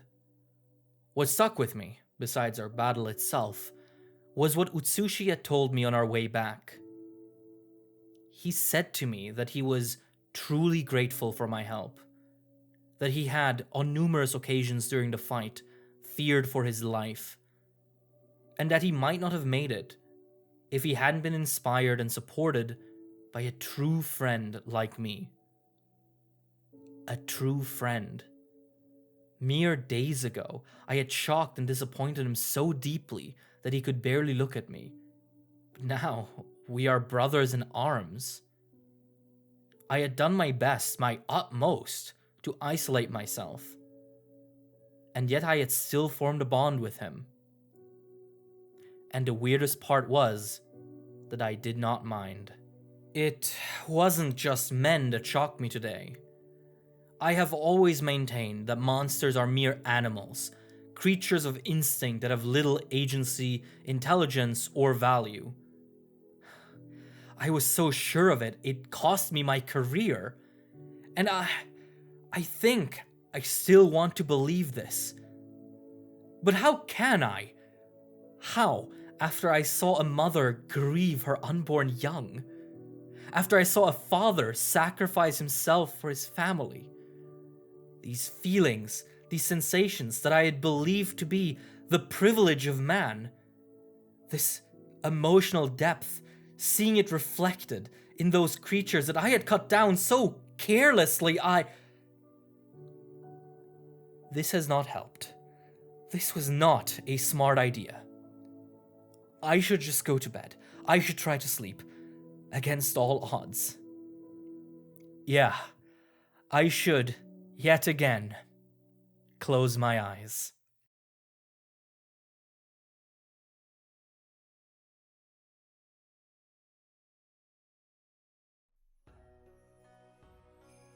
I suppose I should write something down again, even if today was pretty uneventful.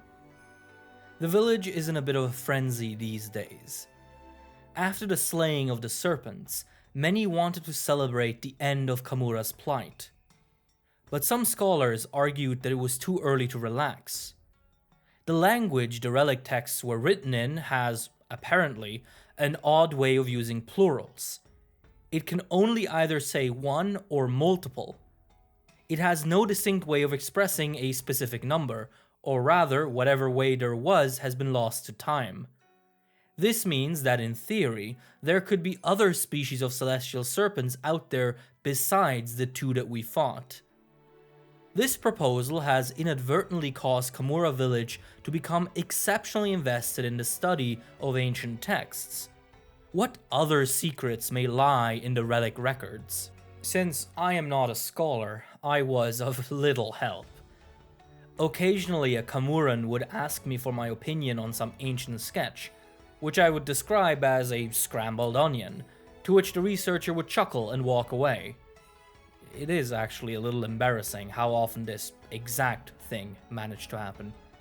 This is why I have been mostly idle today. No, wait, there was one thing I would like to write down. In the afternoon, activity slowed down in the entire village. The sun starts burning real hot, and essentially everyone decides it's nap time.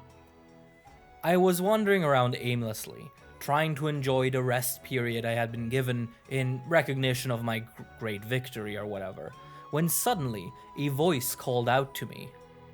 It was Kagero, the local head merchant, who had just made a batch of Suki tea and was asking if I would like to join him for some. I had not talked much to him yet, and I can't say I'm a big tea guy, but on the other hand, I didn't really have anything else to do. I walked over to his stand, where a teapot was brewing right next to a fuming maca pot, where the Wyverian performs the arcane art of melding. Leaning on his little cart, the two of us sipped the sweet tea in silence for a while, before he initiated a conversation. He asked me what I thought of the recent events. Did I feel safer now that the serpents were gone? Or was I also deeply concerned with the possibility of more elder dragons in the region? I took a moment to ponder the question before I answered. Elder dragons are like mosquitoes. No matter how many you swat down, one will always remain, ready to bite you in the backside. I wish they were as rare as the scientists say. Kagero let out a hearty laugh and agreed. He said that in his long life, he had heard so many stories and legends about elder dragons that they sometimes feel more common than bird wyverns. Chuckling, we continued to sip. It was an odd feeling. Here was a refined man, an aged wyverian, spending his time with me, a hunter who has, at best, been referred to as a brute. Despite the seeming rift that should have existed between us, here we were, sharing stories and tea on a sunny day. As the conversation went on, I offhandedly mentioned that I was sort of glad that we were able to avenge all the places that had been destroyed by the celestial serpents. After all, they had, for example, wiped out all of Tsukito City. Upon hearing this, Kagero reacted. I could only go off of his body language, as his face was always obscured by his mask, but something about him shifted. When he spoke next, he sounded a little stilted. He asked if I was certain that the serpents were the culprits behind the disaster at Tsukito. The question took me by surprise. Every villager had so far mentioned the serpents and Tsukito in the same breath. Being an outsider, I had just kind of assumed that them being responsible was a foregone conclusion. I told Kagero as much, and after a short silence, he responded. In the north, he said, there lie the Yukumo Mountains, the misty peaks. Those windswept mountains reach high into the sky, and many of its summits remain unexplored. That region is rife with legends of floating elder dragons, capable of wielding the wind. Kagero was clearly trying to sound neutral, but a hint of venom still slipped through his composure. He concluded by pondering if maybe there are other dragons yet out there, and if the destroyer of Tsukito might be among them. Kagero excused himself, saying that the sun was getting to him. With a hurried goodbye, he carted his shop away, leaving me to wonder what just happened. Even now, hours later, writing down the events as I remember them, his sudden shift seems weird. Does he know something about Tsukito that I don't? Either way, I was just glad to be able to talk to someone. Weird feeling, but not unpleasant. Not unpleasant at all.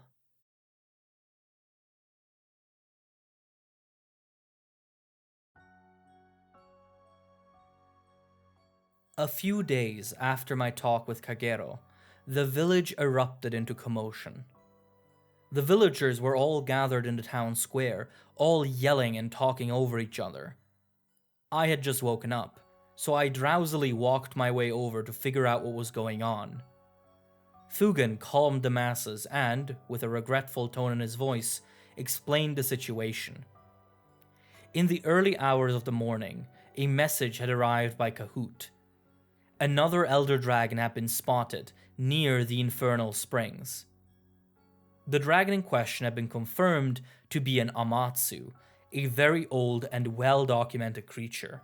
While its exact phylogenetic relation to the celestial serpents is unknown, it is similar to them in that it commands the storms as it floats across the skies.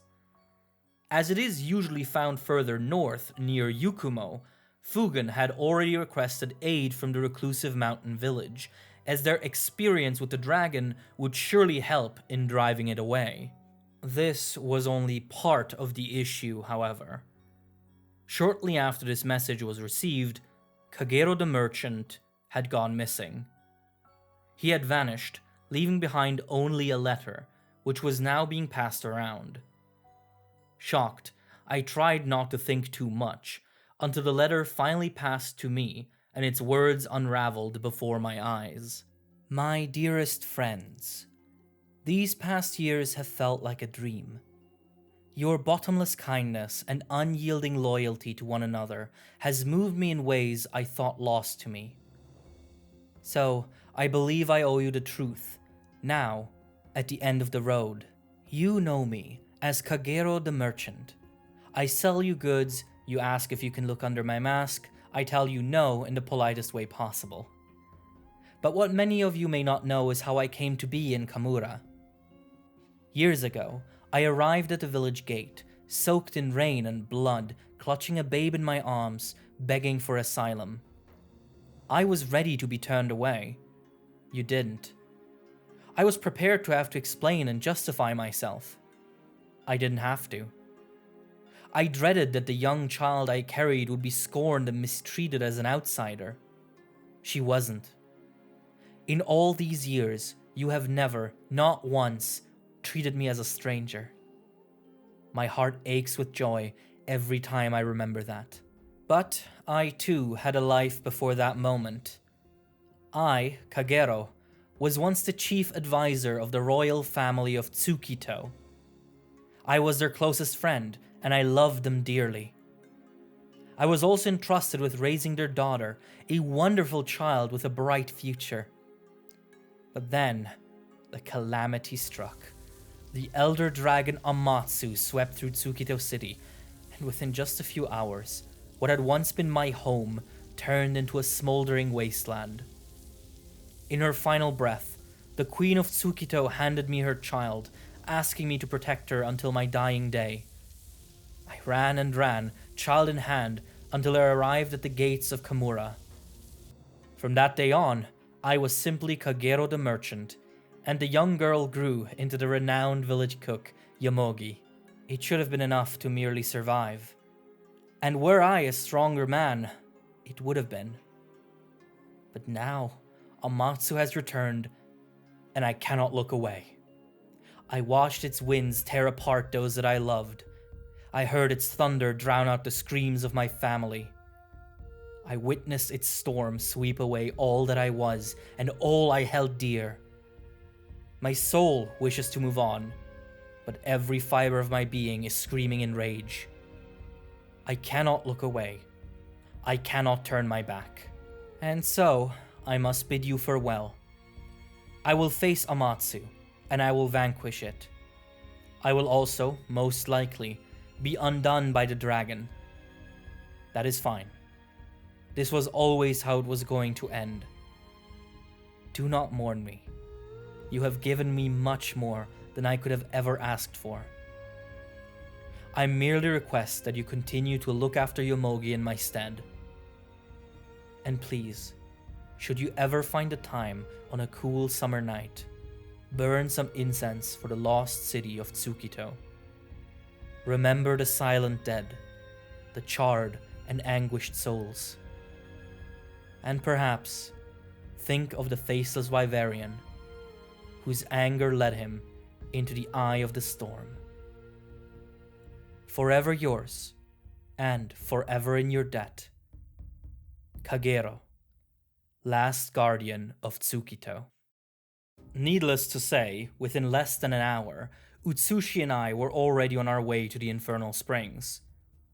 There wasn't anything to say, no justification worth uttering. Our friend was in danger, and we were going to help him.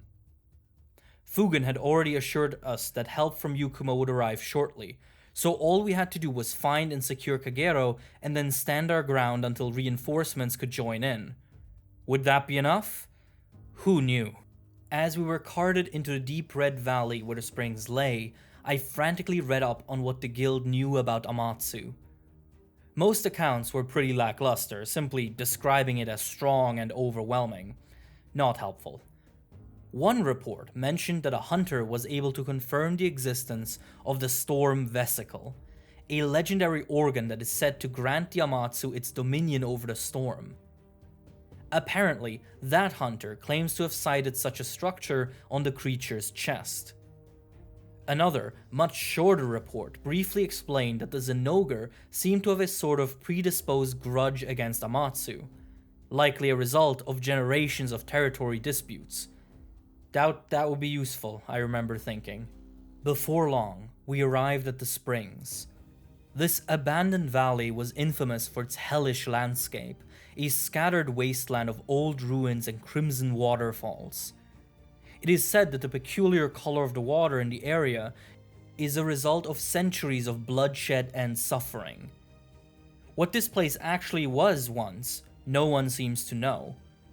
Kamura's elders do seem to tense up whenever the topic is mentioned, however. As we surveyed the area, it became clear that we were at the right location. The weather in this valley wasn't known to be pleasant, but it seemed particularly violent right then. Winds battered the ruins, and rain torrented down into the agitated waters. The clouds above us raced across the skies at unnatural speeds, all towards a single point: the eye of the storm. As we hurried towards the center of the tempest, we sighted a shadowy figure soaring within the clouds. It was too distant to make out, but we both knew instinctively that that was the culprit. We didn't pay it much mind quite yet. We were here to rescue Kagero. The exalted Lord of the Storm would have to wait his turn. Our search didn't take long. On a cliff, close to where the beast hovered, a small figure stood, shaking like a leaf. Utsushi and I ran to it, finding it to be Kagero, battered and bruised, his blade and mask broken. Luckily, he was still breathing. Utsushi readied the cart so that we may bring Kagero back to the village, when suddenly the storm intensified. Thunder began to crackle, and the figure drifting in the clouds unleashed a deafening roar as it began to descend towards us. It seemed that the Elder Dragon had claimed Kagero as a sort of trophy, one it would not part with easily. With a bark, I instructed the cart felines to hurry and carry Kagero towards Kamura. Utsushi and I braced ourselves to hold off the monster until our friend could be brought to safety. As it exited the clouds, the true form of Amatsu became visible. A huge, snaking mass of fins and whiskers, sails that conquered the winds and summoned the typhoon. On its head, two enormous horns crowned it the true king of the skies. Its winds and thunder felt different than those produced by the celestial serpents. Ibushi and Narwa seemed to me like hapless imitators, whose memory paled in the face of the genuine article. Fighting Amatsu was much like fighting the atmosphere itself. It moved gracefully, slowly, with no indication which moves and motions actually produced the thunder and wind that assaulted us. The creature simply existed, as the atmosphere around it raged to the tune of its command. Utsushi and I were fighting for our lives, using every sense and intuition we had to avoid being struck by lightning or ripped apart by wind. It was a war of attrition, and one that we were bound to lose. As I dodged and guarded for my life, I saw one thing that could turn the tide of this inferno: old cannons, half buried but distinctly intact, and maybe even operational. I threw myself at the cannon, manned it in one swift motion, and saw, to my delight, that it had been left loaded. As the dragon focused on a nimble Utsushi, I readied my shot. Thinking of the reports I had read earlier, I had a hunch as to what I should aim for. With the words about the mysterious storm vesicle organ reverberating in my mind, I took the shot, firing a cannonball directly into the Amatsu's chest. An explosion erupted right above its heart, and the dragon's awful screams were quickly drowned out by the storm's hastening rage. I sensed the familiar tingle in my hair and immediately jumped away from the cannon, which was obliterated by a lightning strike an instant later. As I regained my footing, I looked in terror upon the result of my bravery. The Amatsu was now enveloped in crackling electricity and torrents of unnatural rain, as it looked down on me directly.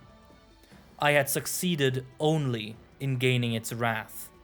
The following seconds were pure hell. My body was burning with the tension that preceded a thunderclap, and my eyes were gashed by the winds that targeted me.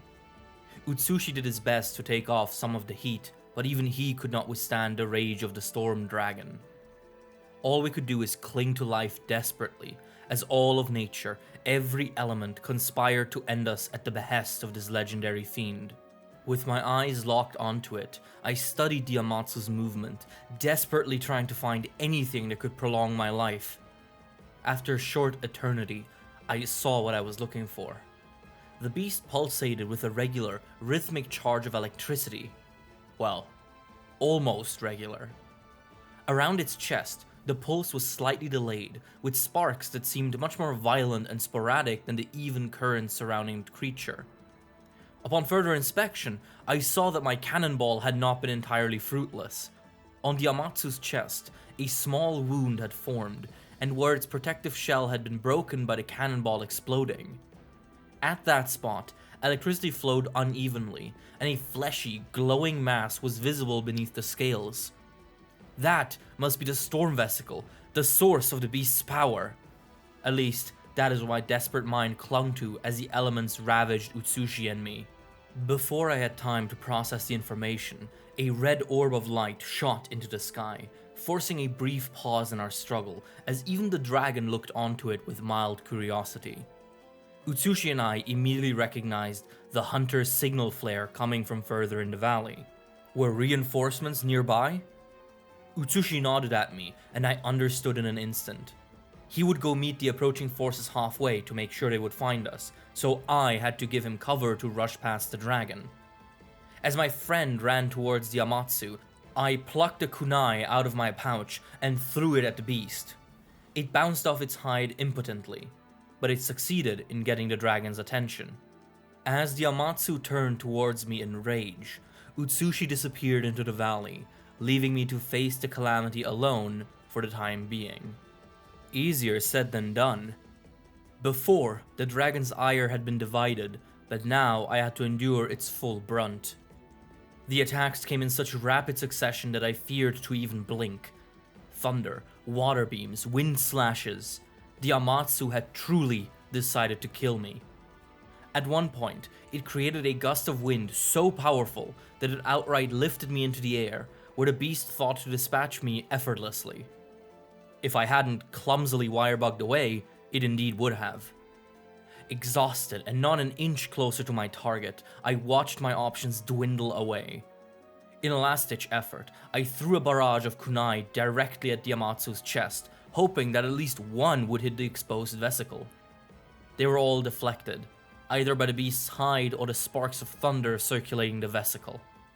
I slumped onto my knees, my sword arm losing all tension.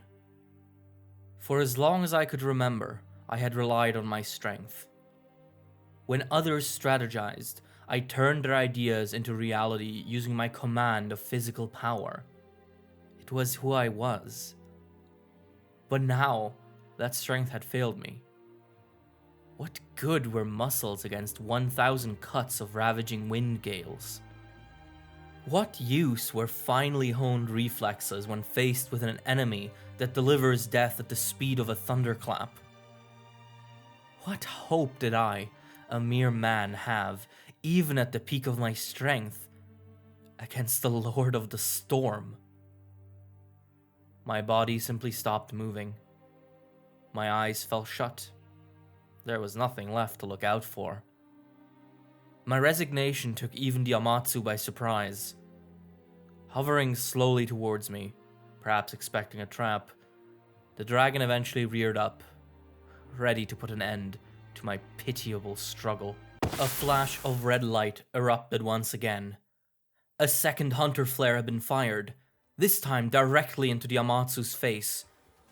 Dumbfounded at this bizarre turn, I looked around, past the beast shaking off the smoke and fire of the flare, and saw a hunter jump into the fray, wearing baggy pants and a wide conical hat.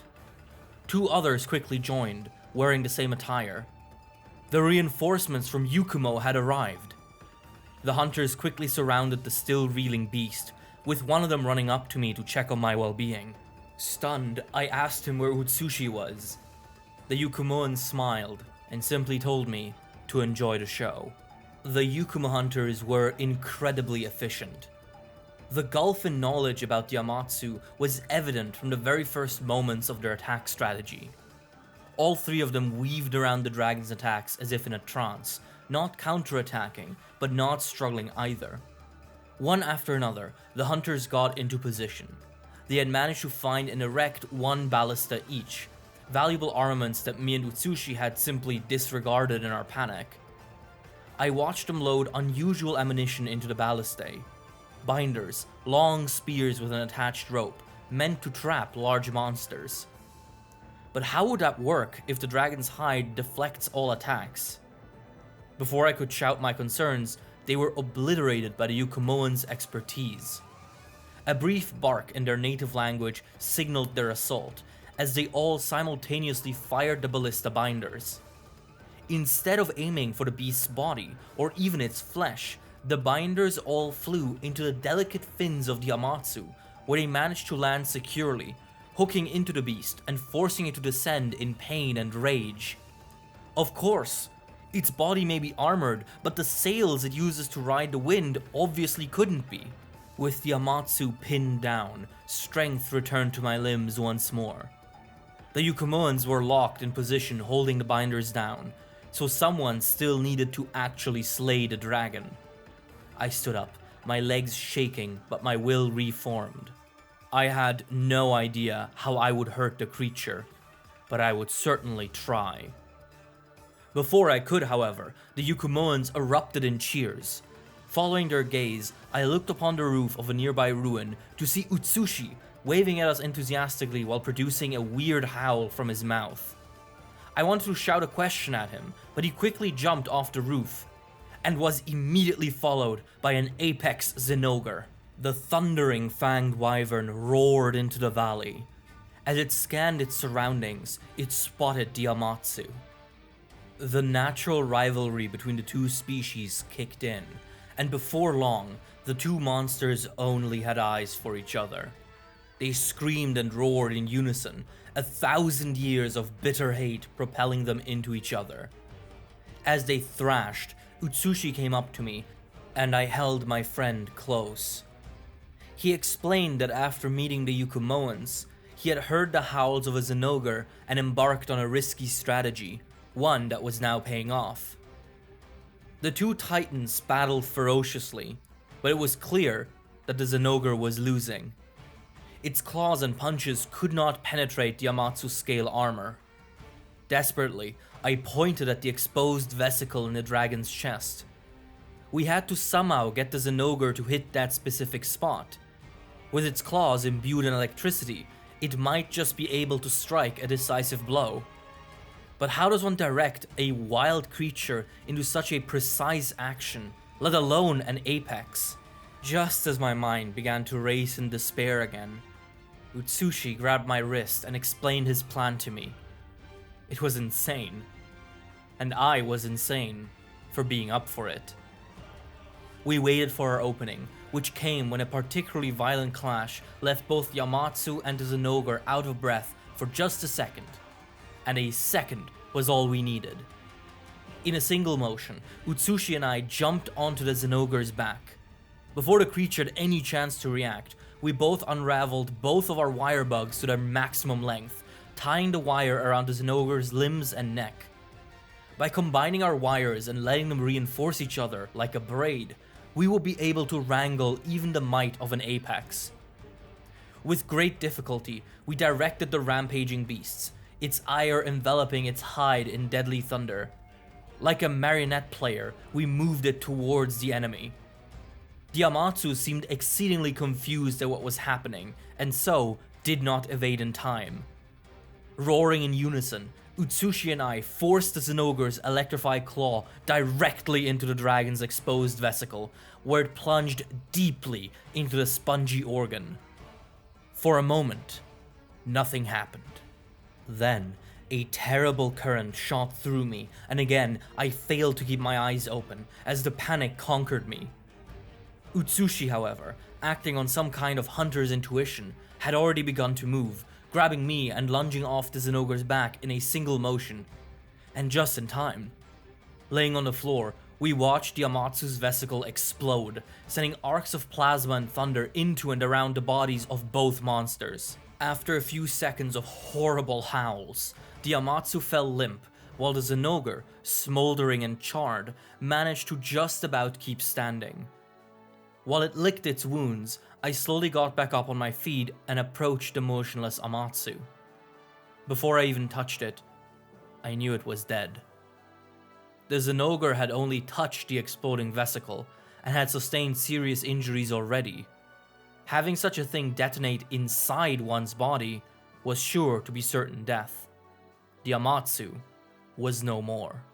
I gave Utsushi a thumbs up, but we couldn't relax just yet. The Zinogre was injured, but very much still present. I readied my blade, eager to make up for my weakness in the previous fight. The wyvern looked at us intensely, but did not move.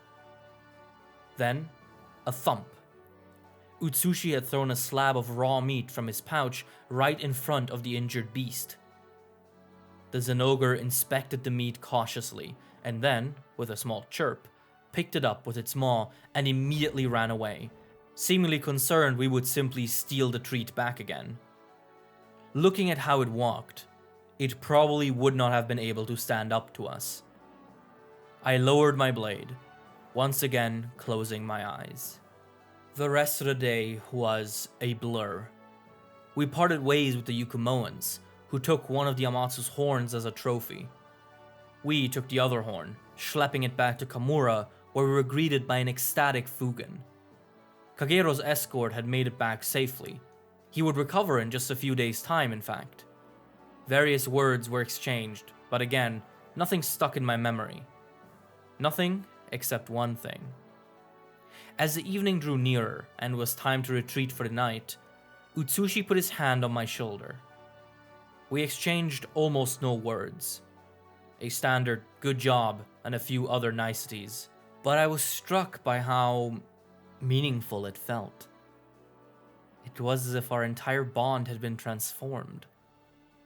I thanked him for his aid today and excused myself to my room, where I began writing this. That was hours ago, and I still can't sleep.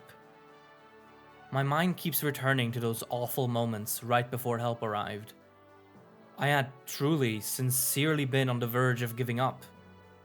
I had seen my lifetime of experience, my perfectly honed strength, my very essence be nullified by the sheer might of a single Elder Dragon. All I was not enough. It was only with Utsushi's help, the Yukumoan's help, the Zinogre's help, that I was able to prevail. It has become painfully clear to me that I lack something. I lack some kind of true strength, a strength that is only unleashed when others come to help me.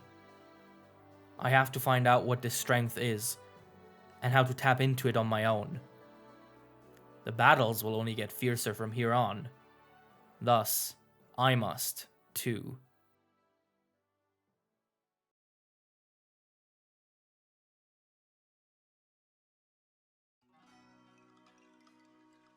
Alright, let's try writing a bit. God, I hope this doesn't make me seasick. It's been about 3 weeks since our battle against Yamatsu. Immediately following this and a few back and forth letters with Guild HQ, Both Utsushi and I had been promoted to Master Hunters, meaning we were eligible for hunting assignments from all guild jurisdictions, as well as all levels of presumed danger. Well, for me this was the second time achieving Master rank, but I was glad to have my fancier guild card back after it had been confiscated during my arrest. The Kahoot carrying our new guild cards also included a letter specifically for and about me. The envelope requested it to be read in the presence of the village elder, so I grabbed Fugen and opened the message. In it, the guild congratulated me on my seemingly well-proceeding rehabilitation. The letter, however, stressed that I still had a long road ahead of me if I wanted my old blade back.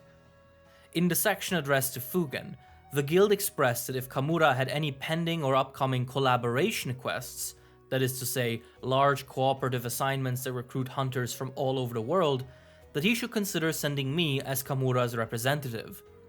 Forcing me to cooperate with people I don't know should prove adequate training for me, the letter argued.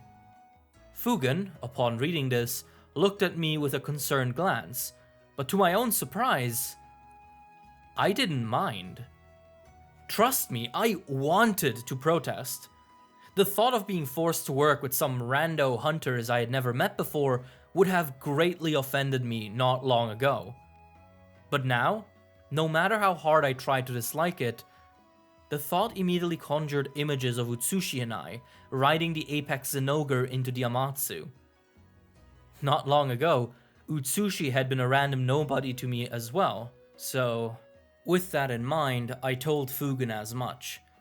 Happily, he told me that Kamura was indeed invited to 2 cooperative missions, one of which would be happening within just a few days. Unaware of what exactly I was signing up for, I happily pledged my cooperation. I was distinctly less happy when, merely 2 days later, I sat inside a tiny, rotting ship on a journey across the second largest known ocean and towards a continent fewer than 100 people had ever set foot on.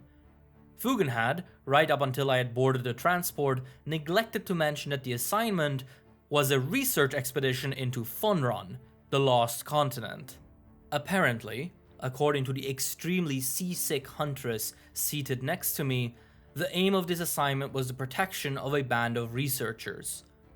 Fonron was, as most hunters know, a mysterious landmass that was simultaneously entirely devoid of active civilization and yet completely covered in traces of past civilizations. The entire northern half of the continent is essentially one enormous collection of ruins, entire cities and massive towers sitting in total decay, reclaimed by lush green jungles. Fonron was, in many ways, the holy grail of research. The fact that our mission was important did not really change my displeasure at being crammed into a floating can. As our journey would be quite long, I made an effort to scout out my prospective teammates. The huntress next to me seemed quite young, and it was probably her first Master Rank assignment. I made a mental note to keep an eye on her, see if I could help her in any way. Then, an older gunner, who had managed to fall asleep despite the rocky waters. Nothing to worry about here. Lastly, there was the true oddity of this mission, and the person I was most keen on observing. A young man with a thin beard, clad in bizarre armor that no blacksmith in Kamura or Dondorma would ever craft. Next to him lay his weapons, a set of odd dual blades that looked as if they were made of rose thorns. This was, without a shadow of a doubt, a frontier hunter. Frontier Hunters are a sub-organization within the Hunters Guild, working out of the Mesoporta city quarter in Dondorma. Their group is deceptively old, and when the separate guilds of the world came together to form the Grand Hunters Guild during the Great Unification, the Frontier Hunters of Mesoporta retained a lot more of their culture and habits than many of the other guilds that were absorbed into the Grand Guild. Specifically, Frontier Hunters specialize in hunting and investigating monsters that only exist in the margins of historical records, creatures that barely anyone even knows about. In order to do that, they wield bizarre weapons and venture into territories uncharted by the guild or any other institution. As such, frontier hunters keep their own records, their own hunter's notes, their own encyclopedia. They are an odd bunch, and while they are technically subservient to the Grand Hunters Guild, they are more so cooperative with them, but act mostly independently. Being a native Dundorman myself, I have seen them many times walking around the city, but those were always just glimpses. Here was an opportunity to see a true Mesoporta warrior in action. I could tell my other teammates thought the same, between the sleeping and the vomiting. Before long, we docked onto the shores of Fonron on a small makeshift pier. This was the landing zone for research vessels, having been hastily assembled not too long ago. The head researcher quickly collected us into a small barrack, where we were briefed on the details of our assignment. The goal of this current research effort was the discovery and recording of a mural said to lie deep within the Forlorn City, the largest collection of ruins thus found on Fonron. The mural's existence was supposedly mentioned in a few old texts, and the head scientist, as well as a painter, would endeavor to find it and copy it, such that it may be studied extensively across numerous laboratories. The journey to that mural's approximate location would take 1 day on foot approximately, and for the duration of that journey, we hunters were tasked with protecting the scientist and the painter. The leader of this operation would be the frontier hunter, as he had been to Fonron before and knew the terrain well. After this brief introduction, we packed our things, readied our supplies, and began our journey not even 2 hours after docking. Trekking through the thick forests of Fonron after a long ship journey was not my idea of relaxation, but I knew better than to complain. I was here to learn to cooperate, after all. I didn't really take any notes during the quiet part of the mission, as I instead focused on socializing. My partners, who all kindly asked me not to record their names here, were a pleasant bunch. The old gunner showed us etchings he had made of his young granddaughter. Ugly little thing, but I didn't tell him that. He hoped that she wouldn't follow in his footsteps and instead take on a more peaceful profession. The huntress, meanwhile, was a lot spunkier on land than she had been on the sea, jumping at the slightest noise, ready to prove herself. Yet it was not mere youthful vigor, as her words and tales of her hunts were doused in the tones of genuine awe and passion. The quietest of the group was our leader, the frontier hunter. He was kind and friendly, but he did not speak much. Perhaps his duty as guide and protector weighed on him. The journey went without any troubles until we reached the Forlorn City itself. Emerging out from the thick forest, the sight of ruins stretching across the entire horizon was quite spectacular. What was less so was the sight of a trembling, snoring brown mass stretched out right in the middle of our path. I had never seen a wyvern like this before, covered in large orange spikes and thorns. Paying my confusion little mind, I readied my blade to wake up the beast. After all, it was in the way, and due to the ruins, there was no easy way to circumnavigate it. But the frontier hunter stopped me and quickly offered us all a brief explanation. This was a flaming Espinas, he whispered, a monster that is well known to Mesoporta. According to him, there's almost nothing that can penetrate the hide of a resting Espinas. My sword would just bounce right off. The trick is to annoy the beast, such that the increased blood flow softens its hide, and then striking a decisive blow. We were all also warned of the creature's terrible flame breath, which produces poisonous vapors as well as splashes of corrosive acid. Truly an awful beast. Armed with this knowledge, we prepared our move. We instructed the scientist and the painter to stay back, while the four of us quietly and carefully began placing barrel bombs near the flaming Espinas' head. Once we had sufficiently rigged the wyvern with explosives, we all took cover as the old gunner detonated the bombs from afar. With an awful screech, the beast awoke, furious at the disturbance. The explosion may not have actually hurt it, but its shockwave and loud sound must have at least been extremely irritating. And indeed, the flaming Espinas seemed irritated. The brown beast immediately charged at us, its massive horn ready to impale us for our insolence. We did our best to dodge and continue our assault of annoyance. Stun bombs, sound bombs, pellet clusters, the whole menu of annoying tools and weapons. As its ire grew, the flaming Espinos began peppering the area with its terrible fireballs, threatening to engulf us in purple poison smoke. Luckily, my wide sword allowed me to fan the fumes away from us rapidly. Its inability to hit us visibly frustrated the wyvern, until its veins became visible through its trembling skin. I wanted to call out and announce our opportunity when suddenly a flash of light passed by me. The frontier hunter had not hesitated for even an instant, barreling towards the beast using speed and movements I had never seen before, the unique combat style of Mesoporta. As if propelled by an invisible wind, a dancer of the gale, the frontier hunter soared towards the flaming Espinos and struck it down with a single blow. The beast's softened hide cracked under the sheer power of the hunter's dual blades, and with a loud thump, the flaming Espinos fell limp. We did not stop to celebrate our victory much. The frontier hunter carved a few materials from the Espinos, but after that, it was high time to resume our journey. Night was approaching quickly. In fact, before we knew it, darkness enveloped us. Seeing the ancient ruins under the pale moonlight was one of those experiences I don't think I'll ever forget. The cold shimmer of the night shining upon what once was a thriving civilization. It had a strange melancholy to it. To those that had lived in it, this city must have seemed eternal, just as Dondorma once seemed eternal to me. And yet, time came for all, eventually.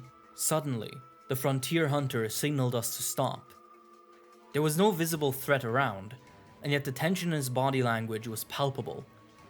He was hectically looking around, as well as glancing at the massive full moon and swearing. He barked at us to get into defensive positions, which we did with ample confusion. There was nothing there. Except there was. As we stood there in tense silence, we could hear it. A soft, rumbling breath, as well as gentle, careful steps. The rarely heard sounds of an ambush predator. From the direction of the sound, it was clear that this thing was encircling us. I had a hunch on what it could be. This hunch was soon confirmed as a few clouds moved in front of the moon, blocking its faint light. As the moonlight faded, a blurry figure became visible, a large flying wyvern. A Nargacuga. Running into a Nargacuga here was not particularly surprising.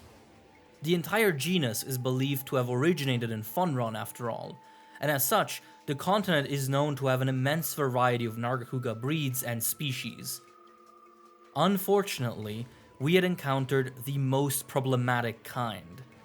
A lucent Nargacuga, a rare species covered in specialized fur that allows it to bend moonlight to become invisible.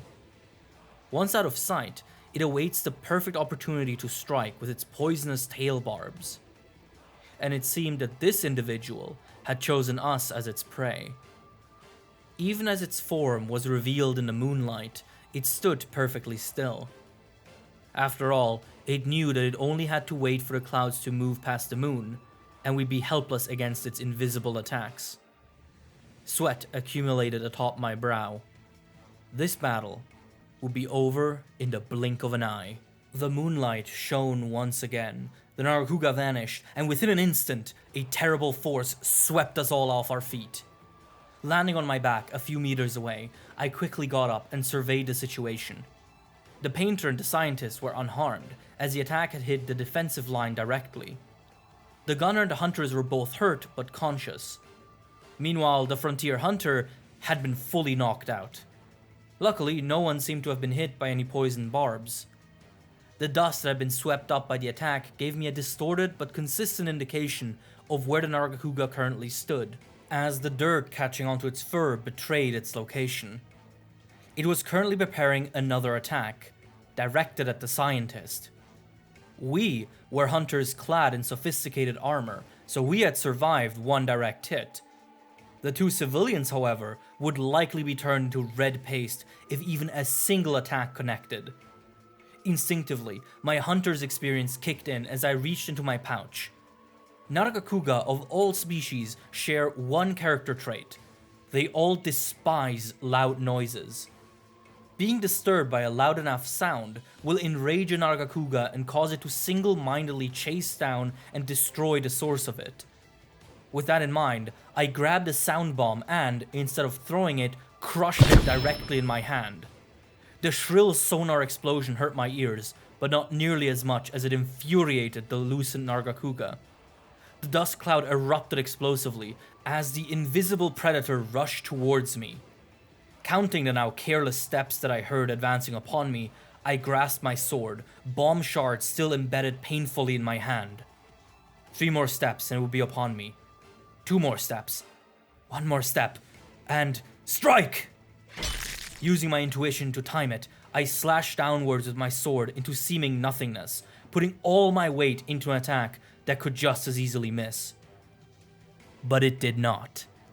As my sword descended, it suddenly got stuck in thin air. The characteristic sound of a splitting skull was followed by a pained howl, bookended by a loud thud as the still invisible Nargacuga fell to the ground, dead, with my blade stuck in its head. There were no more incidents after our encounter with the lucent Nargacuga. The frontier hunter quickly came to me and profusely thanked me for handling the situation.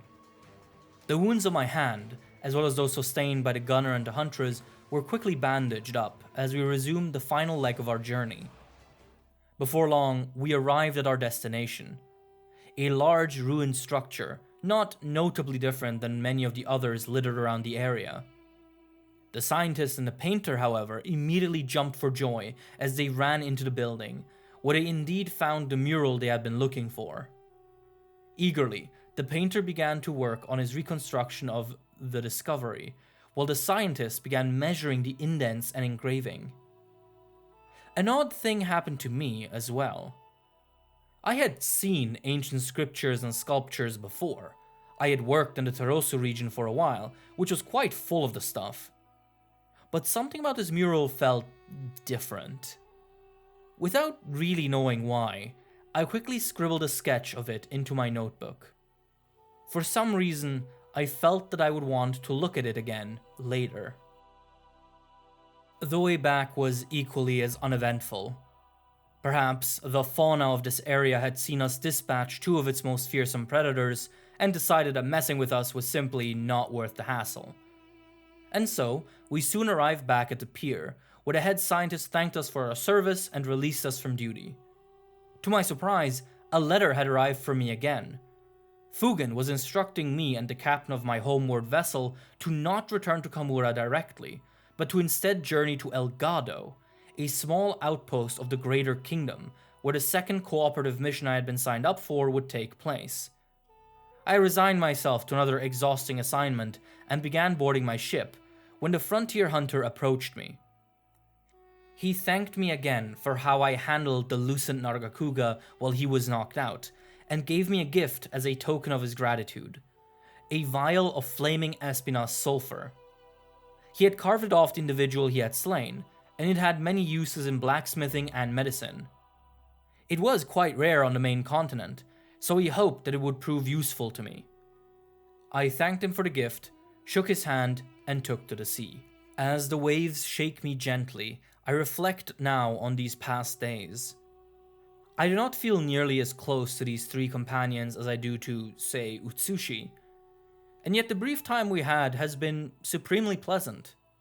I even got to regain some of my confidence during my encounter with the lucent wyvern. Perhaps I truly am changing. But I feel like I cannot give this topic the attention it deserves, because another thought is gnawing at me. I simply can't get the image of the mural out of my head. I keep looking at the sketch I made of it, mesmerized by it despite how terrible my artistry is. The only truly recognizable part of the mural were 2 flying wyvern, positioned in prayer or panic. Beyond these 2 figures, the mural gets increasingly bizarre. At the feet of the wyvern, a hole is depicted, a gaping circle of darkness. And out of that chasm seem to emerge angels? Whatever they are, they seem to come in swarms, with two of them seemingly attaching themselves to the wyvern. Above all of them soars another angel, enormous in size, all enveloping. This image means nothing to me. I cannot find any meaning in it. And yet, it is magnetic. I cannot help but find my eyes fixated on the weird, winged creatures this mural depicts.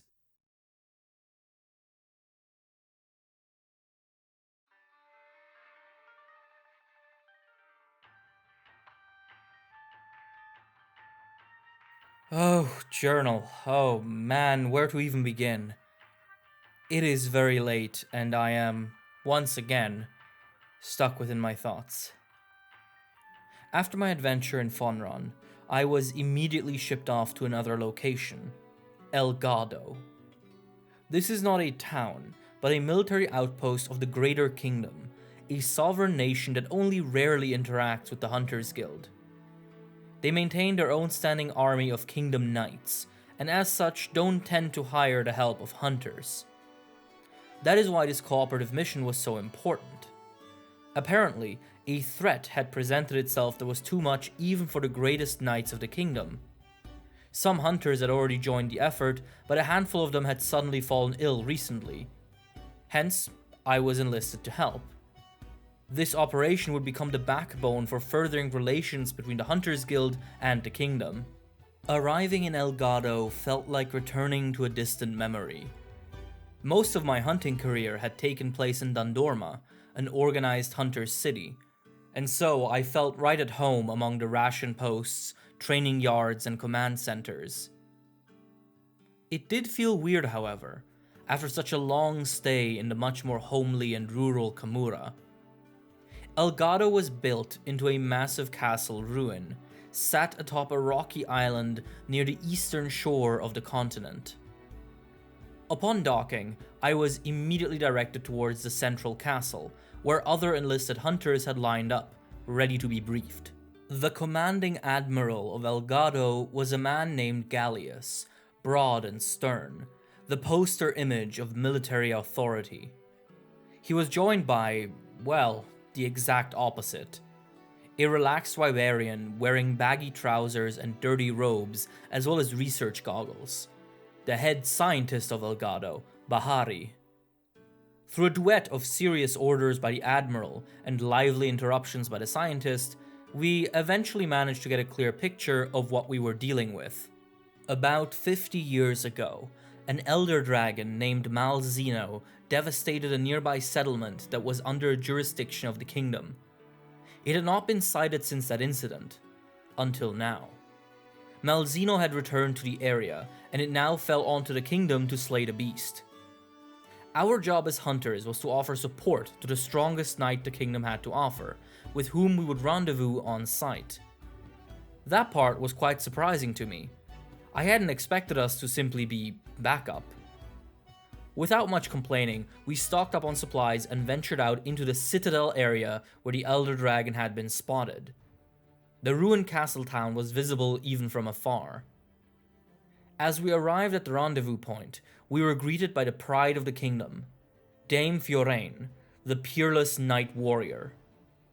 I was surprised by how friendly she was. When one hears of a warrior so fierce that their name is invoked as a monster repellent, one imagines silent legends, stoic war heroes. But no, Fiorane was kind and mild-mannered, explaining the situation concisely and listening to our questions and concerns attentively. The plan was as follows. The Malzeno was, at the time, strutting around the castle grounds, seemingly unaware of our presence. Fiorane was certain that she could slay the dragon, but she needed us to counter the Malzeno's secret weapon. According to records from the attack 50 years ago, the dragon can move at impossible speeds, so quickly that it seemingly vanishes. However, those are bursts of speed. It cannot keep that speed up, and it seems to need a target to burst towards. By forming a perimeter of warriors around the beast, we were to limit its movements and direct it towards Dame Fiorane, who would be able to vanquish it. An insane plan, but Fiorane's demeanor inspired confidence in all of us, including me. We all got into position. I drew my greatsword and waited for a signal to be fired. Without much delay, I heard the beasts roar and jumped out of my hiding spot, taking my spot on the perimeter. The Malzeno was a terrifying creature. Pale silver scales and golden horns contrasted with the crimson webbing of his hood and wings. But most notable were the pulsating red masses on its neck and arms, bizarre growths that seemed to flutter with a life of their own.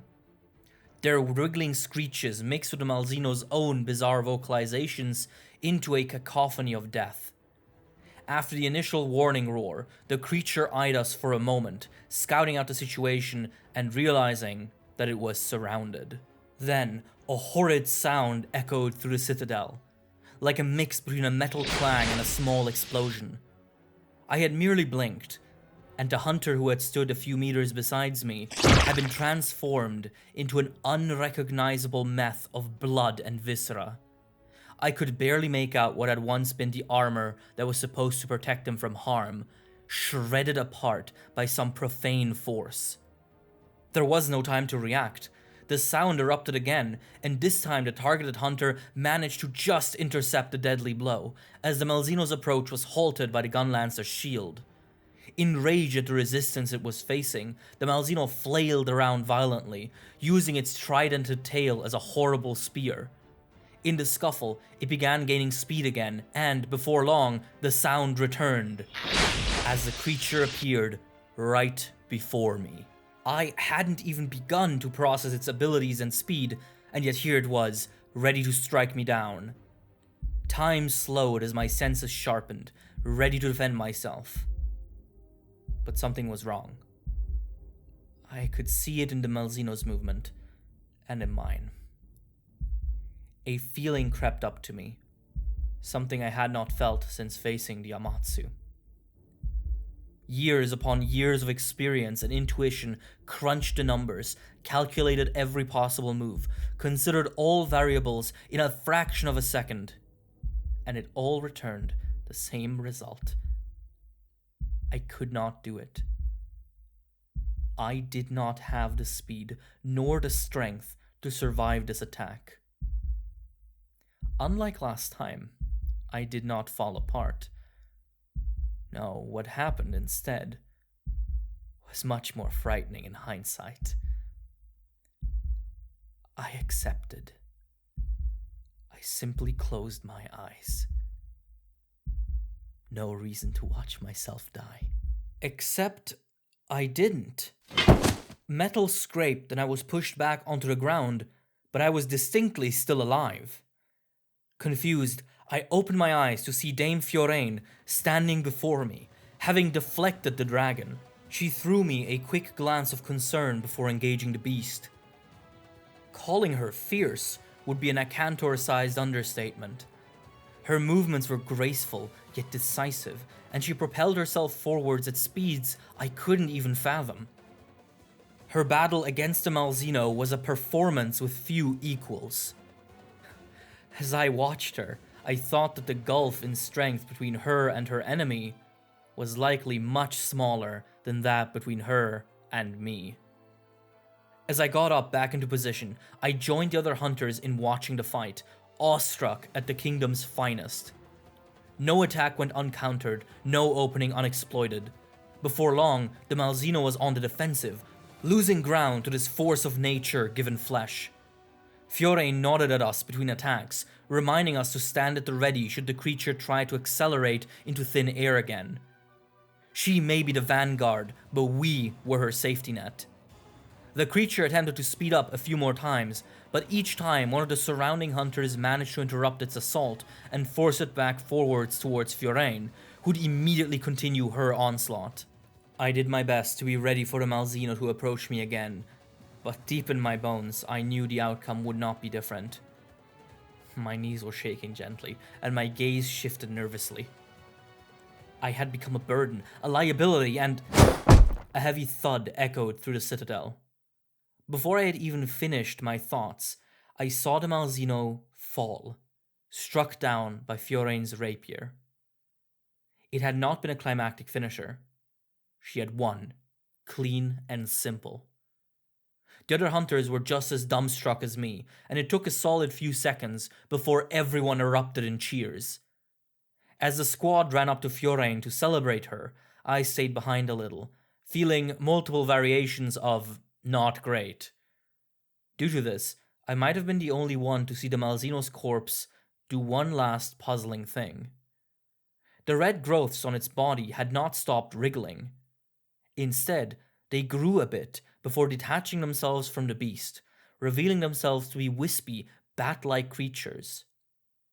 As they flew away, I couldn't help but feel that they looked familiar. After the Malzino had been slain, Elgato alighted in festivities. Ale flowed aplenty, and the feline cooks of the castle outdid themselves with their roasts and mashes. It was, all around, a jolly night. Everyone was out and about having fun. Except for me, of course. Surrounded by merriment, I sipped my ale by myself, unable to pry myself from the images of the battle. As the evening had progressed, a few knights and workers of Elgato had come up to me and thanked me for my help in the fight.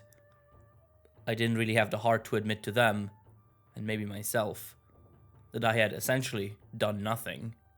I kept thinking back to that moment. When the Malzino attacked me, I had instinctively known that there was nothing I could do to equal it. But I had actually felt that exact feeling one more time during the mission, when I saw Fiorane.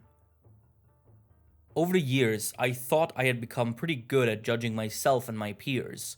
I would see a fellow hunter perform a new move and immediately begin thinking on how I could do it too, how to twist my body and tense my muscles to get the same result. But looking upon her, I felt truly outclassed.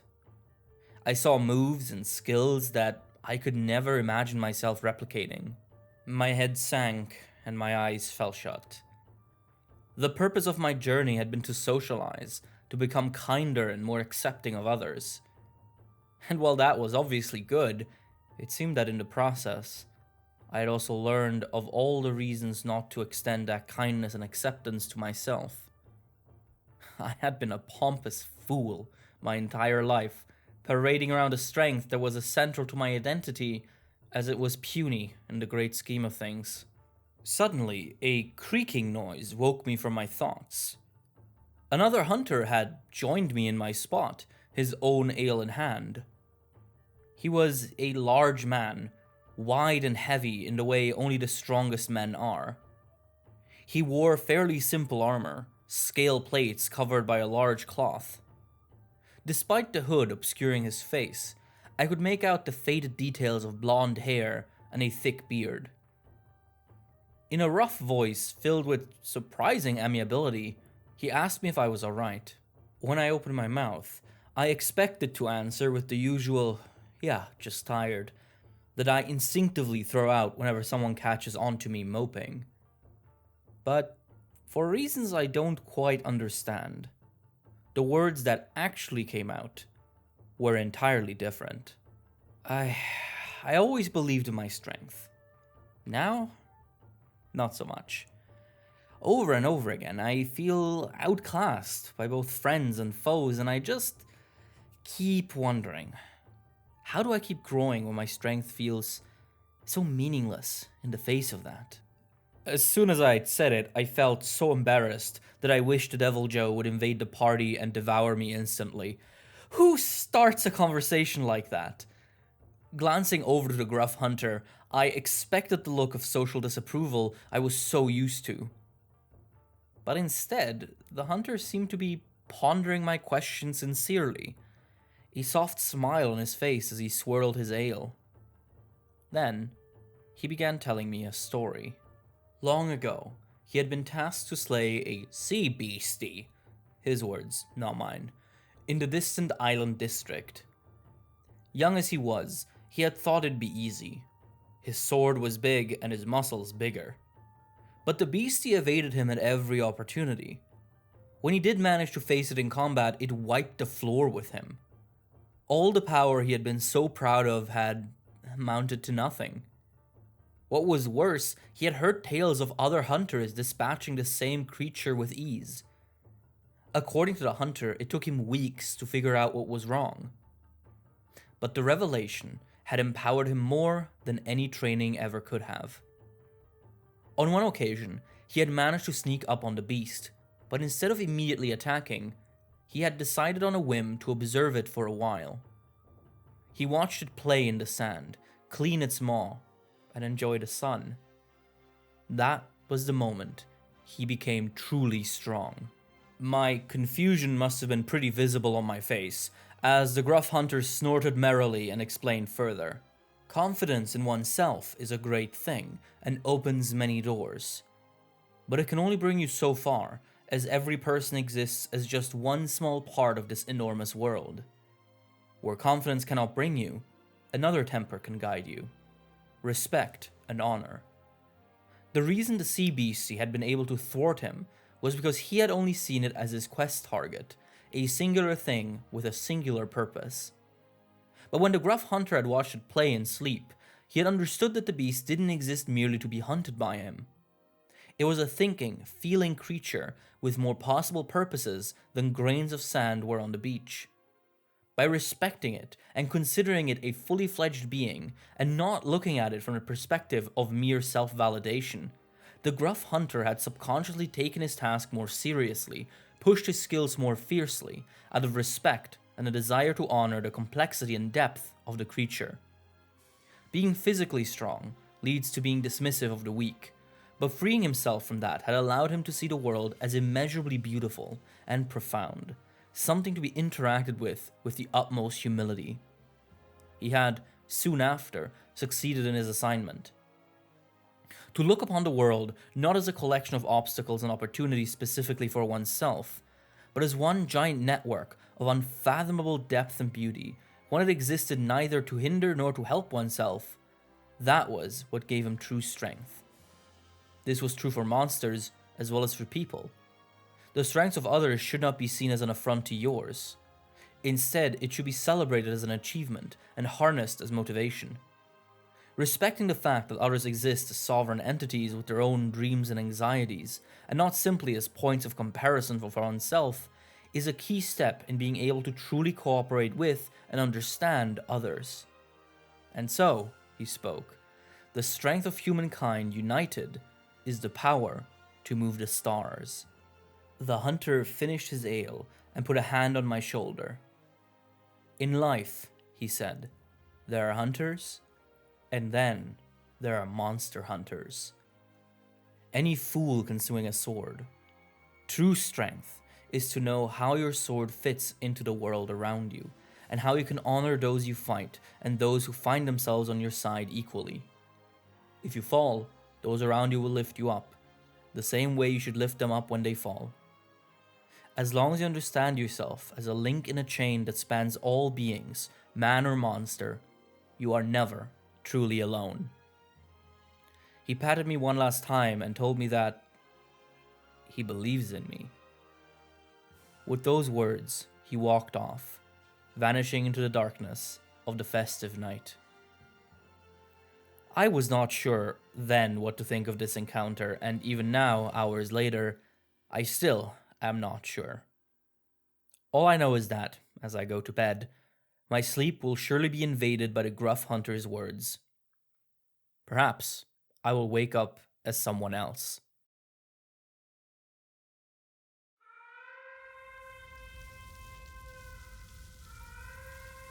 Yeah, so I did in fact wake up to something fairly dramatic. It was, however, not a deep moment of personal growth. Rather, it was the sound of the alarm, which rang through the early morning hours and alerted all of Elgato.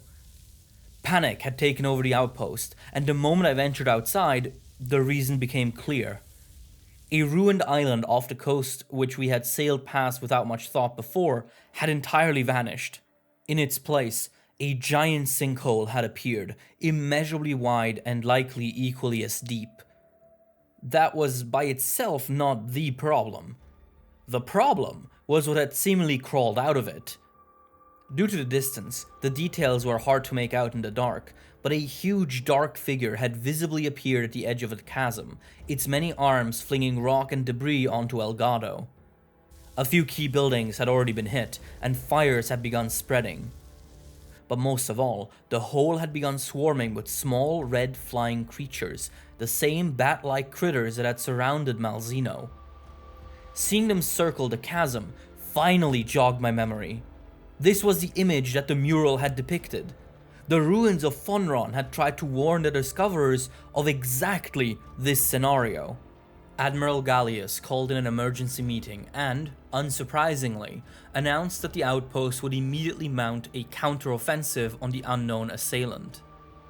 I immediately piped up and explained what I had gathered, showing them the sketch of the mural as well as describing the flying creatures I had seen detach from and leave Malzeno's body. Bahari the scientist pondered that in the kingdom, an old legend tells of the archdemon who emerges from the abyss to command an army of 1,000 bloodsuckers, directing them towards the ruin of all that is good and just. Gallius quickly dismissed the chatter. The only thing that mattered was to eliminate the threat. According to him, Elgato did have a weapon that could probably kill the giant creature, but it would need some time to be ready. Time in which the creature could raise Elgato to the ground. Thus, the plan was to send a small group of hunters in first, who would try to keep the monster occupied, and prevent it from throwing more rocks at the settlement until the weapon was ready. Naturally, Fiorane volunteered, and before I could even think about it, my hand shot up. I would go too. Ultimately, only Fiorane and I were sent in, since this was merely a distraction mission. As our boat approached the chasm, the creature did something strange. It stopped throwing rocks and began descending back into the hole. Was it asking us to follow it into the abyss? Either way, we could not turn back. We had to keep it busy and couldn't afford it re-emerging before the weapon was ready. And so, we descended as well. The abyss was surprisingly spacious and luminous. The sun had begun to rise, and its soft rays illuminated the giant chasm. Unfortunately, they also gave us a better look at our adversary. The monster was simply enormous, even larger than all of the Ukanlos I'd ever seen. Its blue skin looked fleshy and wrong, and its limbs were uncomfortably disproportionate. Its wing arms were enormous, and had been what the creature was using to launch the rocks at Elgato. Its face was even worse.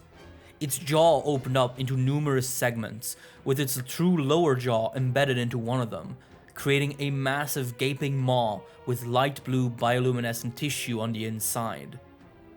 Its short horns and glowing red growths all across its body truly crowned it the archdemon of the abyss. There was no time for extended poetry, however. As soon as we touched ground in the chasm, the massive creature roared, and the red bats surrounded it rapidly. Fiorane and I quickly readied ourselves and entered the fray.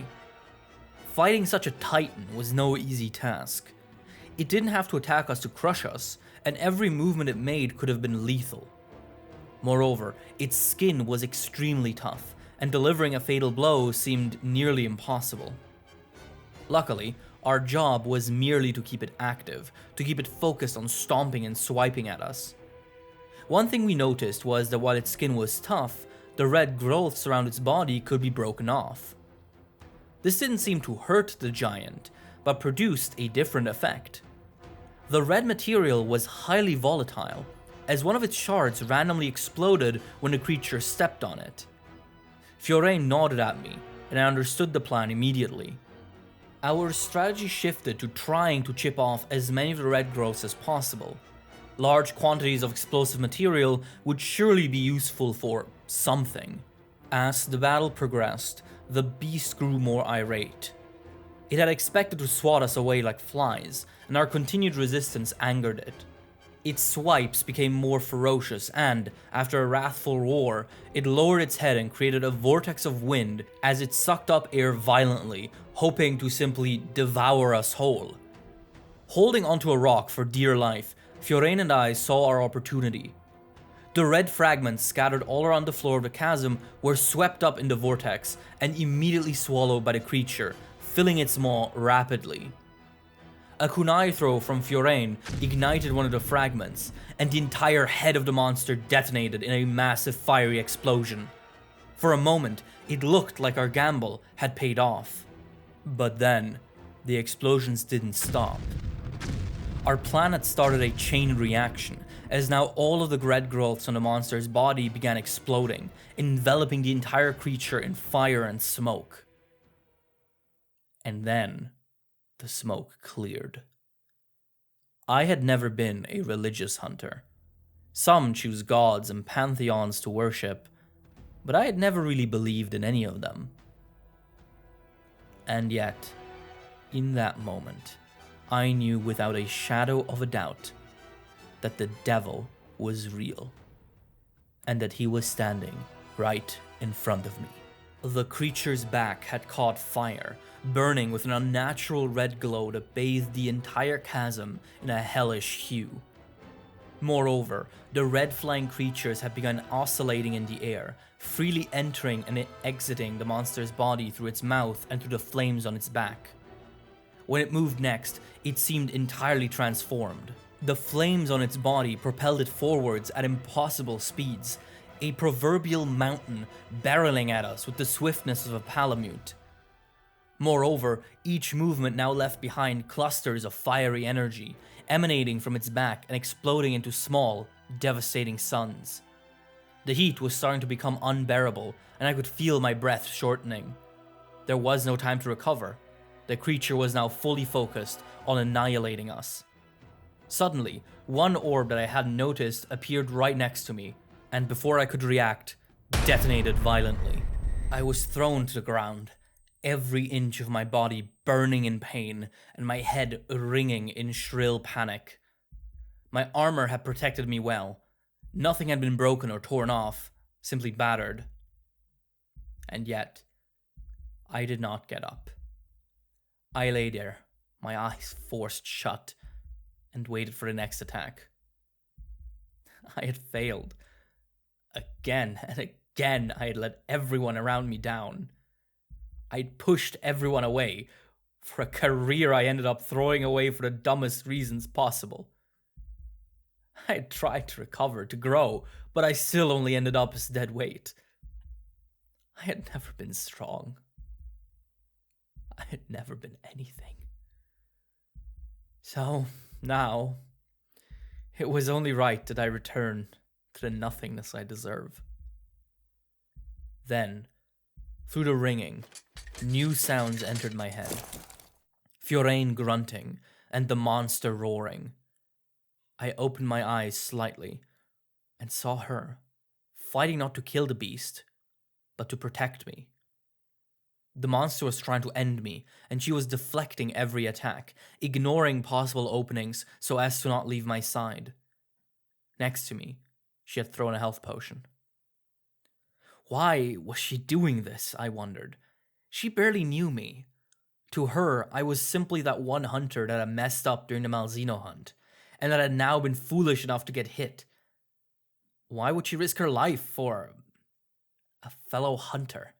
Because that is what we do. My head filled with a strange voice, not unlike that of the gruff hunter. Because we are all in the same boat, living beings doing our best. As long as you understand yourself as a part of that, you are never truly alone.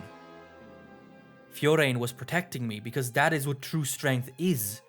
To value the world around you unconditionally, to cherish and protect that which is within your grasp, and to help and learn from others, be they closest friends or random strangers. Animated by these feelings, I forced myself back on my feet. I drank the potion, and I stood my ground. And most importantly, I kept my eyes wide open.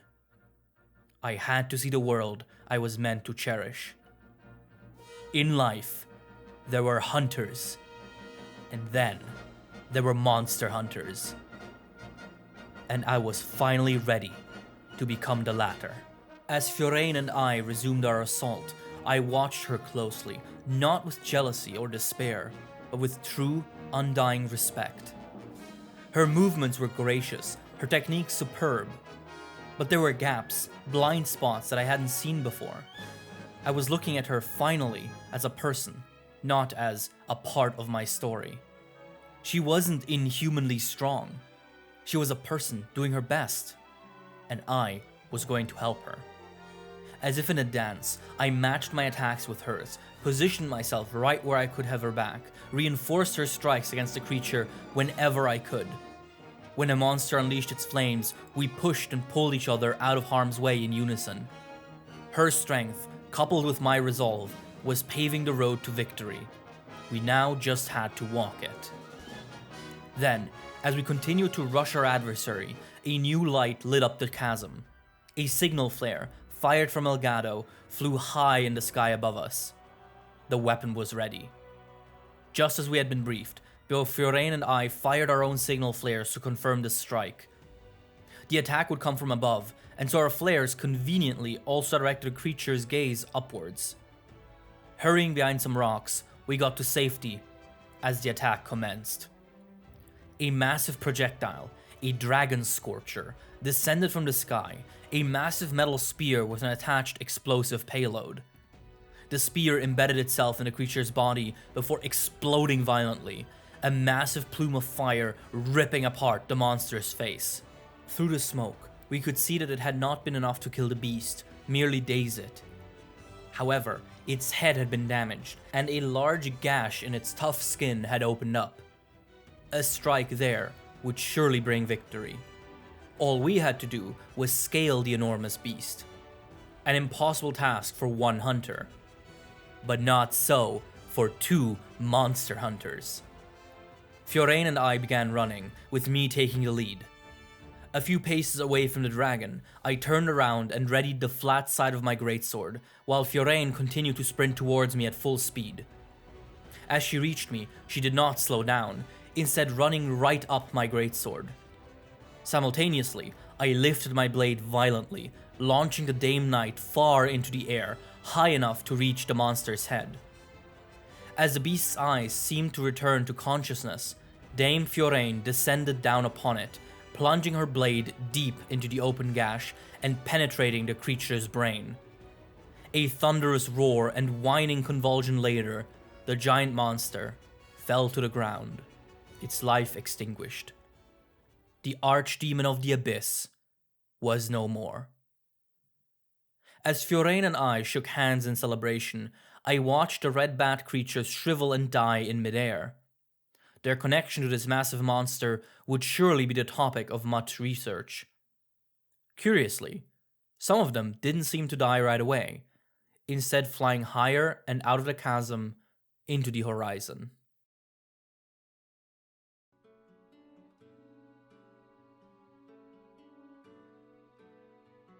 I cannot tell you how glad I am to be writing an entry without having just gone through life-altering trauma shortly before, for once. It's now been roughly 2 weeks since we fought the Archdemon. In that time, the guild managed to classify both it and the critters it controlled. The big boy is now officially called Geismagorm, categorized as an elder dragon, and the bat-like creatures have been named Curio. As you can imagine, the aftermath of the fight was full of research and classifications such as these, and surprisingly, I have been enjoying it quite a lot. Shortly after we slayed Geismagorm, I actually approached Bahari and volunteered to aid with the research efforts surrounding the Curio, partially because I felt newly motivated, and partially because I felt compelled to learn more about these bizarre creatures. Bahari seemed quite surprised at the suggestion, especially coming from me, but was ultimately very happy to have consistent help. Together, we began unraveling the mystery of the Curio. To do so, we analyzed 3 samples: a dead Curio, tissue from Geismagorm's mouth, and a collection of materials gathered from Malzeno's corpse. These were the keystones of our investigation, and they almost immediately began yielding insights. The Curio are a species of parasites that predominantly live in the underground tunnels deep beneath the surface. They have vestigial eyes, wispy wings, and a round mouth filled with countless sharp teeth, reminiscent of the maw of a lamprey. Using these teeth, They can latch onto any living creature and begin sucking its blood. Uniquely, they seem to possess the ability to convert the blood they suck directly into a sort of ephemeral energy, the red flames we had seen erupting from Geismagorm. This ability, as well as their physical fragility, makes the Curio ideal candidates for symbiotic relationships. Such, that is how they relate to the Geismagorm. The large Elder Dragon allows the Curio to nest in and on its body in safety, and in return, the Curio venture out, returning with copious amounts of converted life energy which they share with their host. This relationship informs the Geismagorm's lifestyle. While it generally lives underground like the Curio, it doesn't seem to hunt. Instead, it periodically digs up massive chasms to release swarms of Curio, which attack and convert all surrounding life into energy for their master. While our findings had made sense thus far, one issue was Malzeno. While it was visibly covered in Curio and their bites, the parasites had not been weakening it. To the contrary, the Curio obeyed its commands and empowered its attacks. How was that possible if Geismagorm was the host? What made this more complicated was the cultural history of the Malzeno. In the region, it has long been known as a forest guardian, a stern but well-meaning protector of the land. How exactly did such a beloved creature turn into the bloody monstrosity Fiorane faced not long ago? The answer presented itself from an unlikely source. An old historic record dated to just before Malzeno destroyed the Citadel. In it, the local doctor at the time described a mysterious epidemic that appeared out of nowhere, a plague that took a few dozen lives. The symptoms seemed fairly normal: fever, weakness of the limbs, nausea, except for the fact that the afflicted skin becomes bathed in a dark red hue, seemingly unrelated to blood flow. Additionally, the infected would grow aggressive and violent, flailing around with no regard of their own well-being. The doctor noted that this disease was a considerable anomaly. Upon reading this report, Bahari perked up. Prior to the slaying of Malzeno, numerous hunters had fallen ill, the reason I had been enlisted as backup in the first place, and their symptoms had been identical right down to the red hue on the skin. They had only been cured by a special antidote made with Espinas venom. Taking a blood sample of the recovered hunters and comparing it to the saliva extracted from the Curio confirmed our suspicion. The Curio carry in them a deadly virus, likely involved in how they convert blood into energy. This virus is what actually kills their prey. There was even an explanation for why no Curio had been seen during the outbreak described in the old text. We had already found Curio with drastically different sizes and shapes, some as big as a cat and others as small as a marble. Would it be that crazy to suggest that juvenile Curio are too small to be easily seen by the naked human eye, and that it was such a juvenile swarm that triggered the original outbreak all those years ago? But so, how did Malzeno fit into all of this? Another fluid comparison provided the final clue. By exposing samples of Curio saliva to both the antidote and the recovered blood of Malzeno, revealed that they both severely weakened and dissolved the Curio virus. Thus, the Malzeno must have developed some kind of antibody in its blood to survive the attack of the Curio. Seeing that they couldn't kill him, the Curio might have decided to take the Malzeno as their new pseudo-host. Thus, we constructed our core theory and timeline of events.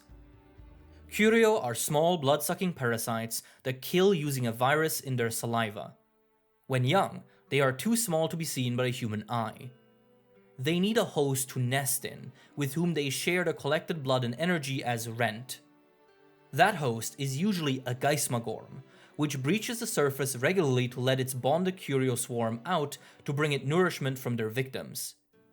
50 years ago, this happened, and a swarm of juvenile, invisible Curio swept across the land. Initially, this led to sickness and death in humans, but the enormous Geismagorm likely need enormous amounts of energy to maintain their size. So, the Curio moved on to monsters, which became violent and aggressive as a result of the virus, overrunning and destroying the Citadel in the process. The exception to that was Malzeno, who seemingly actively battled the Geismagorm as described in many local legends. The Malzeno managed to push back Geismagorm, but not before being itself infected by the Curio.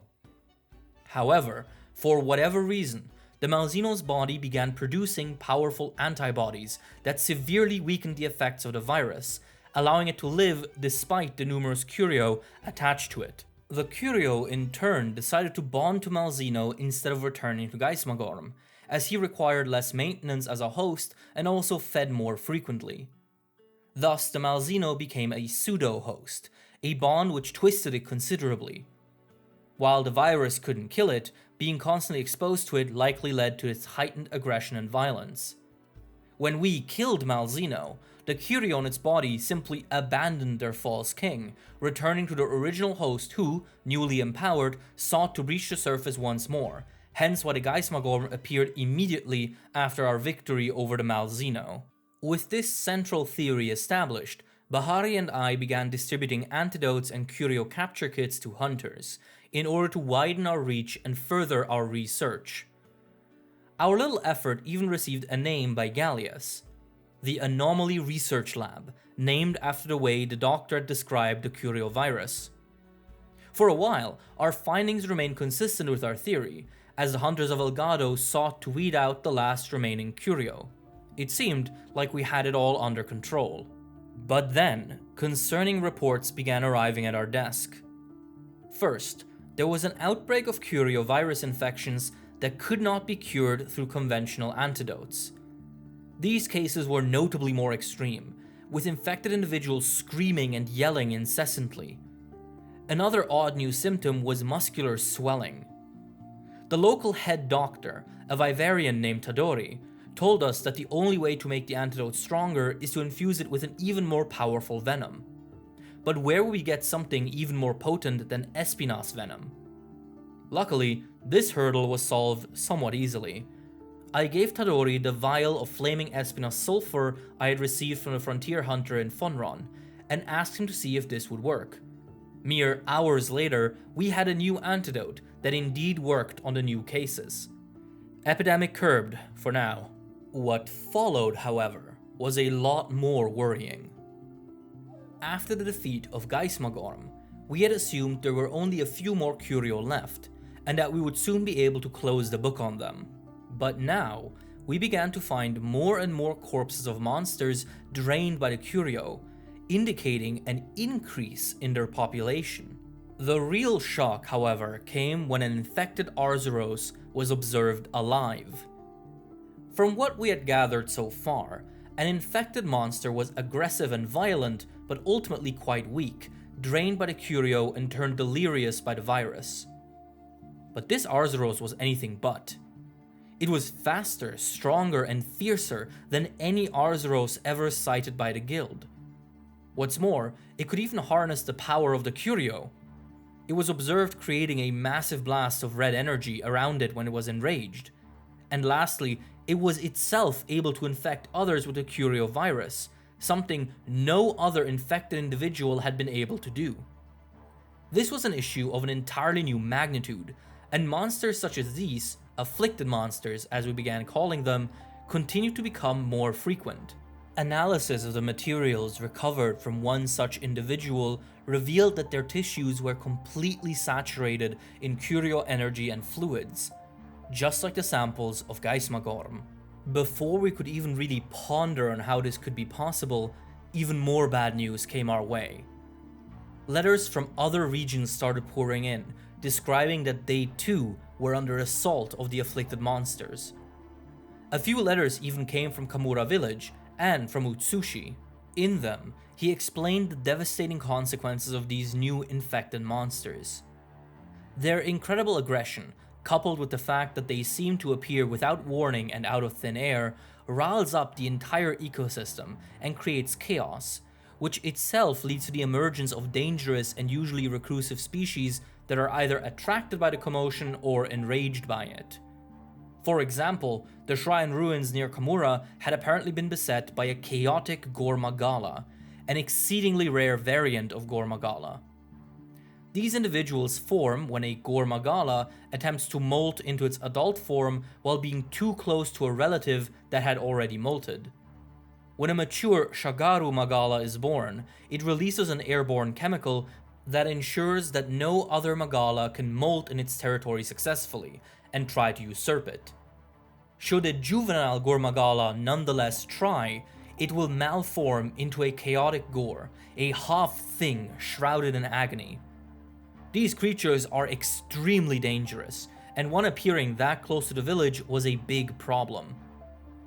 Another report had discovered the presence of seething basil geese and metal rafts in the areas near as well, further compounding the severe knock-on effects on the environment this plague was having. One researcher even claimed to have seen a Velkhana on the Frost Island archipelago. If this epidemic was about to catalyze Elder Dragon activity, we were in big trouble. There had also been some unexpected benefits, however.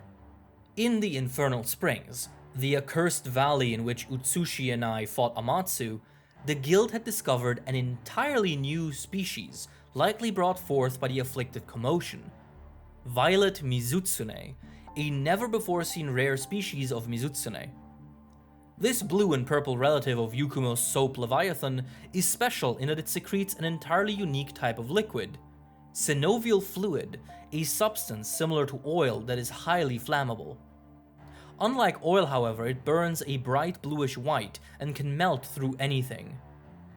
This fluid can also be used to combat curio infections, as was discovered by Kamuran doctors. Utsushi had thus included a box of vials full of the stuff, asking us to synthesize an even more powerful antidote for the boys on the front lines of the crisis. So, that is where we are at. Afflicted monsters are running amok, while powerful variants and rare species are emerging to join the chaos. And connecting all of that is the Curio's new strange behavior. Their empowering of afflicted monsters, the new virus, their growing populations. It all led to one conclusion, one that I had shared with Bahari earlier today, one that we both, with great horror, had to admit was probably correct. The Curio were transforming, speciating, evolving into a new, more powerful variation. And who knows what awaits us at the other side of that evolution.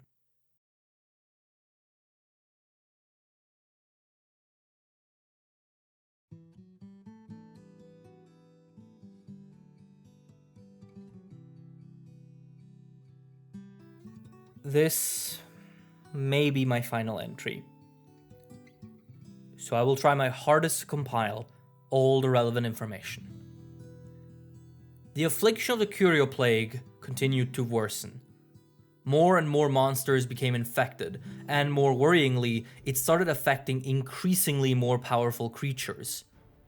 What initially began as a disease mostly spread in Arzuros and Volvidon now also ravaged Astalos and Zenogre.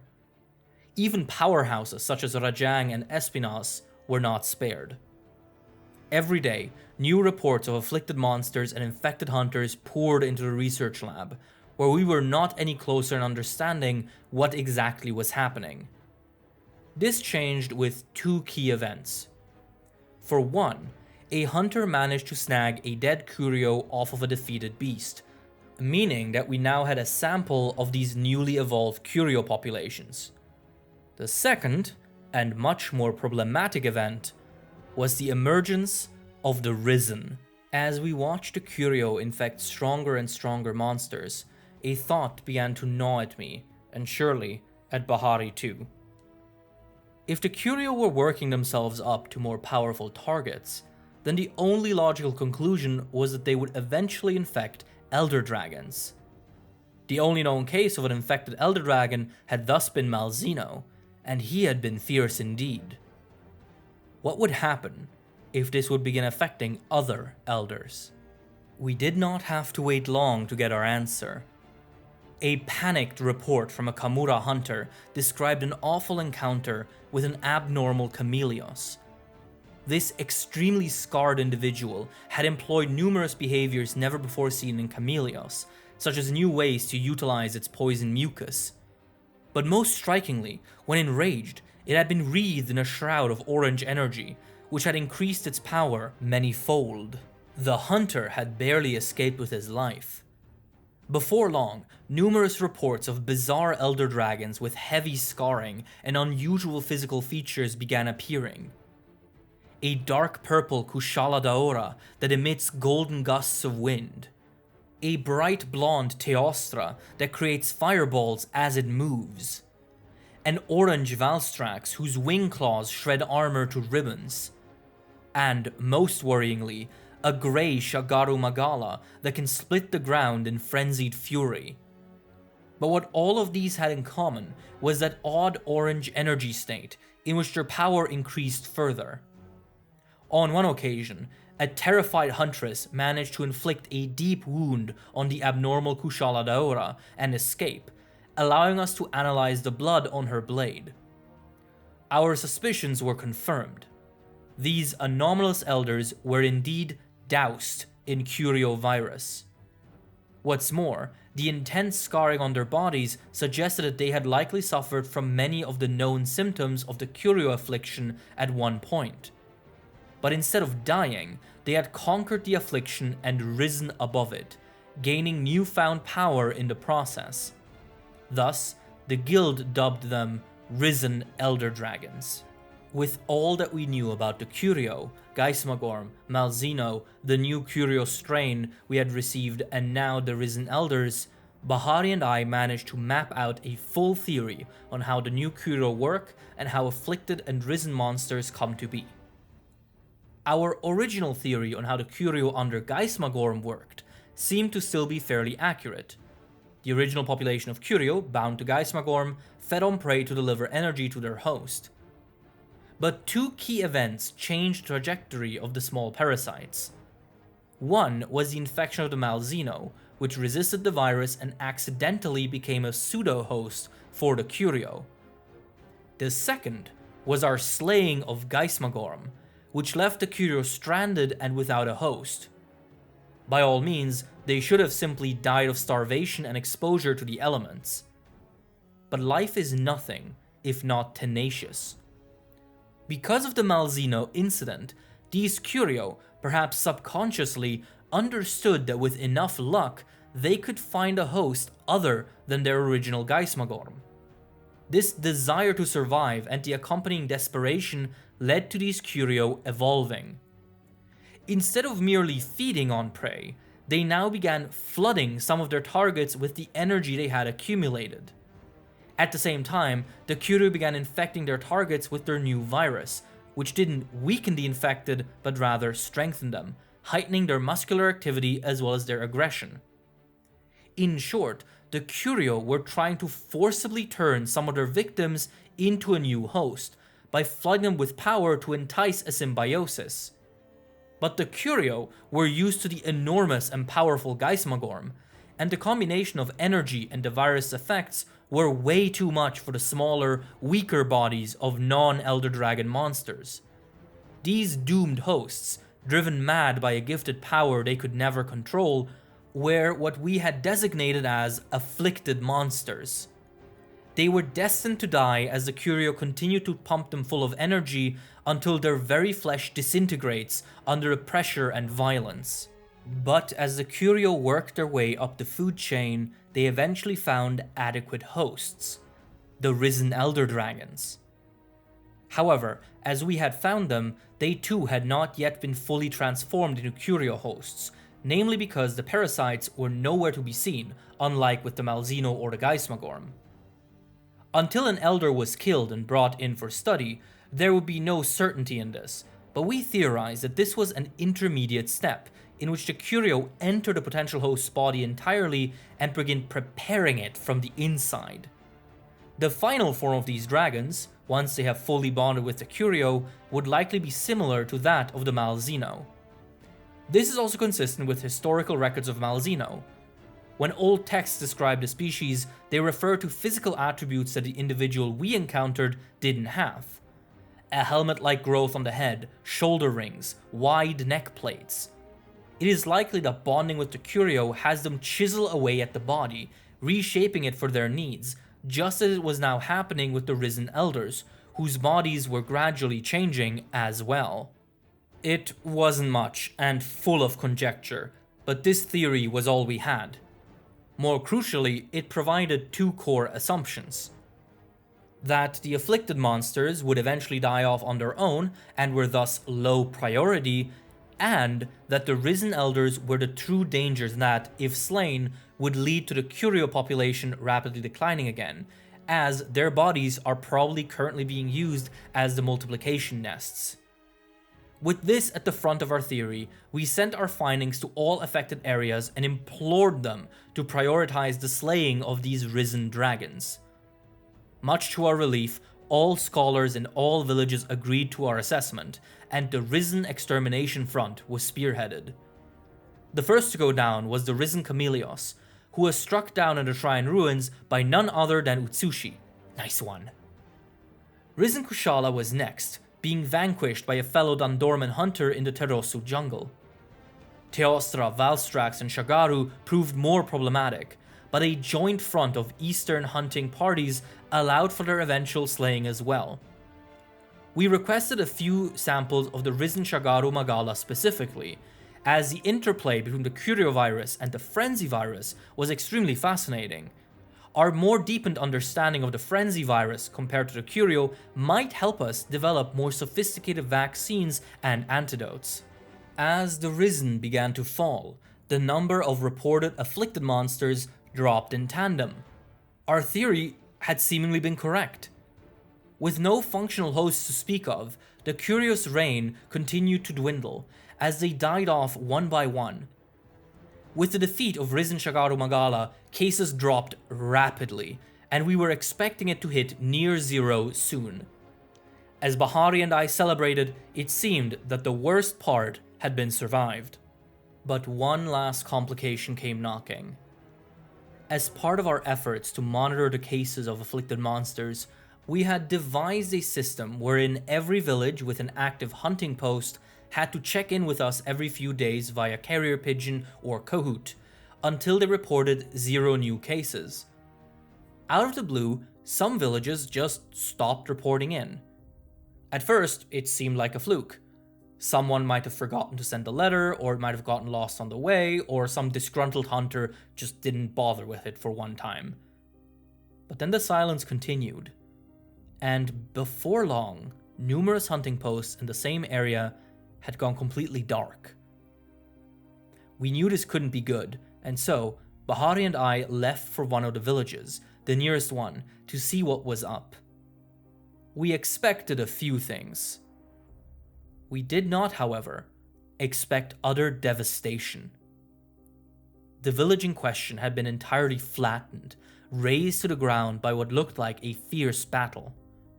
Houses were split in two, fields were scorched, roads annihilated. Bodies littered the place. But more eerily, the area was littered with dead Curio. While they die of hunger and exposure fairly quickly, it is fairly hard for a human to kill the nimble and evasive parasites.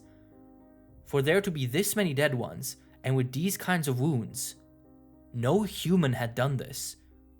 This was the work of a monster systematically killing off the Curio. As we made our way through the ruin, we found a single hunter who was still alive, stuck under rubble and severely dehydrated. As we pulled him out, he repeated a single word, one name emerging from his croaking lips. Malzino. After securing the survivors of the villages, an emergency council was convened at Elgado. Gallius and Bahari spoke of what the hunter's words implied. Seeing the size and shape of the wounds and damages to the towns, as well as the presence of so many dead Curio and the eyewitness reports, suggested that this was another Malzino. One that didn't control the Curio, but one that fought them so fiercely that their battles destroyed entire villages. The old tales tell of the original guardian of this land, and many of the reports on these incidents seem to line up with the descriptions of the old dragon. This was, most likely, a Malzino that had never been infected by the Curio, and that had spent the last 50 years fighting the affliction after Geismagorn's appearance. But now, with these new, desperate Curio, it was fighting more ferociously than before, its temper agitated by the newly increased danger. If the Curio managed to bond with this Malzeno as they did with the other one, it would kickstart the entire plague again and set us back tremendously.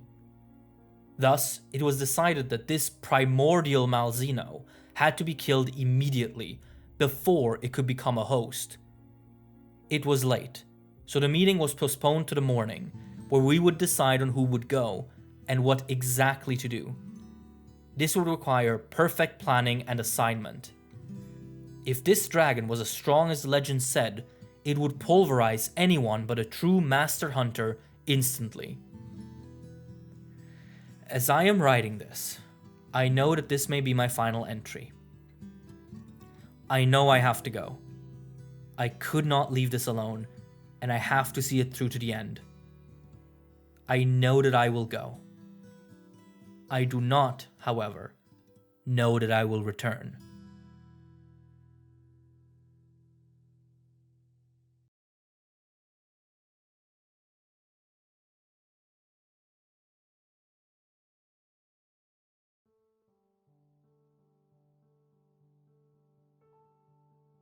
Dear Journal, it has been quite a journey, hasn't it? The conference on the day of the hunt was, frankly, quite discouraging. Due to the wide-spanning nature of our afflicted recon missions, most hunters were currently unavailable, as they were still to return from their quests. Between that, regular business, and the delegation of the Risen Extermination, the outpost was stretched extremely thin. Thus, the only warriors who were available and had a chance of victory were Fiorane and myself. As we approached the Citadel, where the dragon had been sighted at night, I reminisced about my journey so far. I could barely imagine now that I had been sent to Kamura as a punishment, much less for something as barbaric and stupid as killing a random animal. I sometimes wished I could go back and apologize to that poor Kelby, but that's not how life works. I must move forward. I truly, genuinely regret my actions, but I also cherish the bonds and experiences I had made. I had learned to invite others into my life and to cooperate with them, to see their skills as inspirations instead of challenges, to enjoy simple kindnesses shared in fleeting relationships. This had been good for me. So, it was only right to end it, one way or another, by facing a truly dangerous foe.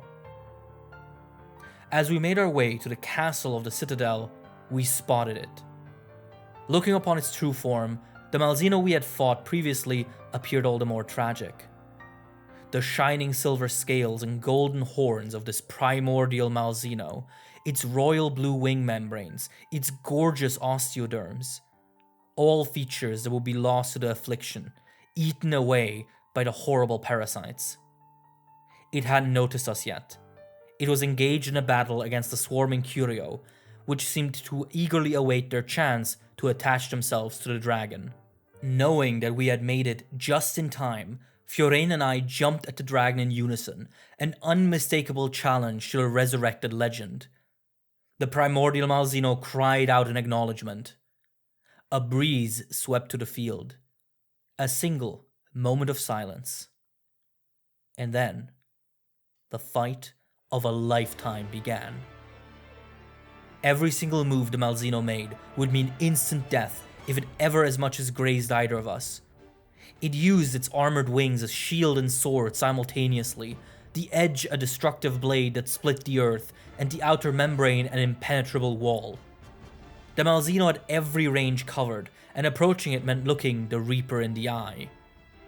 But we were no novices. I was no longer afraid. Together, Fiorane and I weaved through the onslaught, dodging every wing and tail, until we were close to the monster, pressuring it with our blades. Where I was open, Fiorane countered. Where she was left defenseless, I reared the creature back to me. The Malzeno did not relent, did not flinch.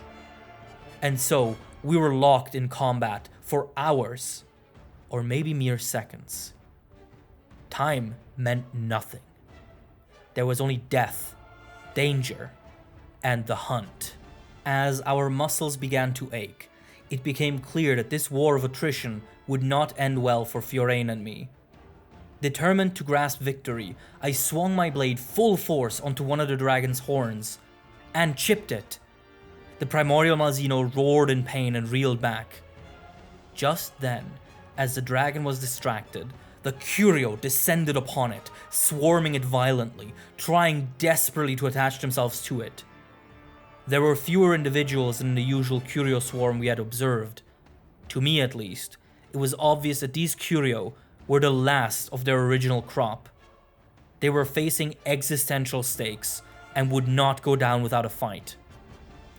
The primordial Malzeno extended its wings explosively. The wind pressure dispersed the Curio, but it wasn't enough. Some had already latched on and began pouring their energy and virus into the dragon. As the Malzeno alighted with a familiar glow, Fiorane and I knew that we were running out of time. This Malzeno was a true warrior, a protector that had fought the plague for half a century. Even now, unpowered by the Curio, it was a foe with no equal. Should it become a true host of the parasites, it would likely be unstoppable. And so, we resumed our battle. The Malzeno's moves were now supplemented by the dreaded Curio energy, which burst forth as beams, orbs, and explosions. It summoned cores of energy around it, descending upon us like cursed stars. It was clear that the Curio were trying pathetically hard to impress their prospective host with just how much power they could give it. Perhaps they hoped the Malzeno would grow to like what they offered. Either way, it was not enough. Both Fiorane and I had spent months fighting and studying afflicted monsters, so dealing with these new abilities was actually much easier than it perhaps should have been. Ultimately, the Curio were one-trick ponies, and all the energy in the world meant nothing when wielded against those that could just dodge it reliably. Additionally, the Malzeno was clearly not happy with this arrangement. It howled in frustration every time Curio energy burst forth from its body. The battle was reaching its climax. Fiorane and I were consistently getting hits in, chipping away at the Malzeno's armor bit by bit. The dragon itself seemed to be out of breath. While we had uninflicted any substantial injury, fighting both us and the Curio at the same time was obviously sapping its strength. We were all ready for one final clash, one honorable fight that would determine our destinies, one last. We were robbed of it. The winded Malzeno took one too many exhausted breaths, and the remaining Curio in the area went all in on one final gamble. All of them attached themselves to the dragon at once, some even entering its mouth, and began eating away at it. The primordial Malzeno screams were drowned out by the crackling of Curio energy, crescendoing into a massive orange explosion. Once the smoke cleared, there stood a new kind of creature. The skin of the dragon had blackened, and its wounds and wing membranes had begun to glow with a familiar orange light. The Curio were fed up with waiting for their host. They were no longer simply empowering the Malzeno, but instead forcing a premature risen state, perhaps in hopes of accelerating the symbiosis. This blooded Malzeno was a far cry from anything I had ever fought. Its noble demeanor had vanished, replaced by crawling, hungry movements that left no room to breathe. It could accelerate to even more disastrous speeds, vanishing from sight twice, 3 times in a row before picking its target. Its graceful wings were now folded into grotesque claws, which could harness wind pressure itself to send waves of debris flying at us. And all the while, its body was spitting out Curio energy continuously, turning the entire battlefield into a horrid inferno. A battle that had seemed somewhat manageable mere seconds ago had now turned into a waking nightmare, and both Fiorane and I could do nothing but defend ourselves desperately. Actually attacking the creature seemed like a distant impossibility now. Or it did, until help came in an unexpected form. The Malzeno had just sent a wave of energy through the ground and was readying its next attack when it suddenly ceased. Its muscles began convulsing and its body trembled violently. Confused, I looked at the dragon, and it looked back, directly into my eyes. In its gaze, I saw a plea, a desperate request for help. Simultaneously, it slowly moved its front leg towards me, still shaking intensely. On its arm, numerous curio had latched on. Malzeno was fighting against the affliction and was asking me for help. Immediately, I swung my sword at the parasites, cleaving them apart and freeing that arm of curio. The Malzeno howled and shook further, and I yelled at Fiorane to target the curio directly. Bit by bit, we freed the dragon of parasites until enough of them were gone that it could shake them off in one heavy wing strike. Its skin returned to normal, and its orange glow subsided. But some curio remained, eager to immediately reattach themselves to the elder dragon. The primordial Malzeno, clearly in pain, took flight and attempted to escape both the curio and us, eventually crashing in the ruins of the nearby castle. We both followed the dragon, running up the steps of the castle into the ruins of the old throne room. Here, the tired Malzeno was desperately holding off the curio, but its moves were sloppy and its attacks labored.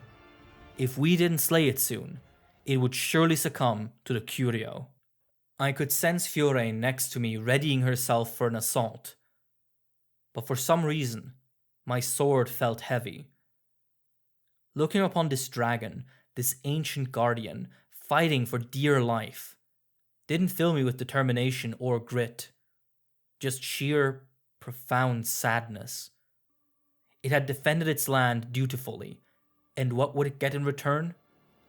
The choice between death and insanity. It had done nothing wrong, and yet... For a moment, I thought of my journey so far. And soon after, I had made my decision. As Fiorane lifted her weapon, I stopped her. We would not kill an innocent creature. We would not punish a victim. Malzeno was not the enemy. The true monster here, and the target of our fury, would be the few remaining curio. Fiorane seemed outraged at first. This was personal for her. The other Malzeno had killed most of her hometown, after all. But even she could not shake the feeling of shame when thinking about killing this dragon. It was defending itself from a fate worse than death. Simple as that. After some thought, she nodded. And, for the first time in our lives, we entered the fray to fight alongside a monster. At first, the Malzeno seemed confused. Our attacks were no longer directed at it, and we actively shielded its skin from the curio's teeth. Before long, however, it understood, and, with what I interpreted to be as a hopeful bellow, it aided us in our mission. Using its wings, it directed the curio through wind currents into convenient spots, where we could easily kill them with our human-sized weapons. On one occasion, a curio decided to launch itself at me, perhaps in anger, but the Malzeno used its wing to shield me. The curio was then quickly cut in half by Fiorane. This back and forth continued for hours, as night came and went. Exhausted, we simply fought on, until, finally, the last curio fell, ripped apart by our combined might. I don't think either of us saw who struck the final blow.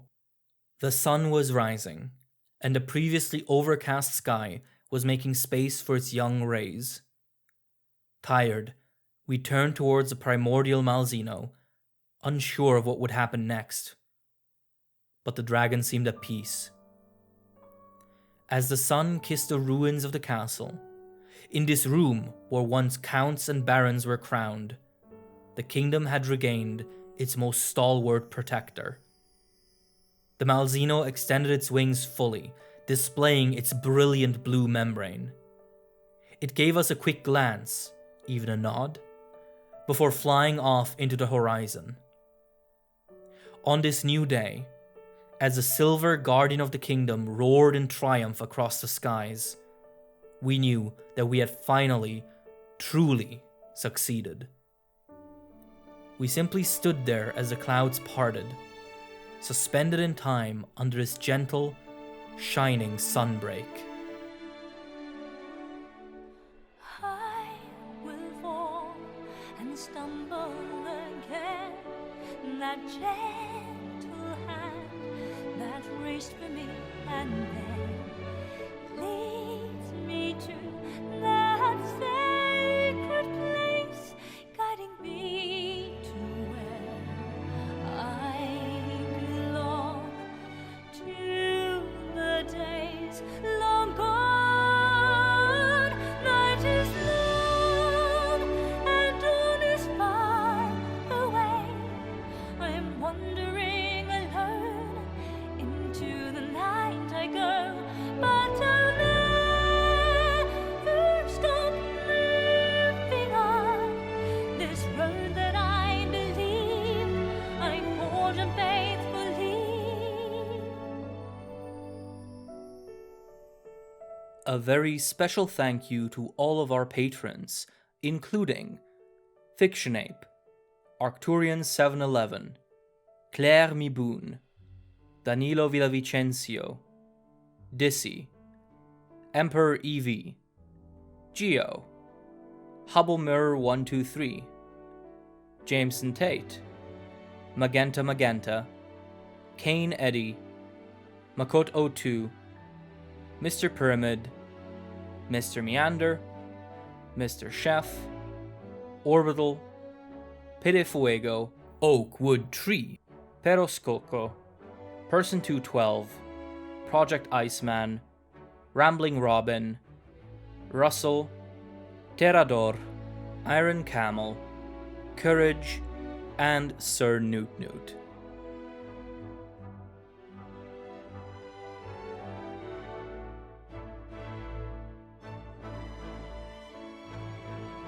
My dear journal, it has been some time since I last wrote here. Don't get any ideas. This is definitely the final time. I simply like closure. I have returned to Kamura, where I now enjoy my time corresponding with various scholars around the globe, sharing and comparing research notes, as well as commissioning and sometimes leading expeditions. Who knew that a brutish greatsword warrior could become such a lover of science? I had never thought about it before, but here I am, enjoying it. But most of the time, I sit in peace in our house. It is the perfect size, and both Utsushi and I do our best to keep it clean and tidy. He tends to be out more, so I make sure everything is in order for when he returns. Before I forget, the guild administration of Dandorma heard of my victories in the region and decided to reinstate my old guild status, once again recognizing my previous achievements. My record was cleared. They even wished to return my prized Rathalos blade to me. Unfortunately, I could not be bothered to pick it up. I'm fine where I'm now. Nothing if not tenacious, the Dandorman administration sent my weapon to me via courier anyway.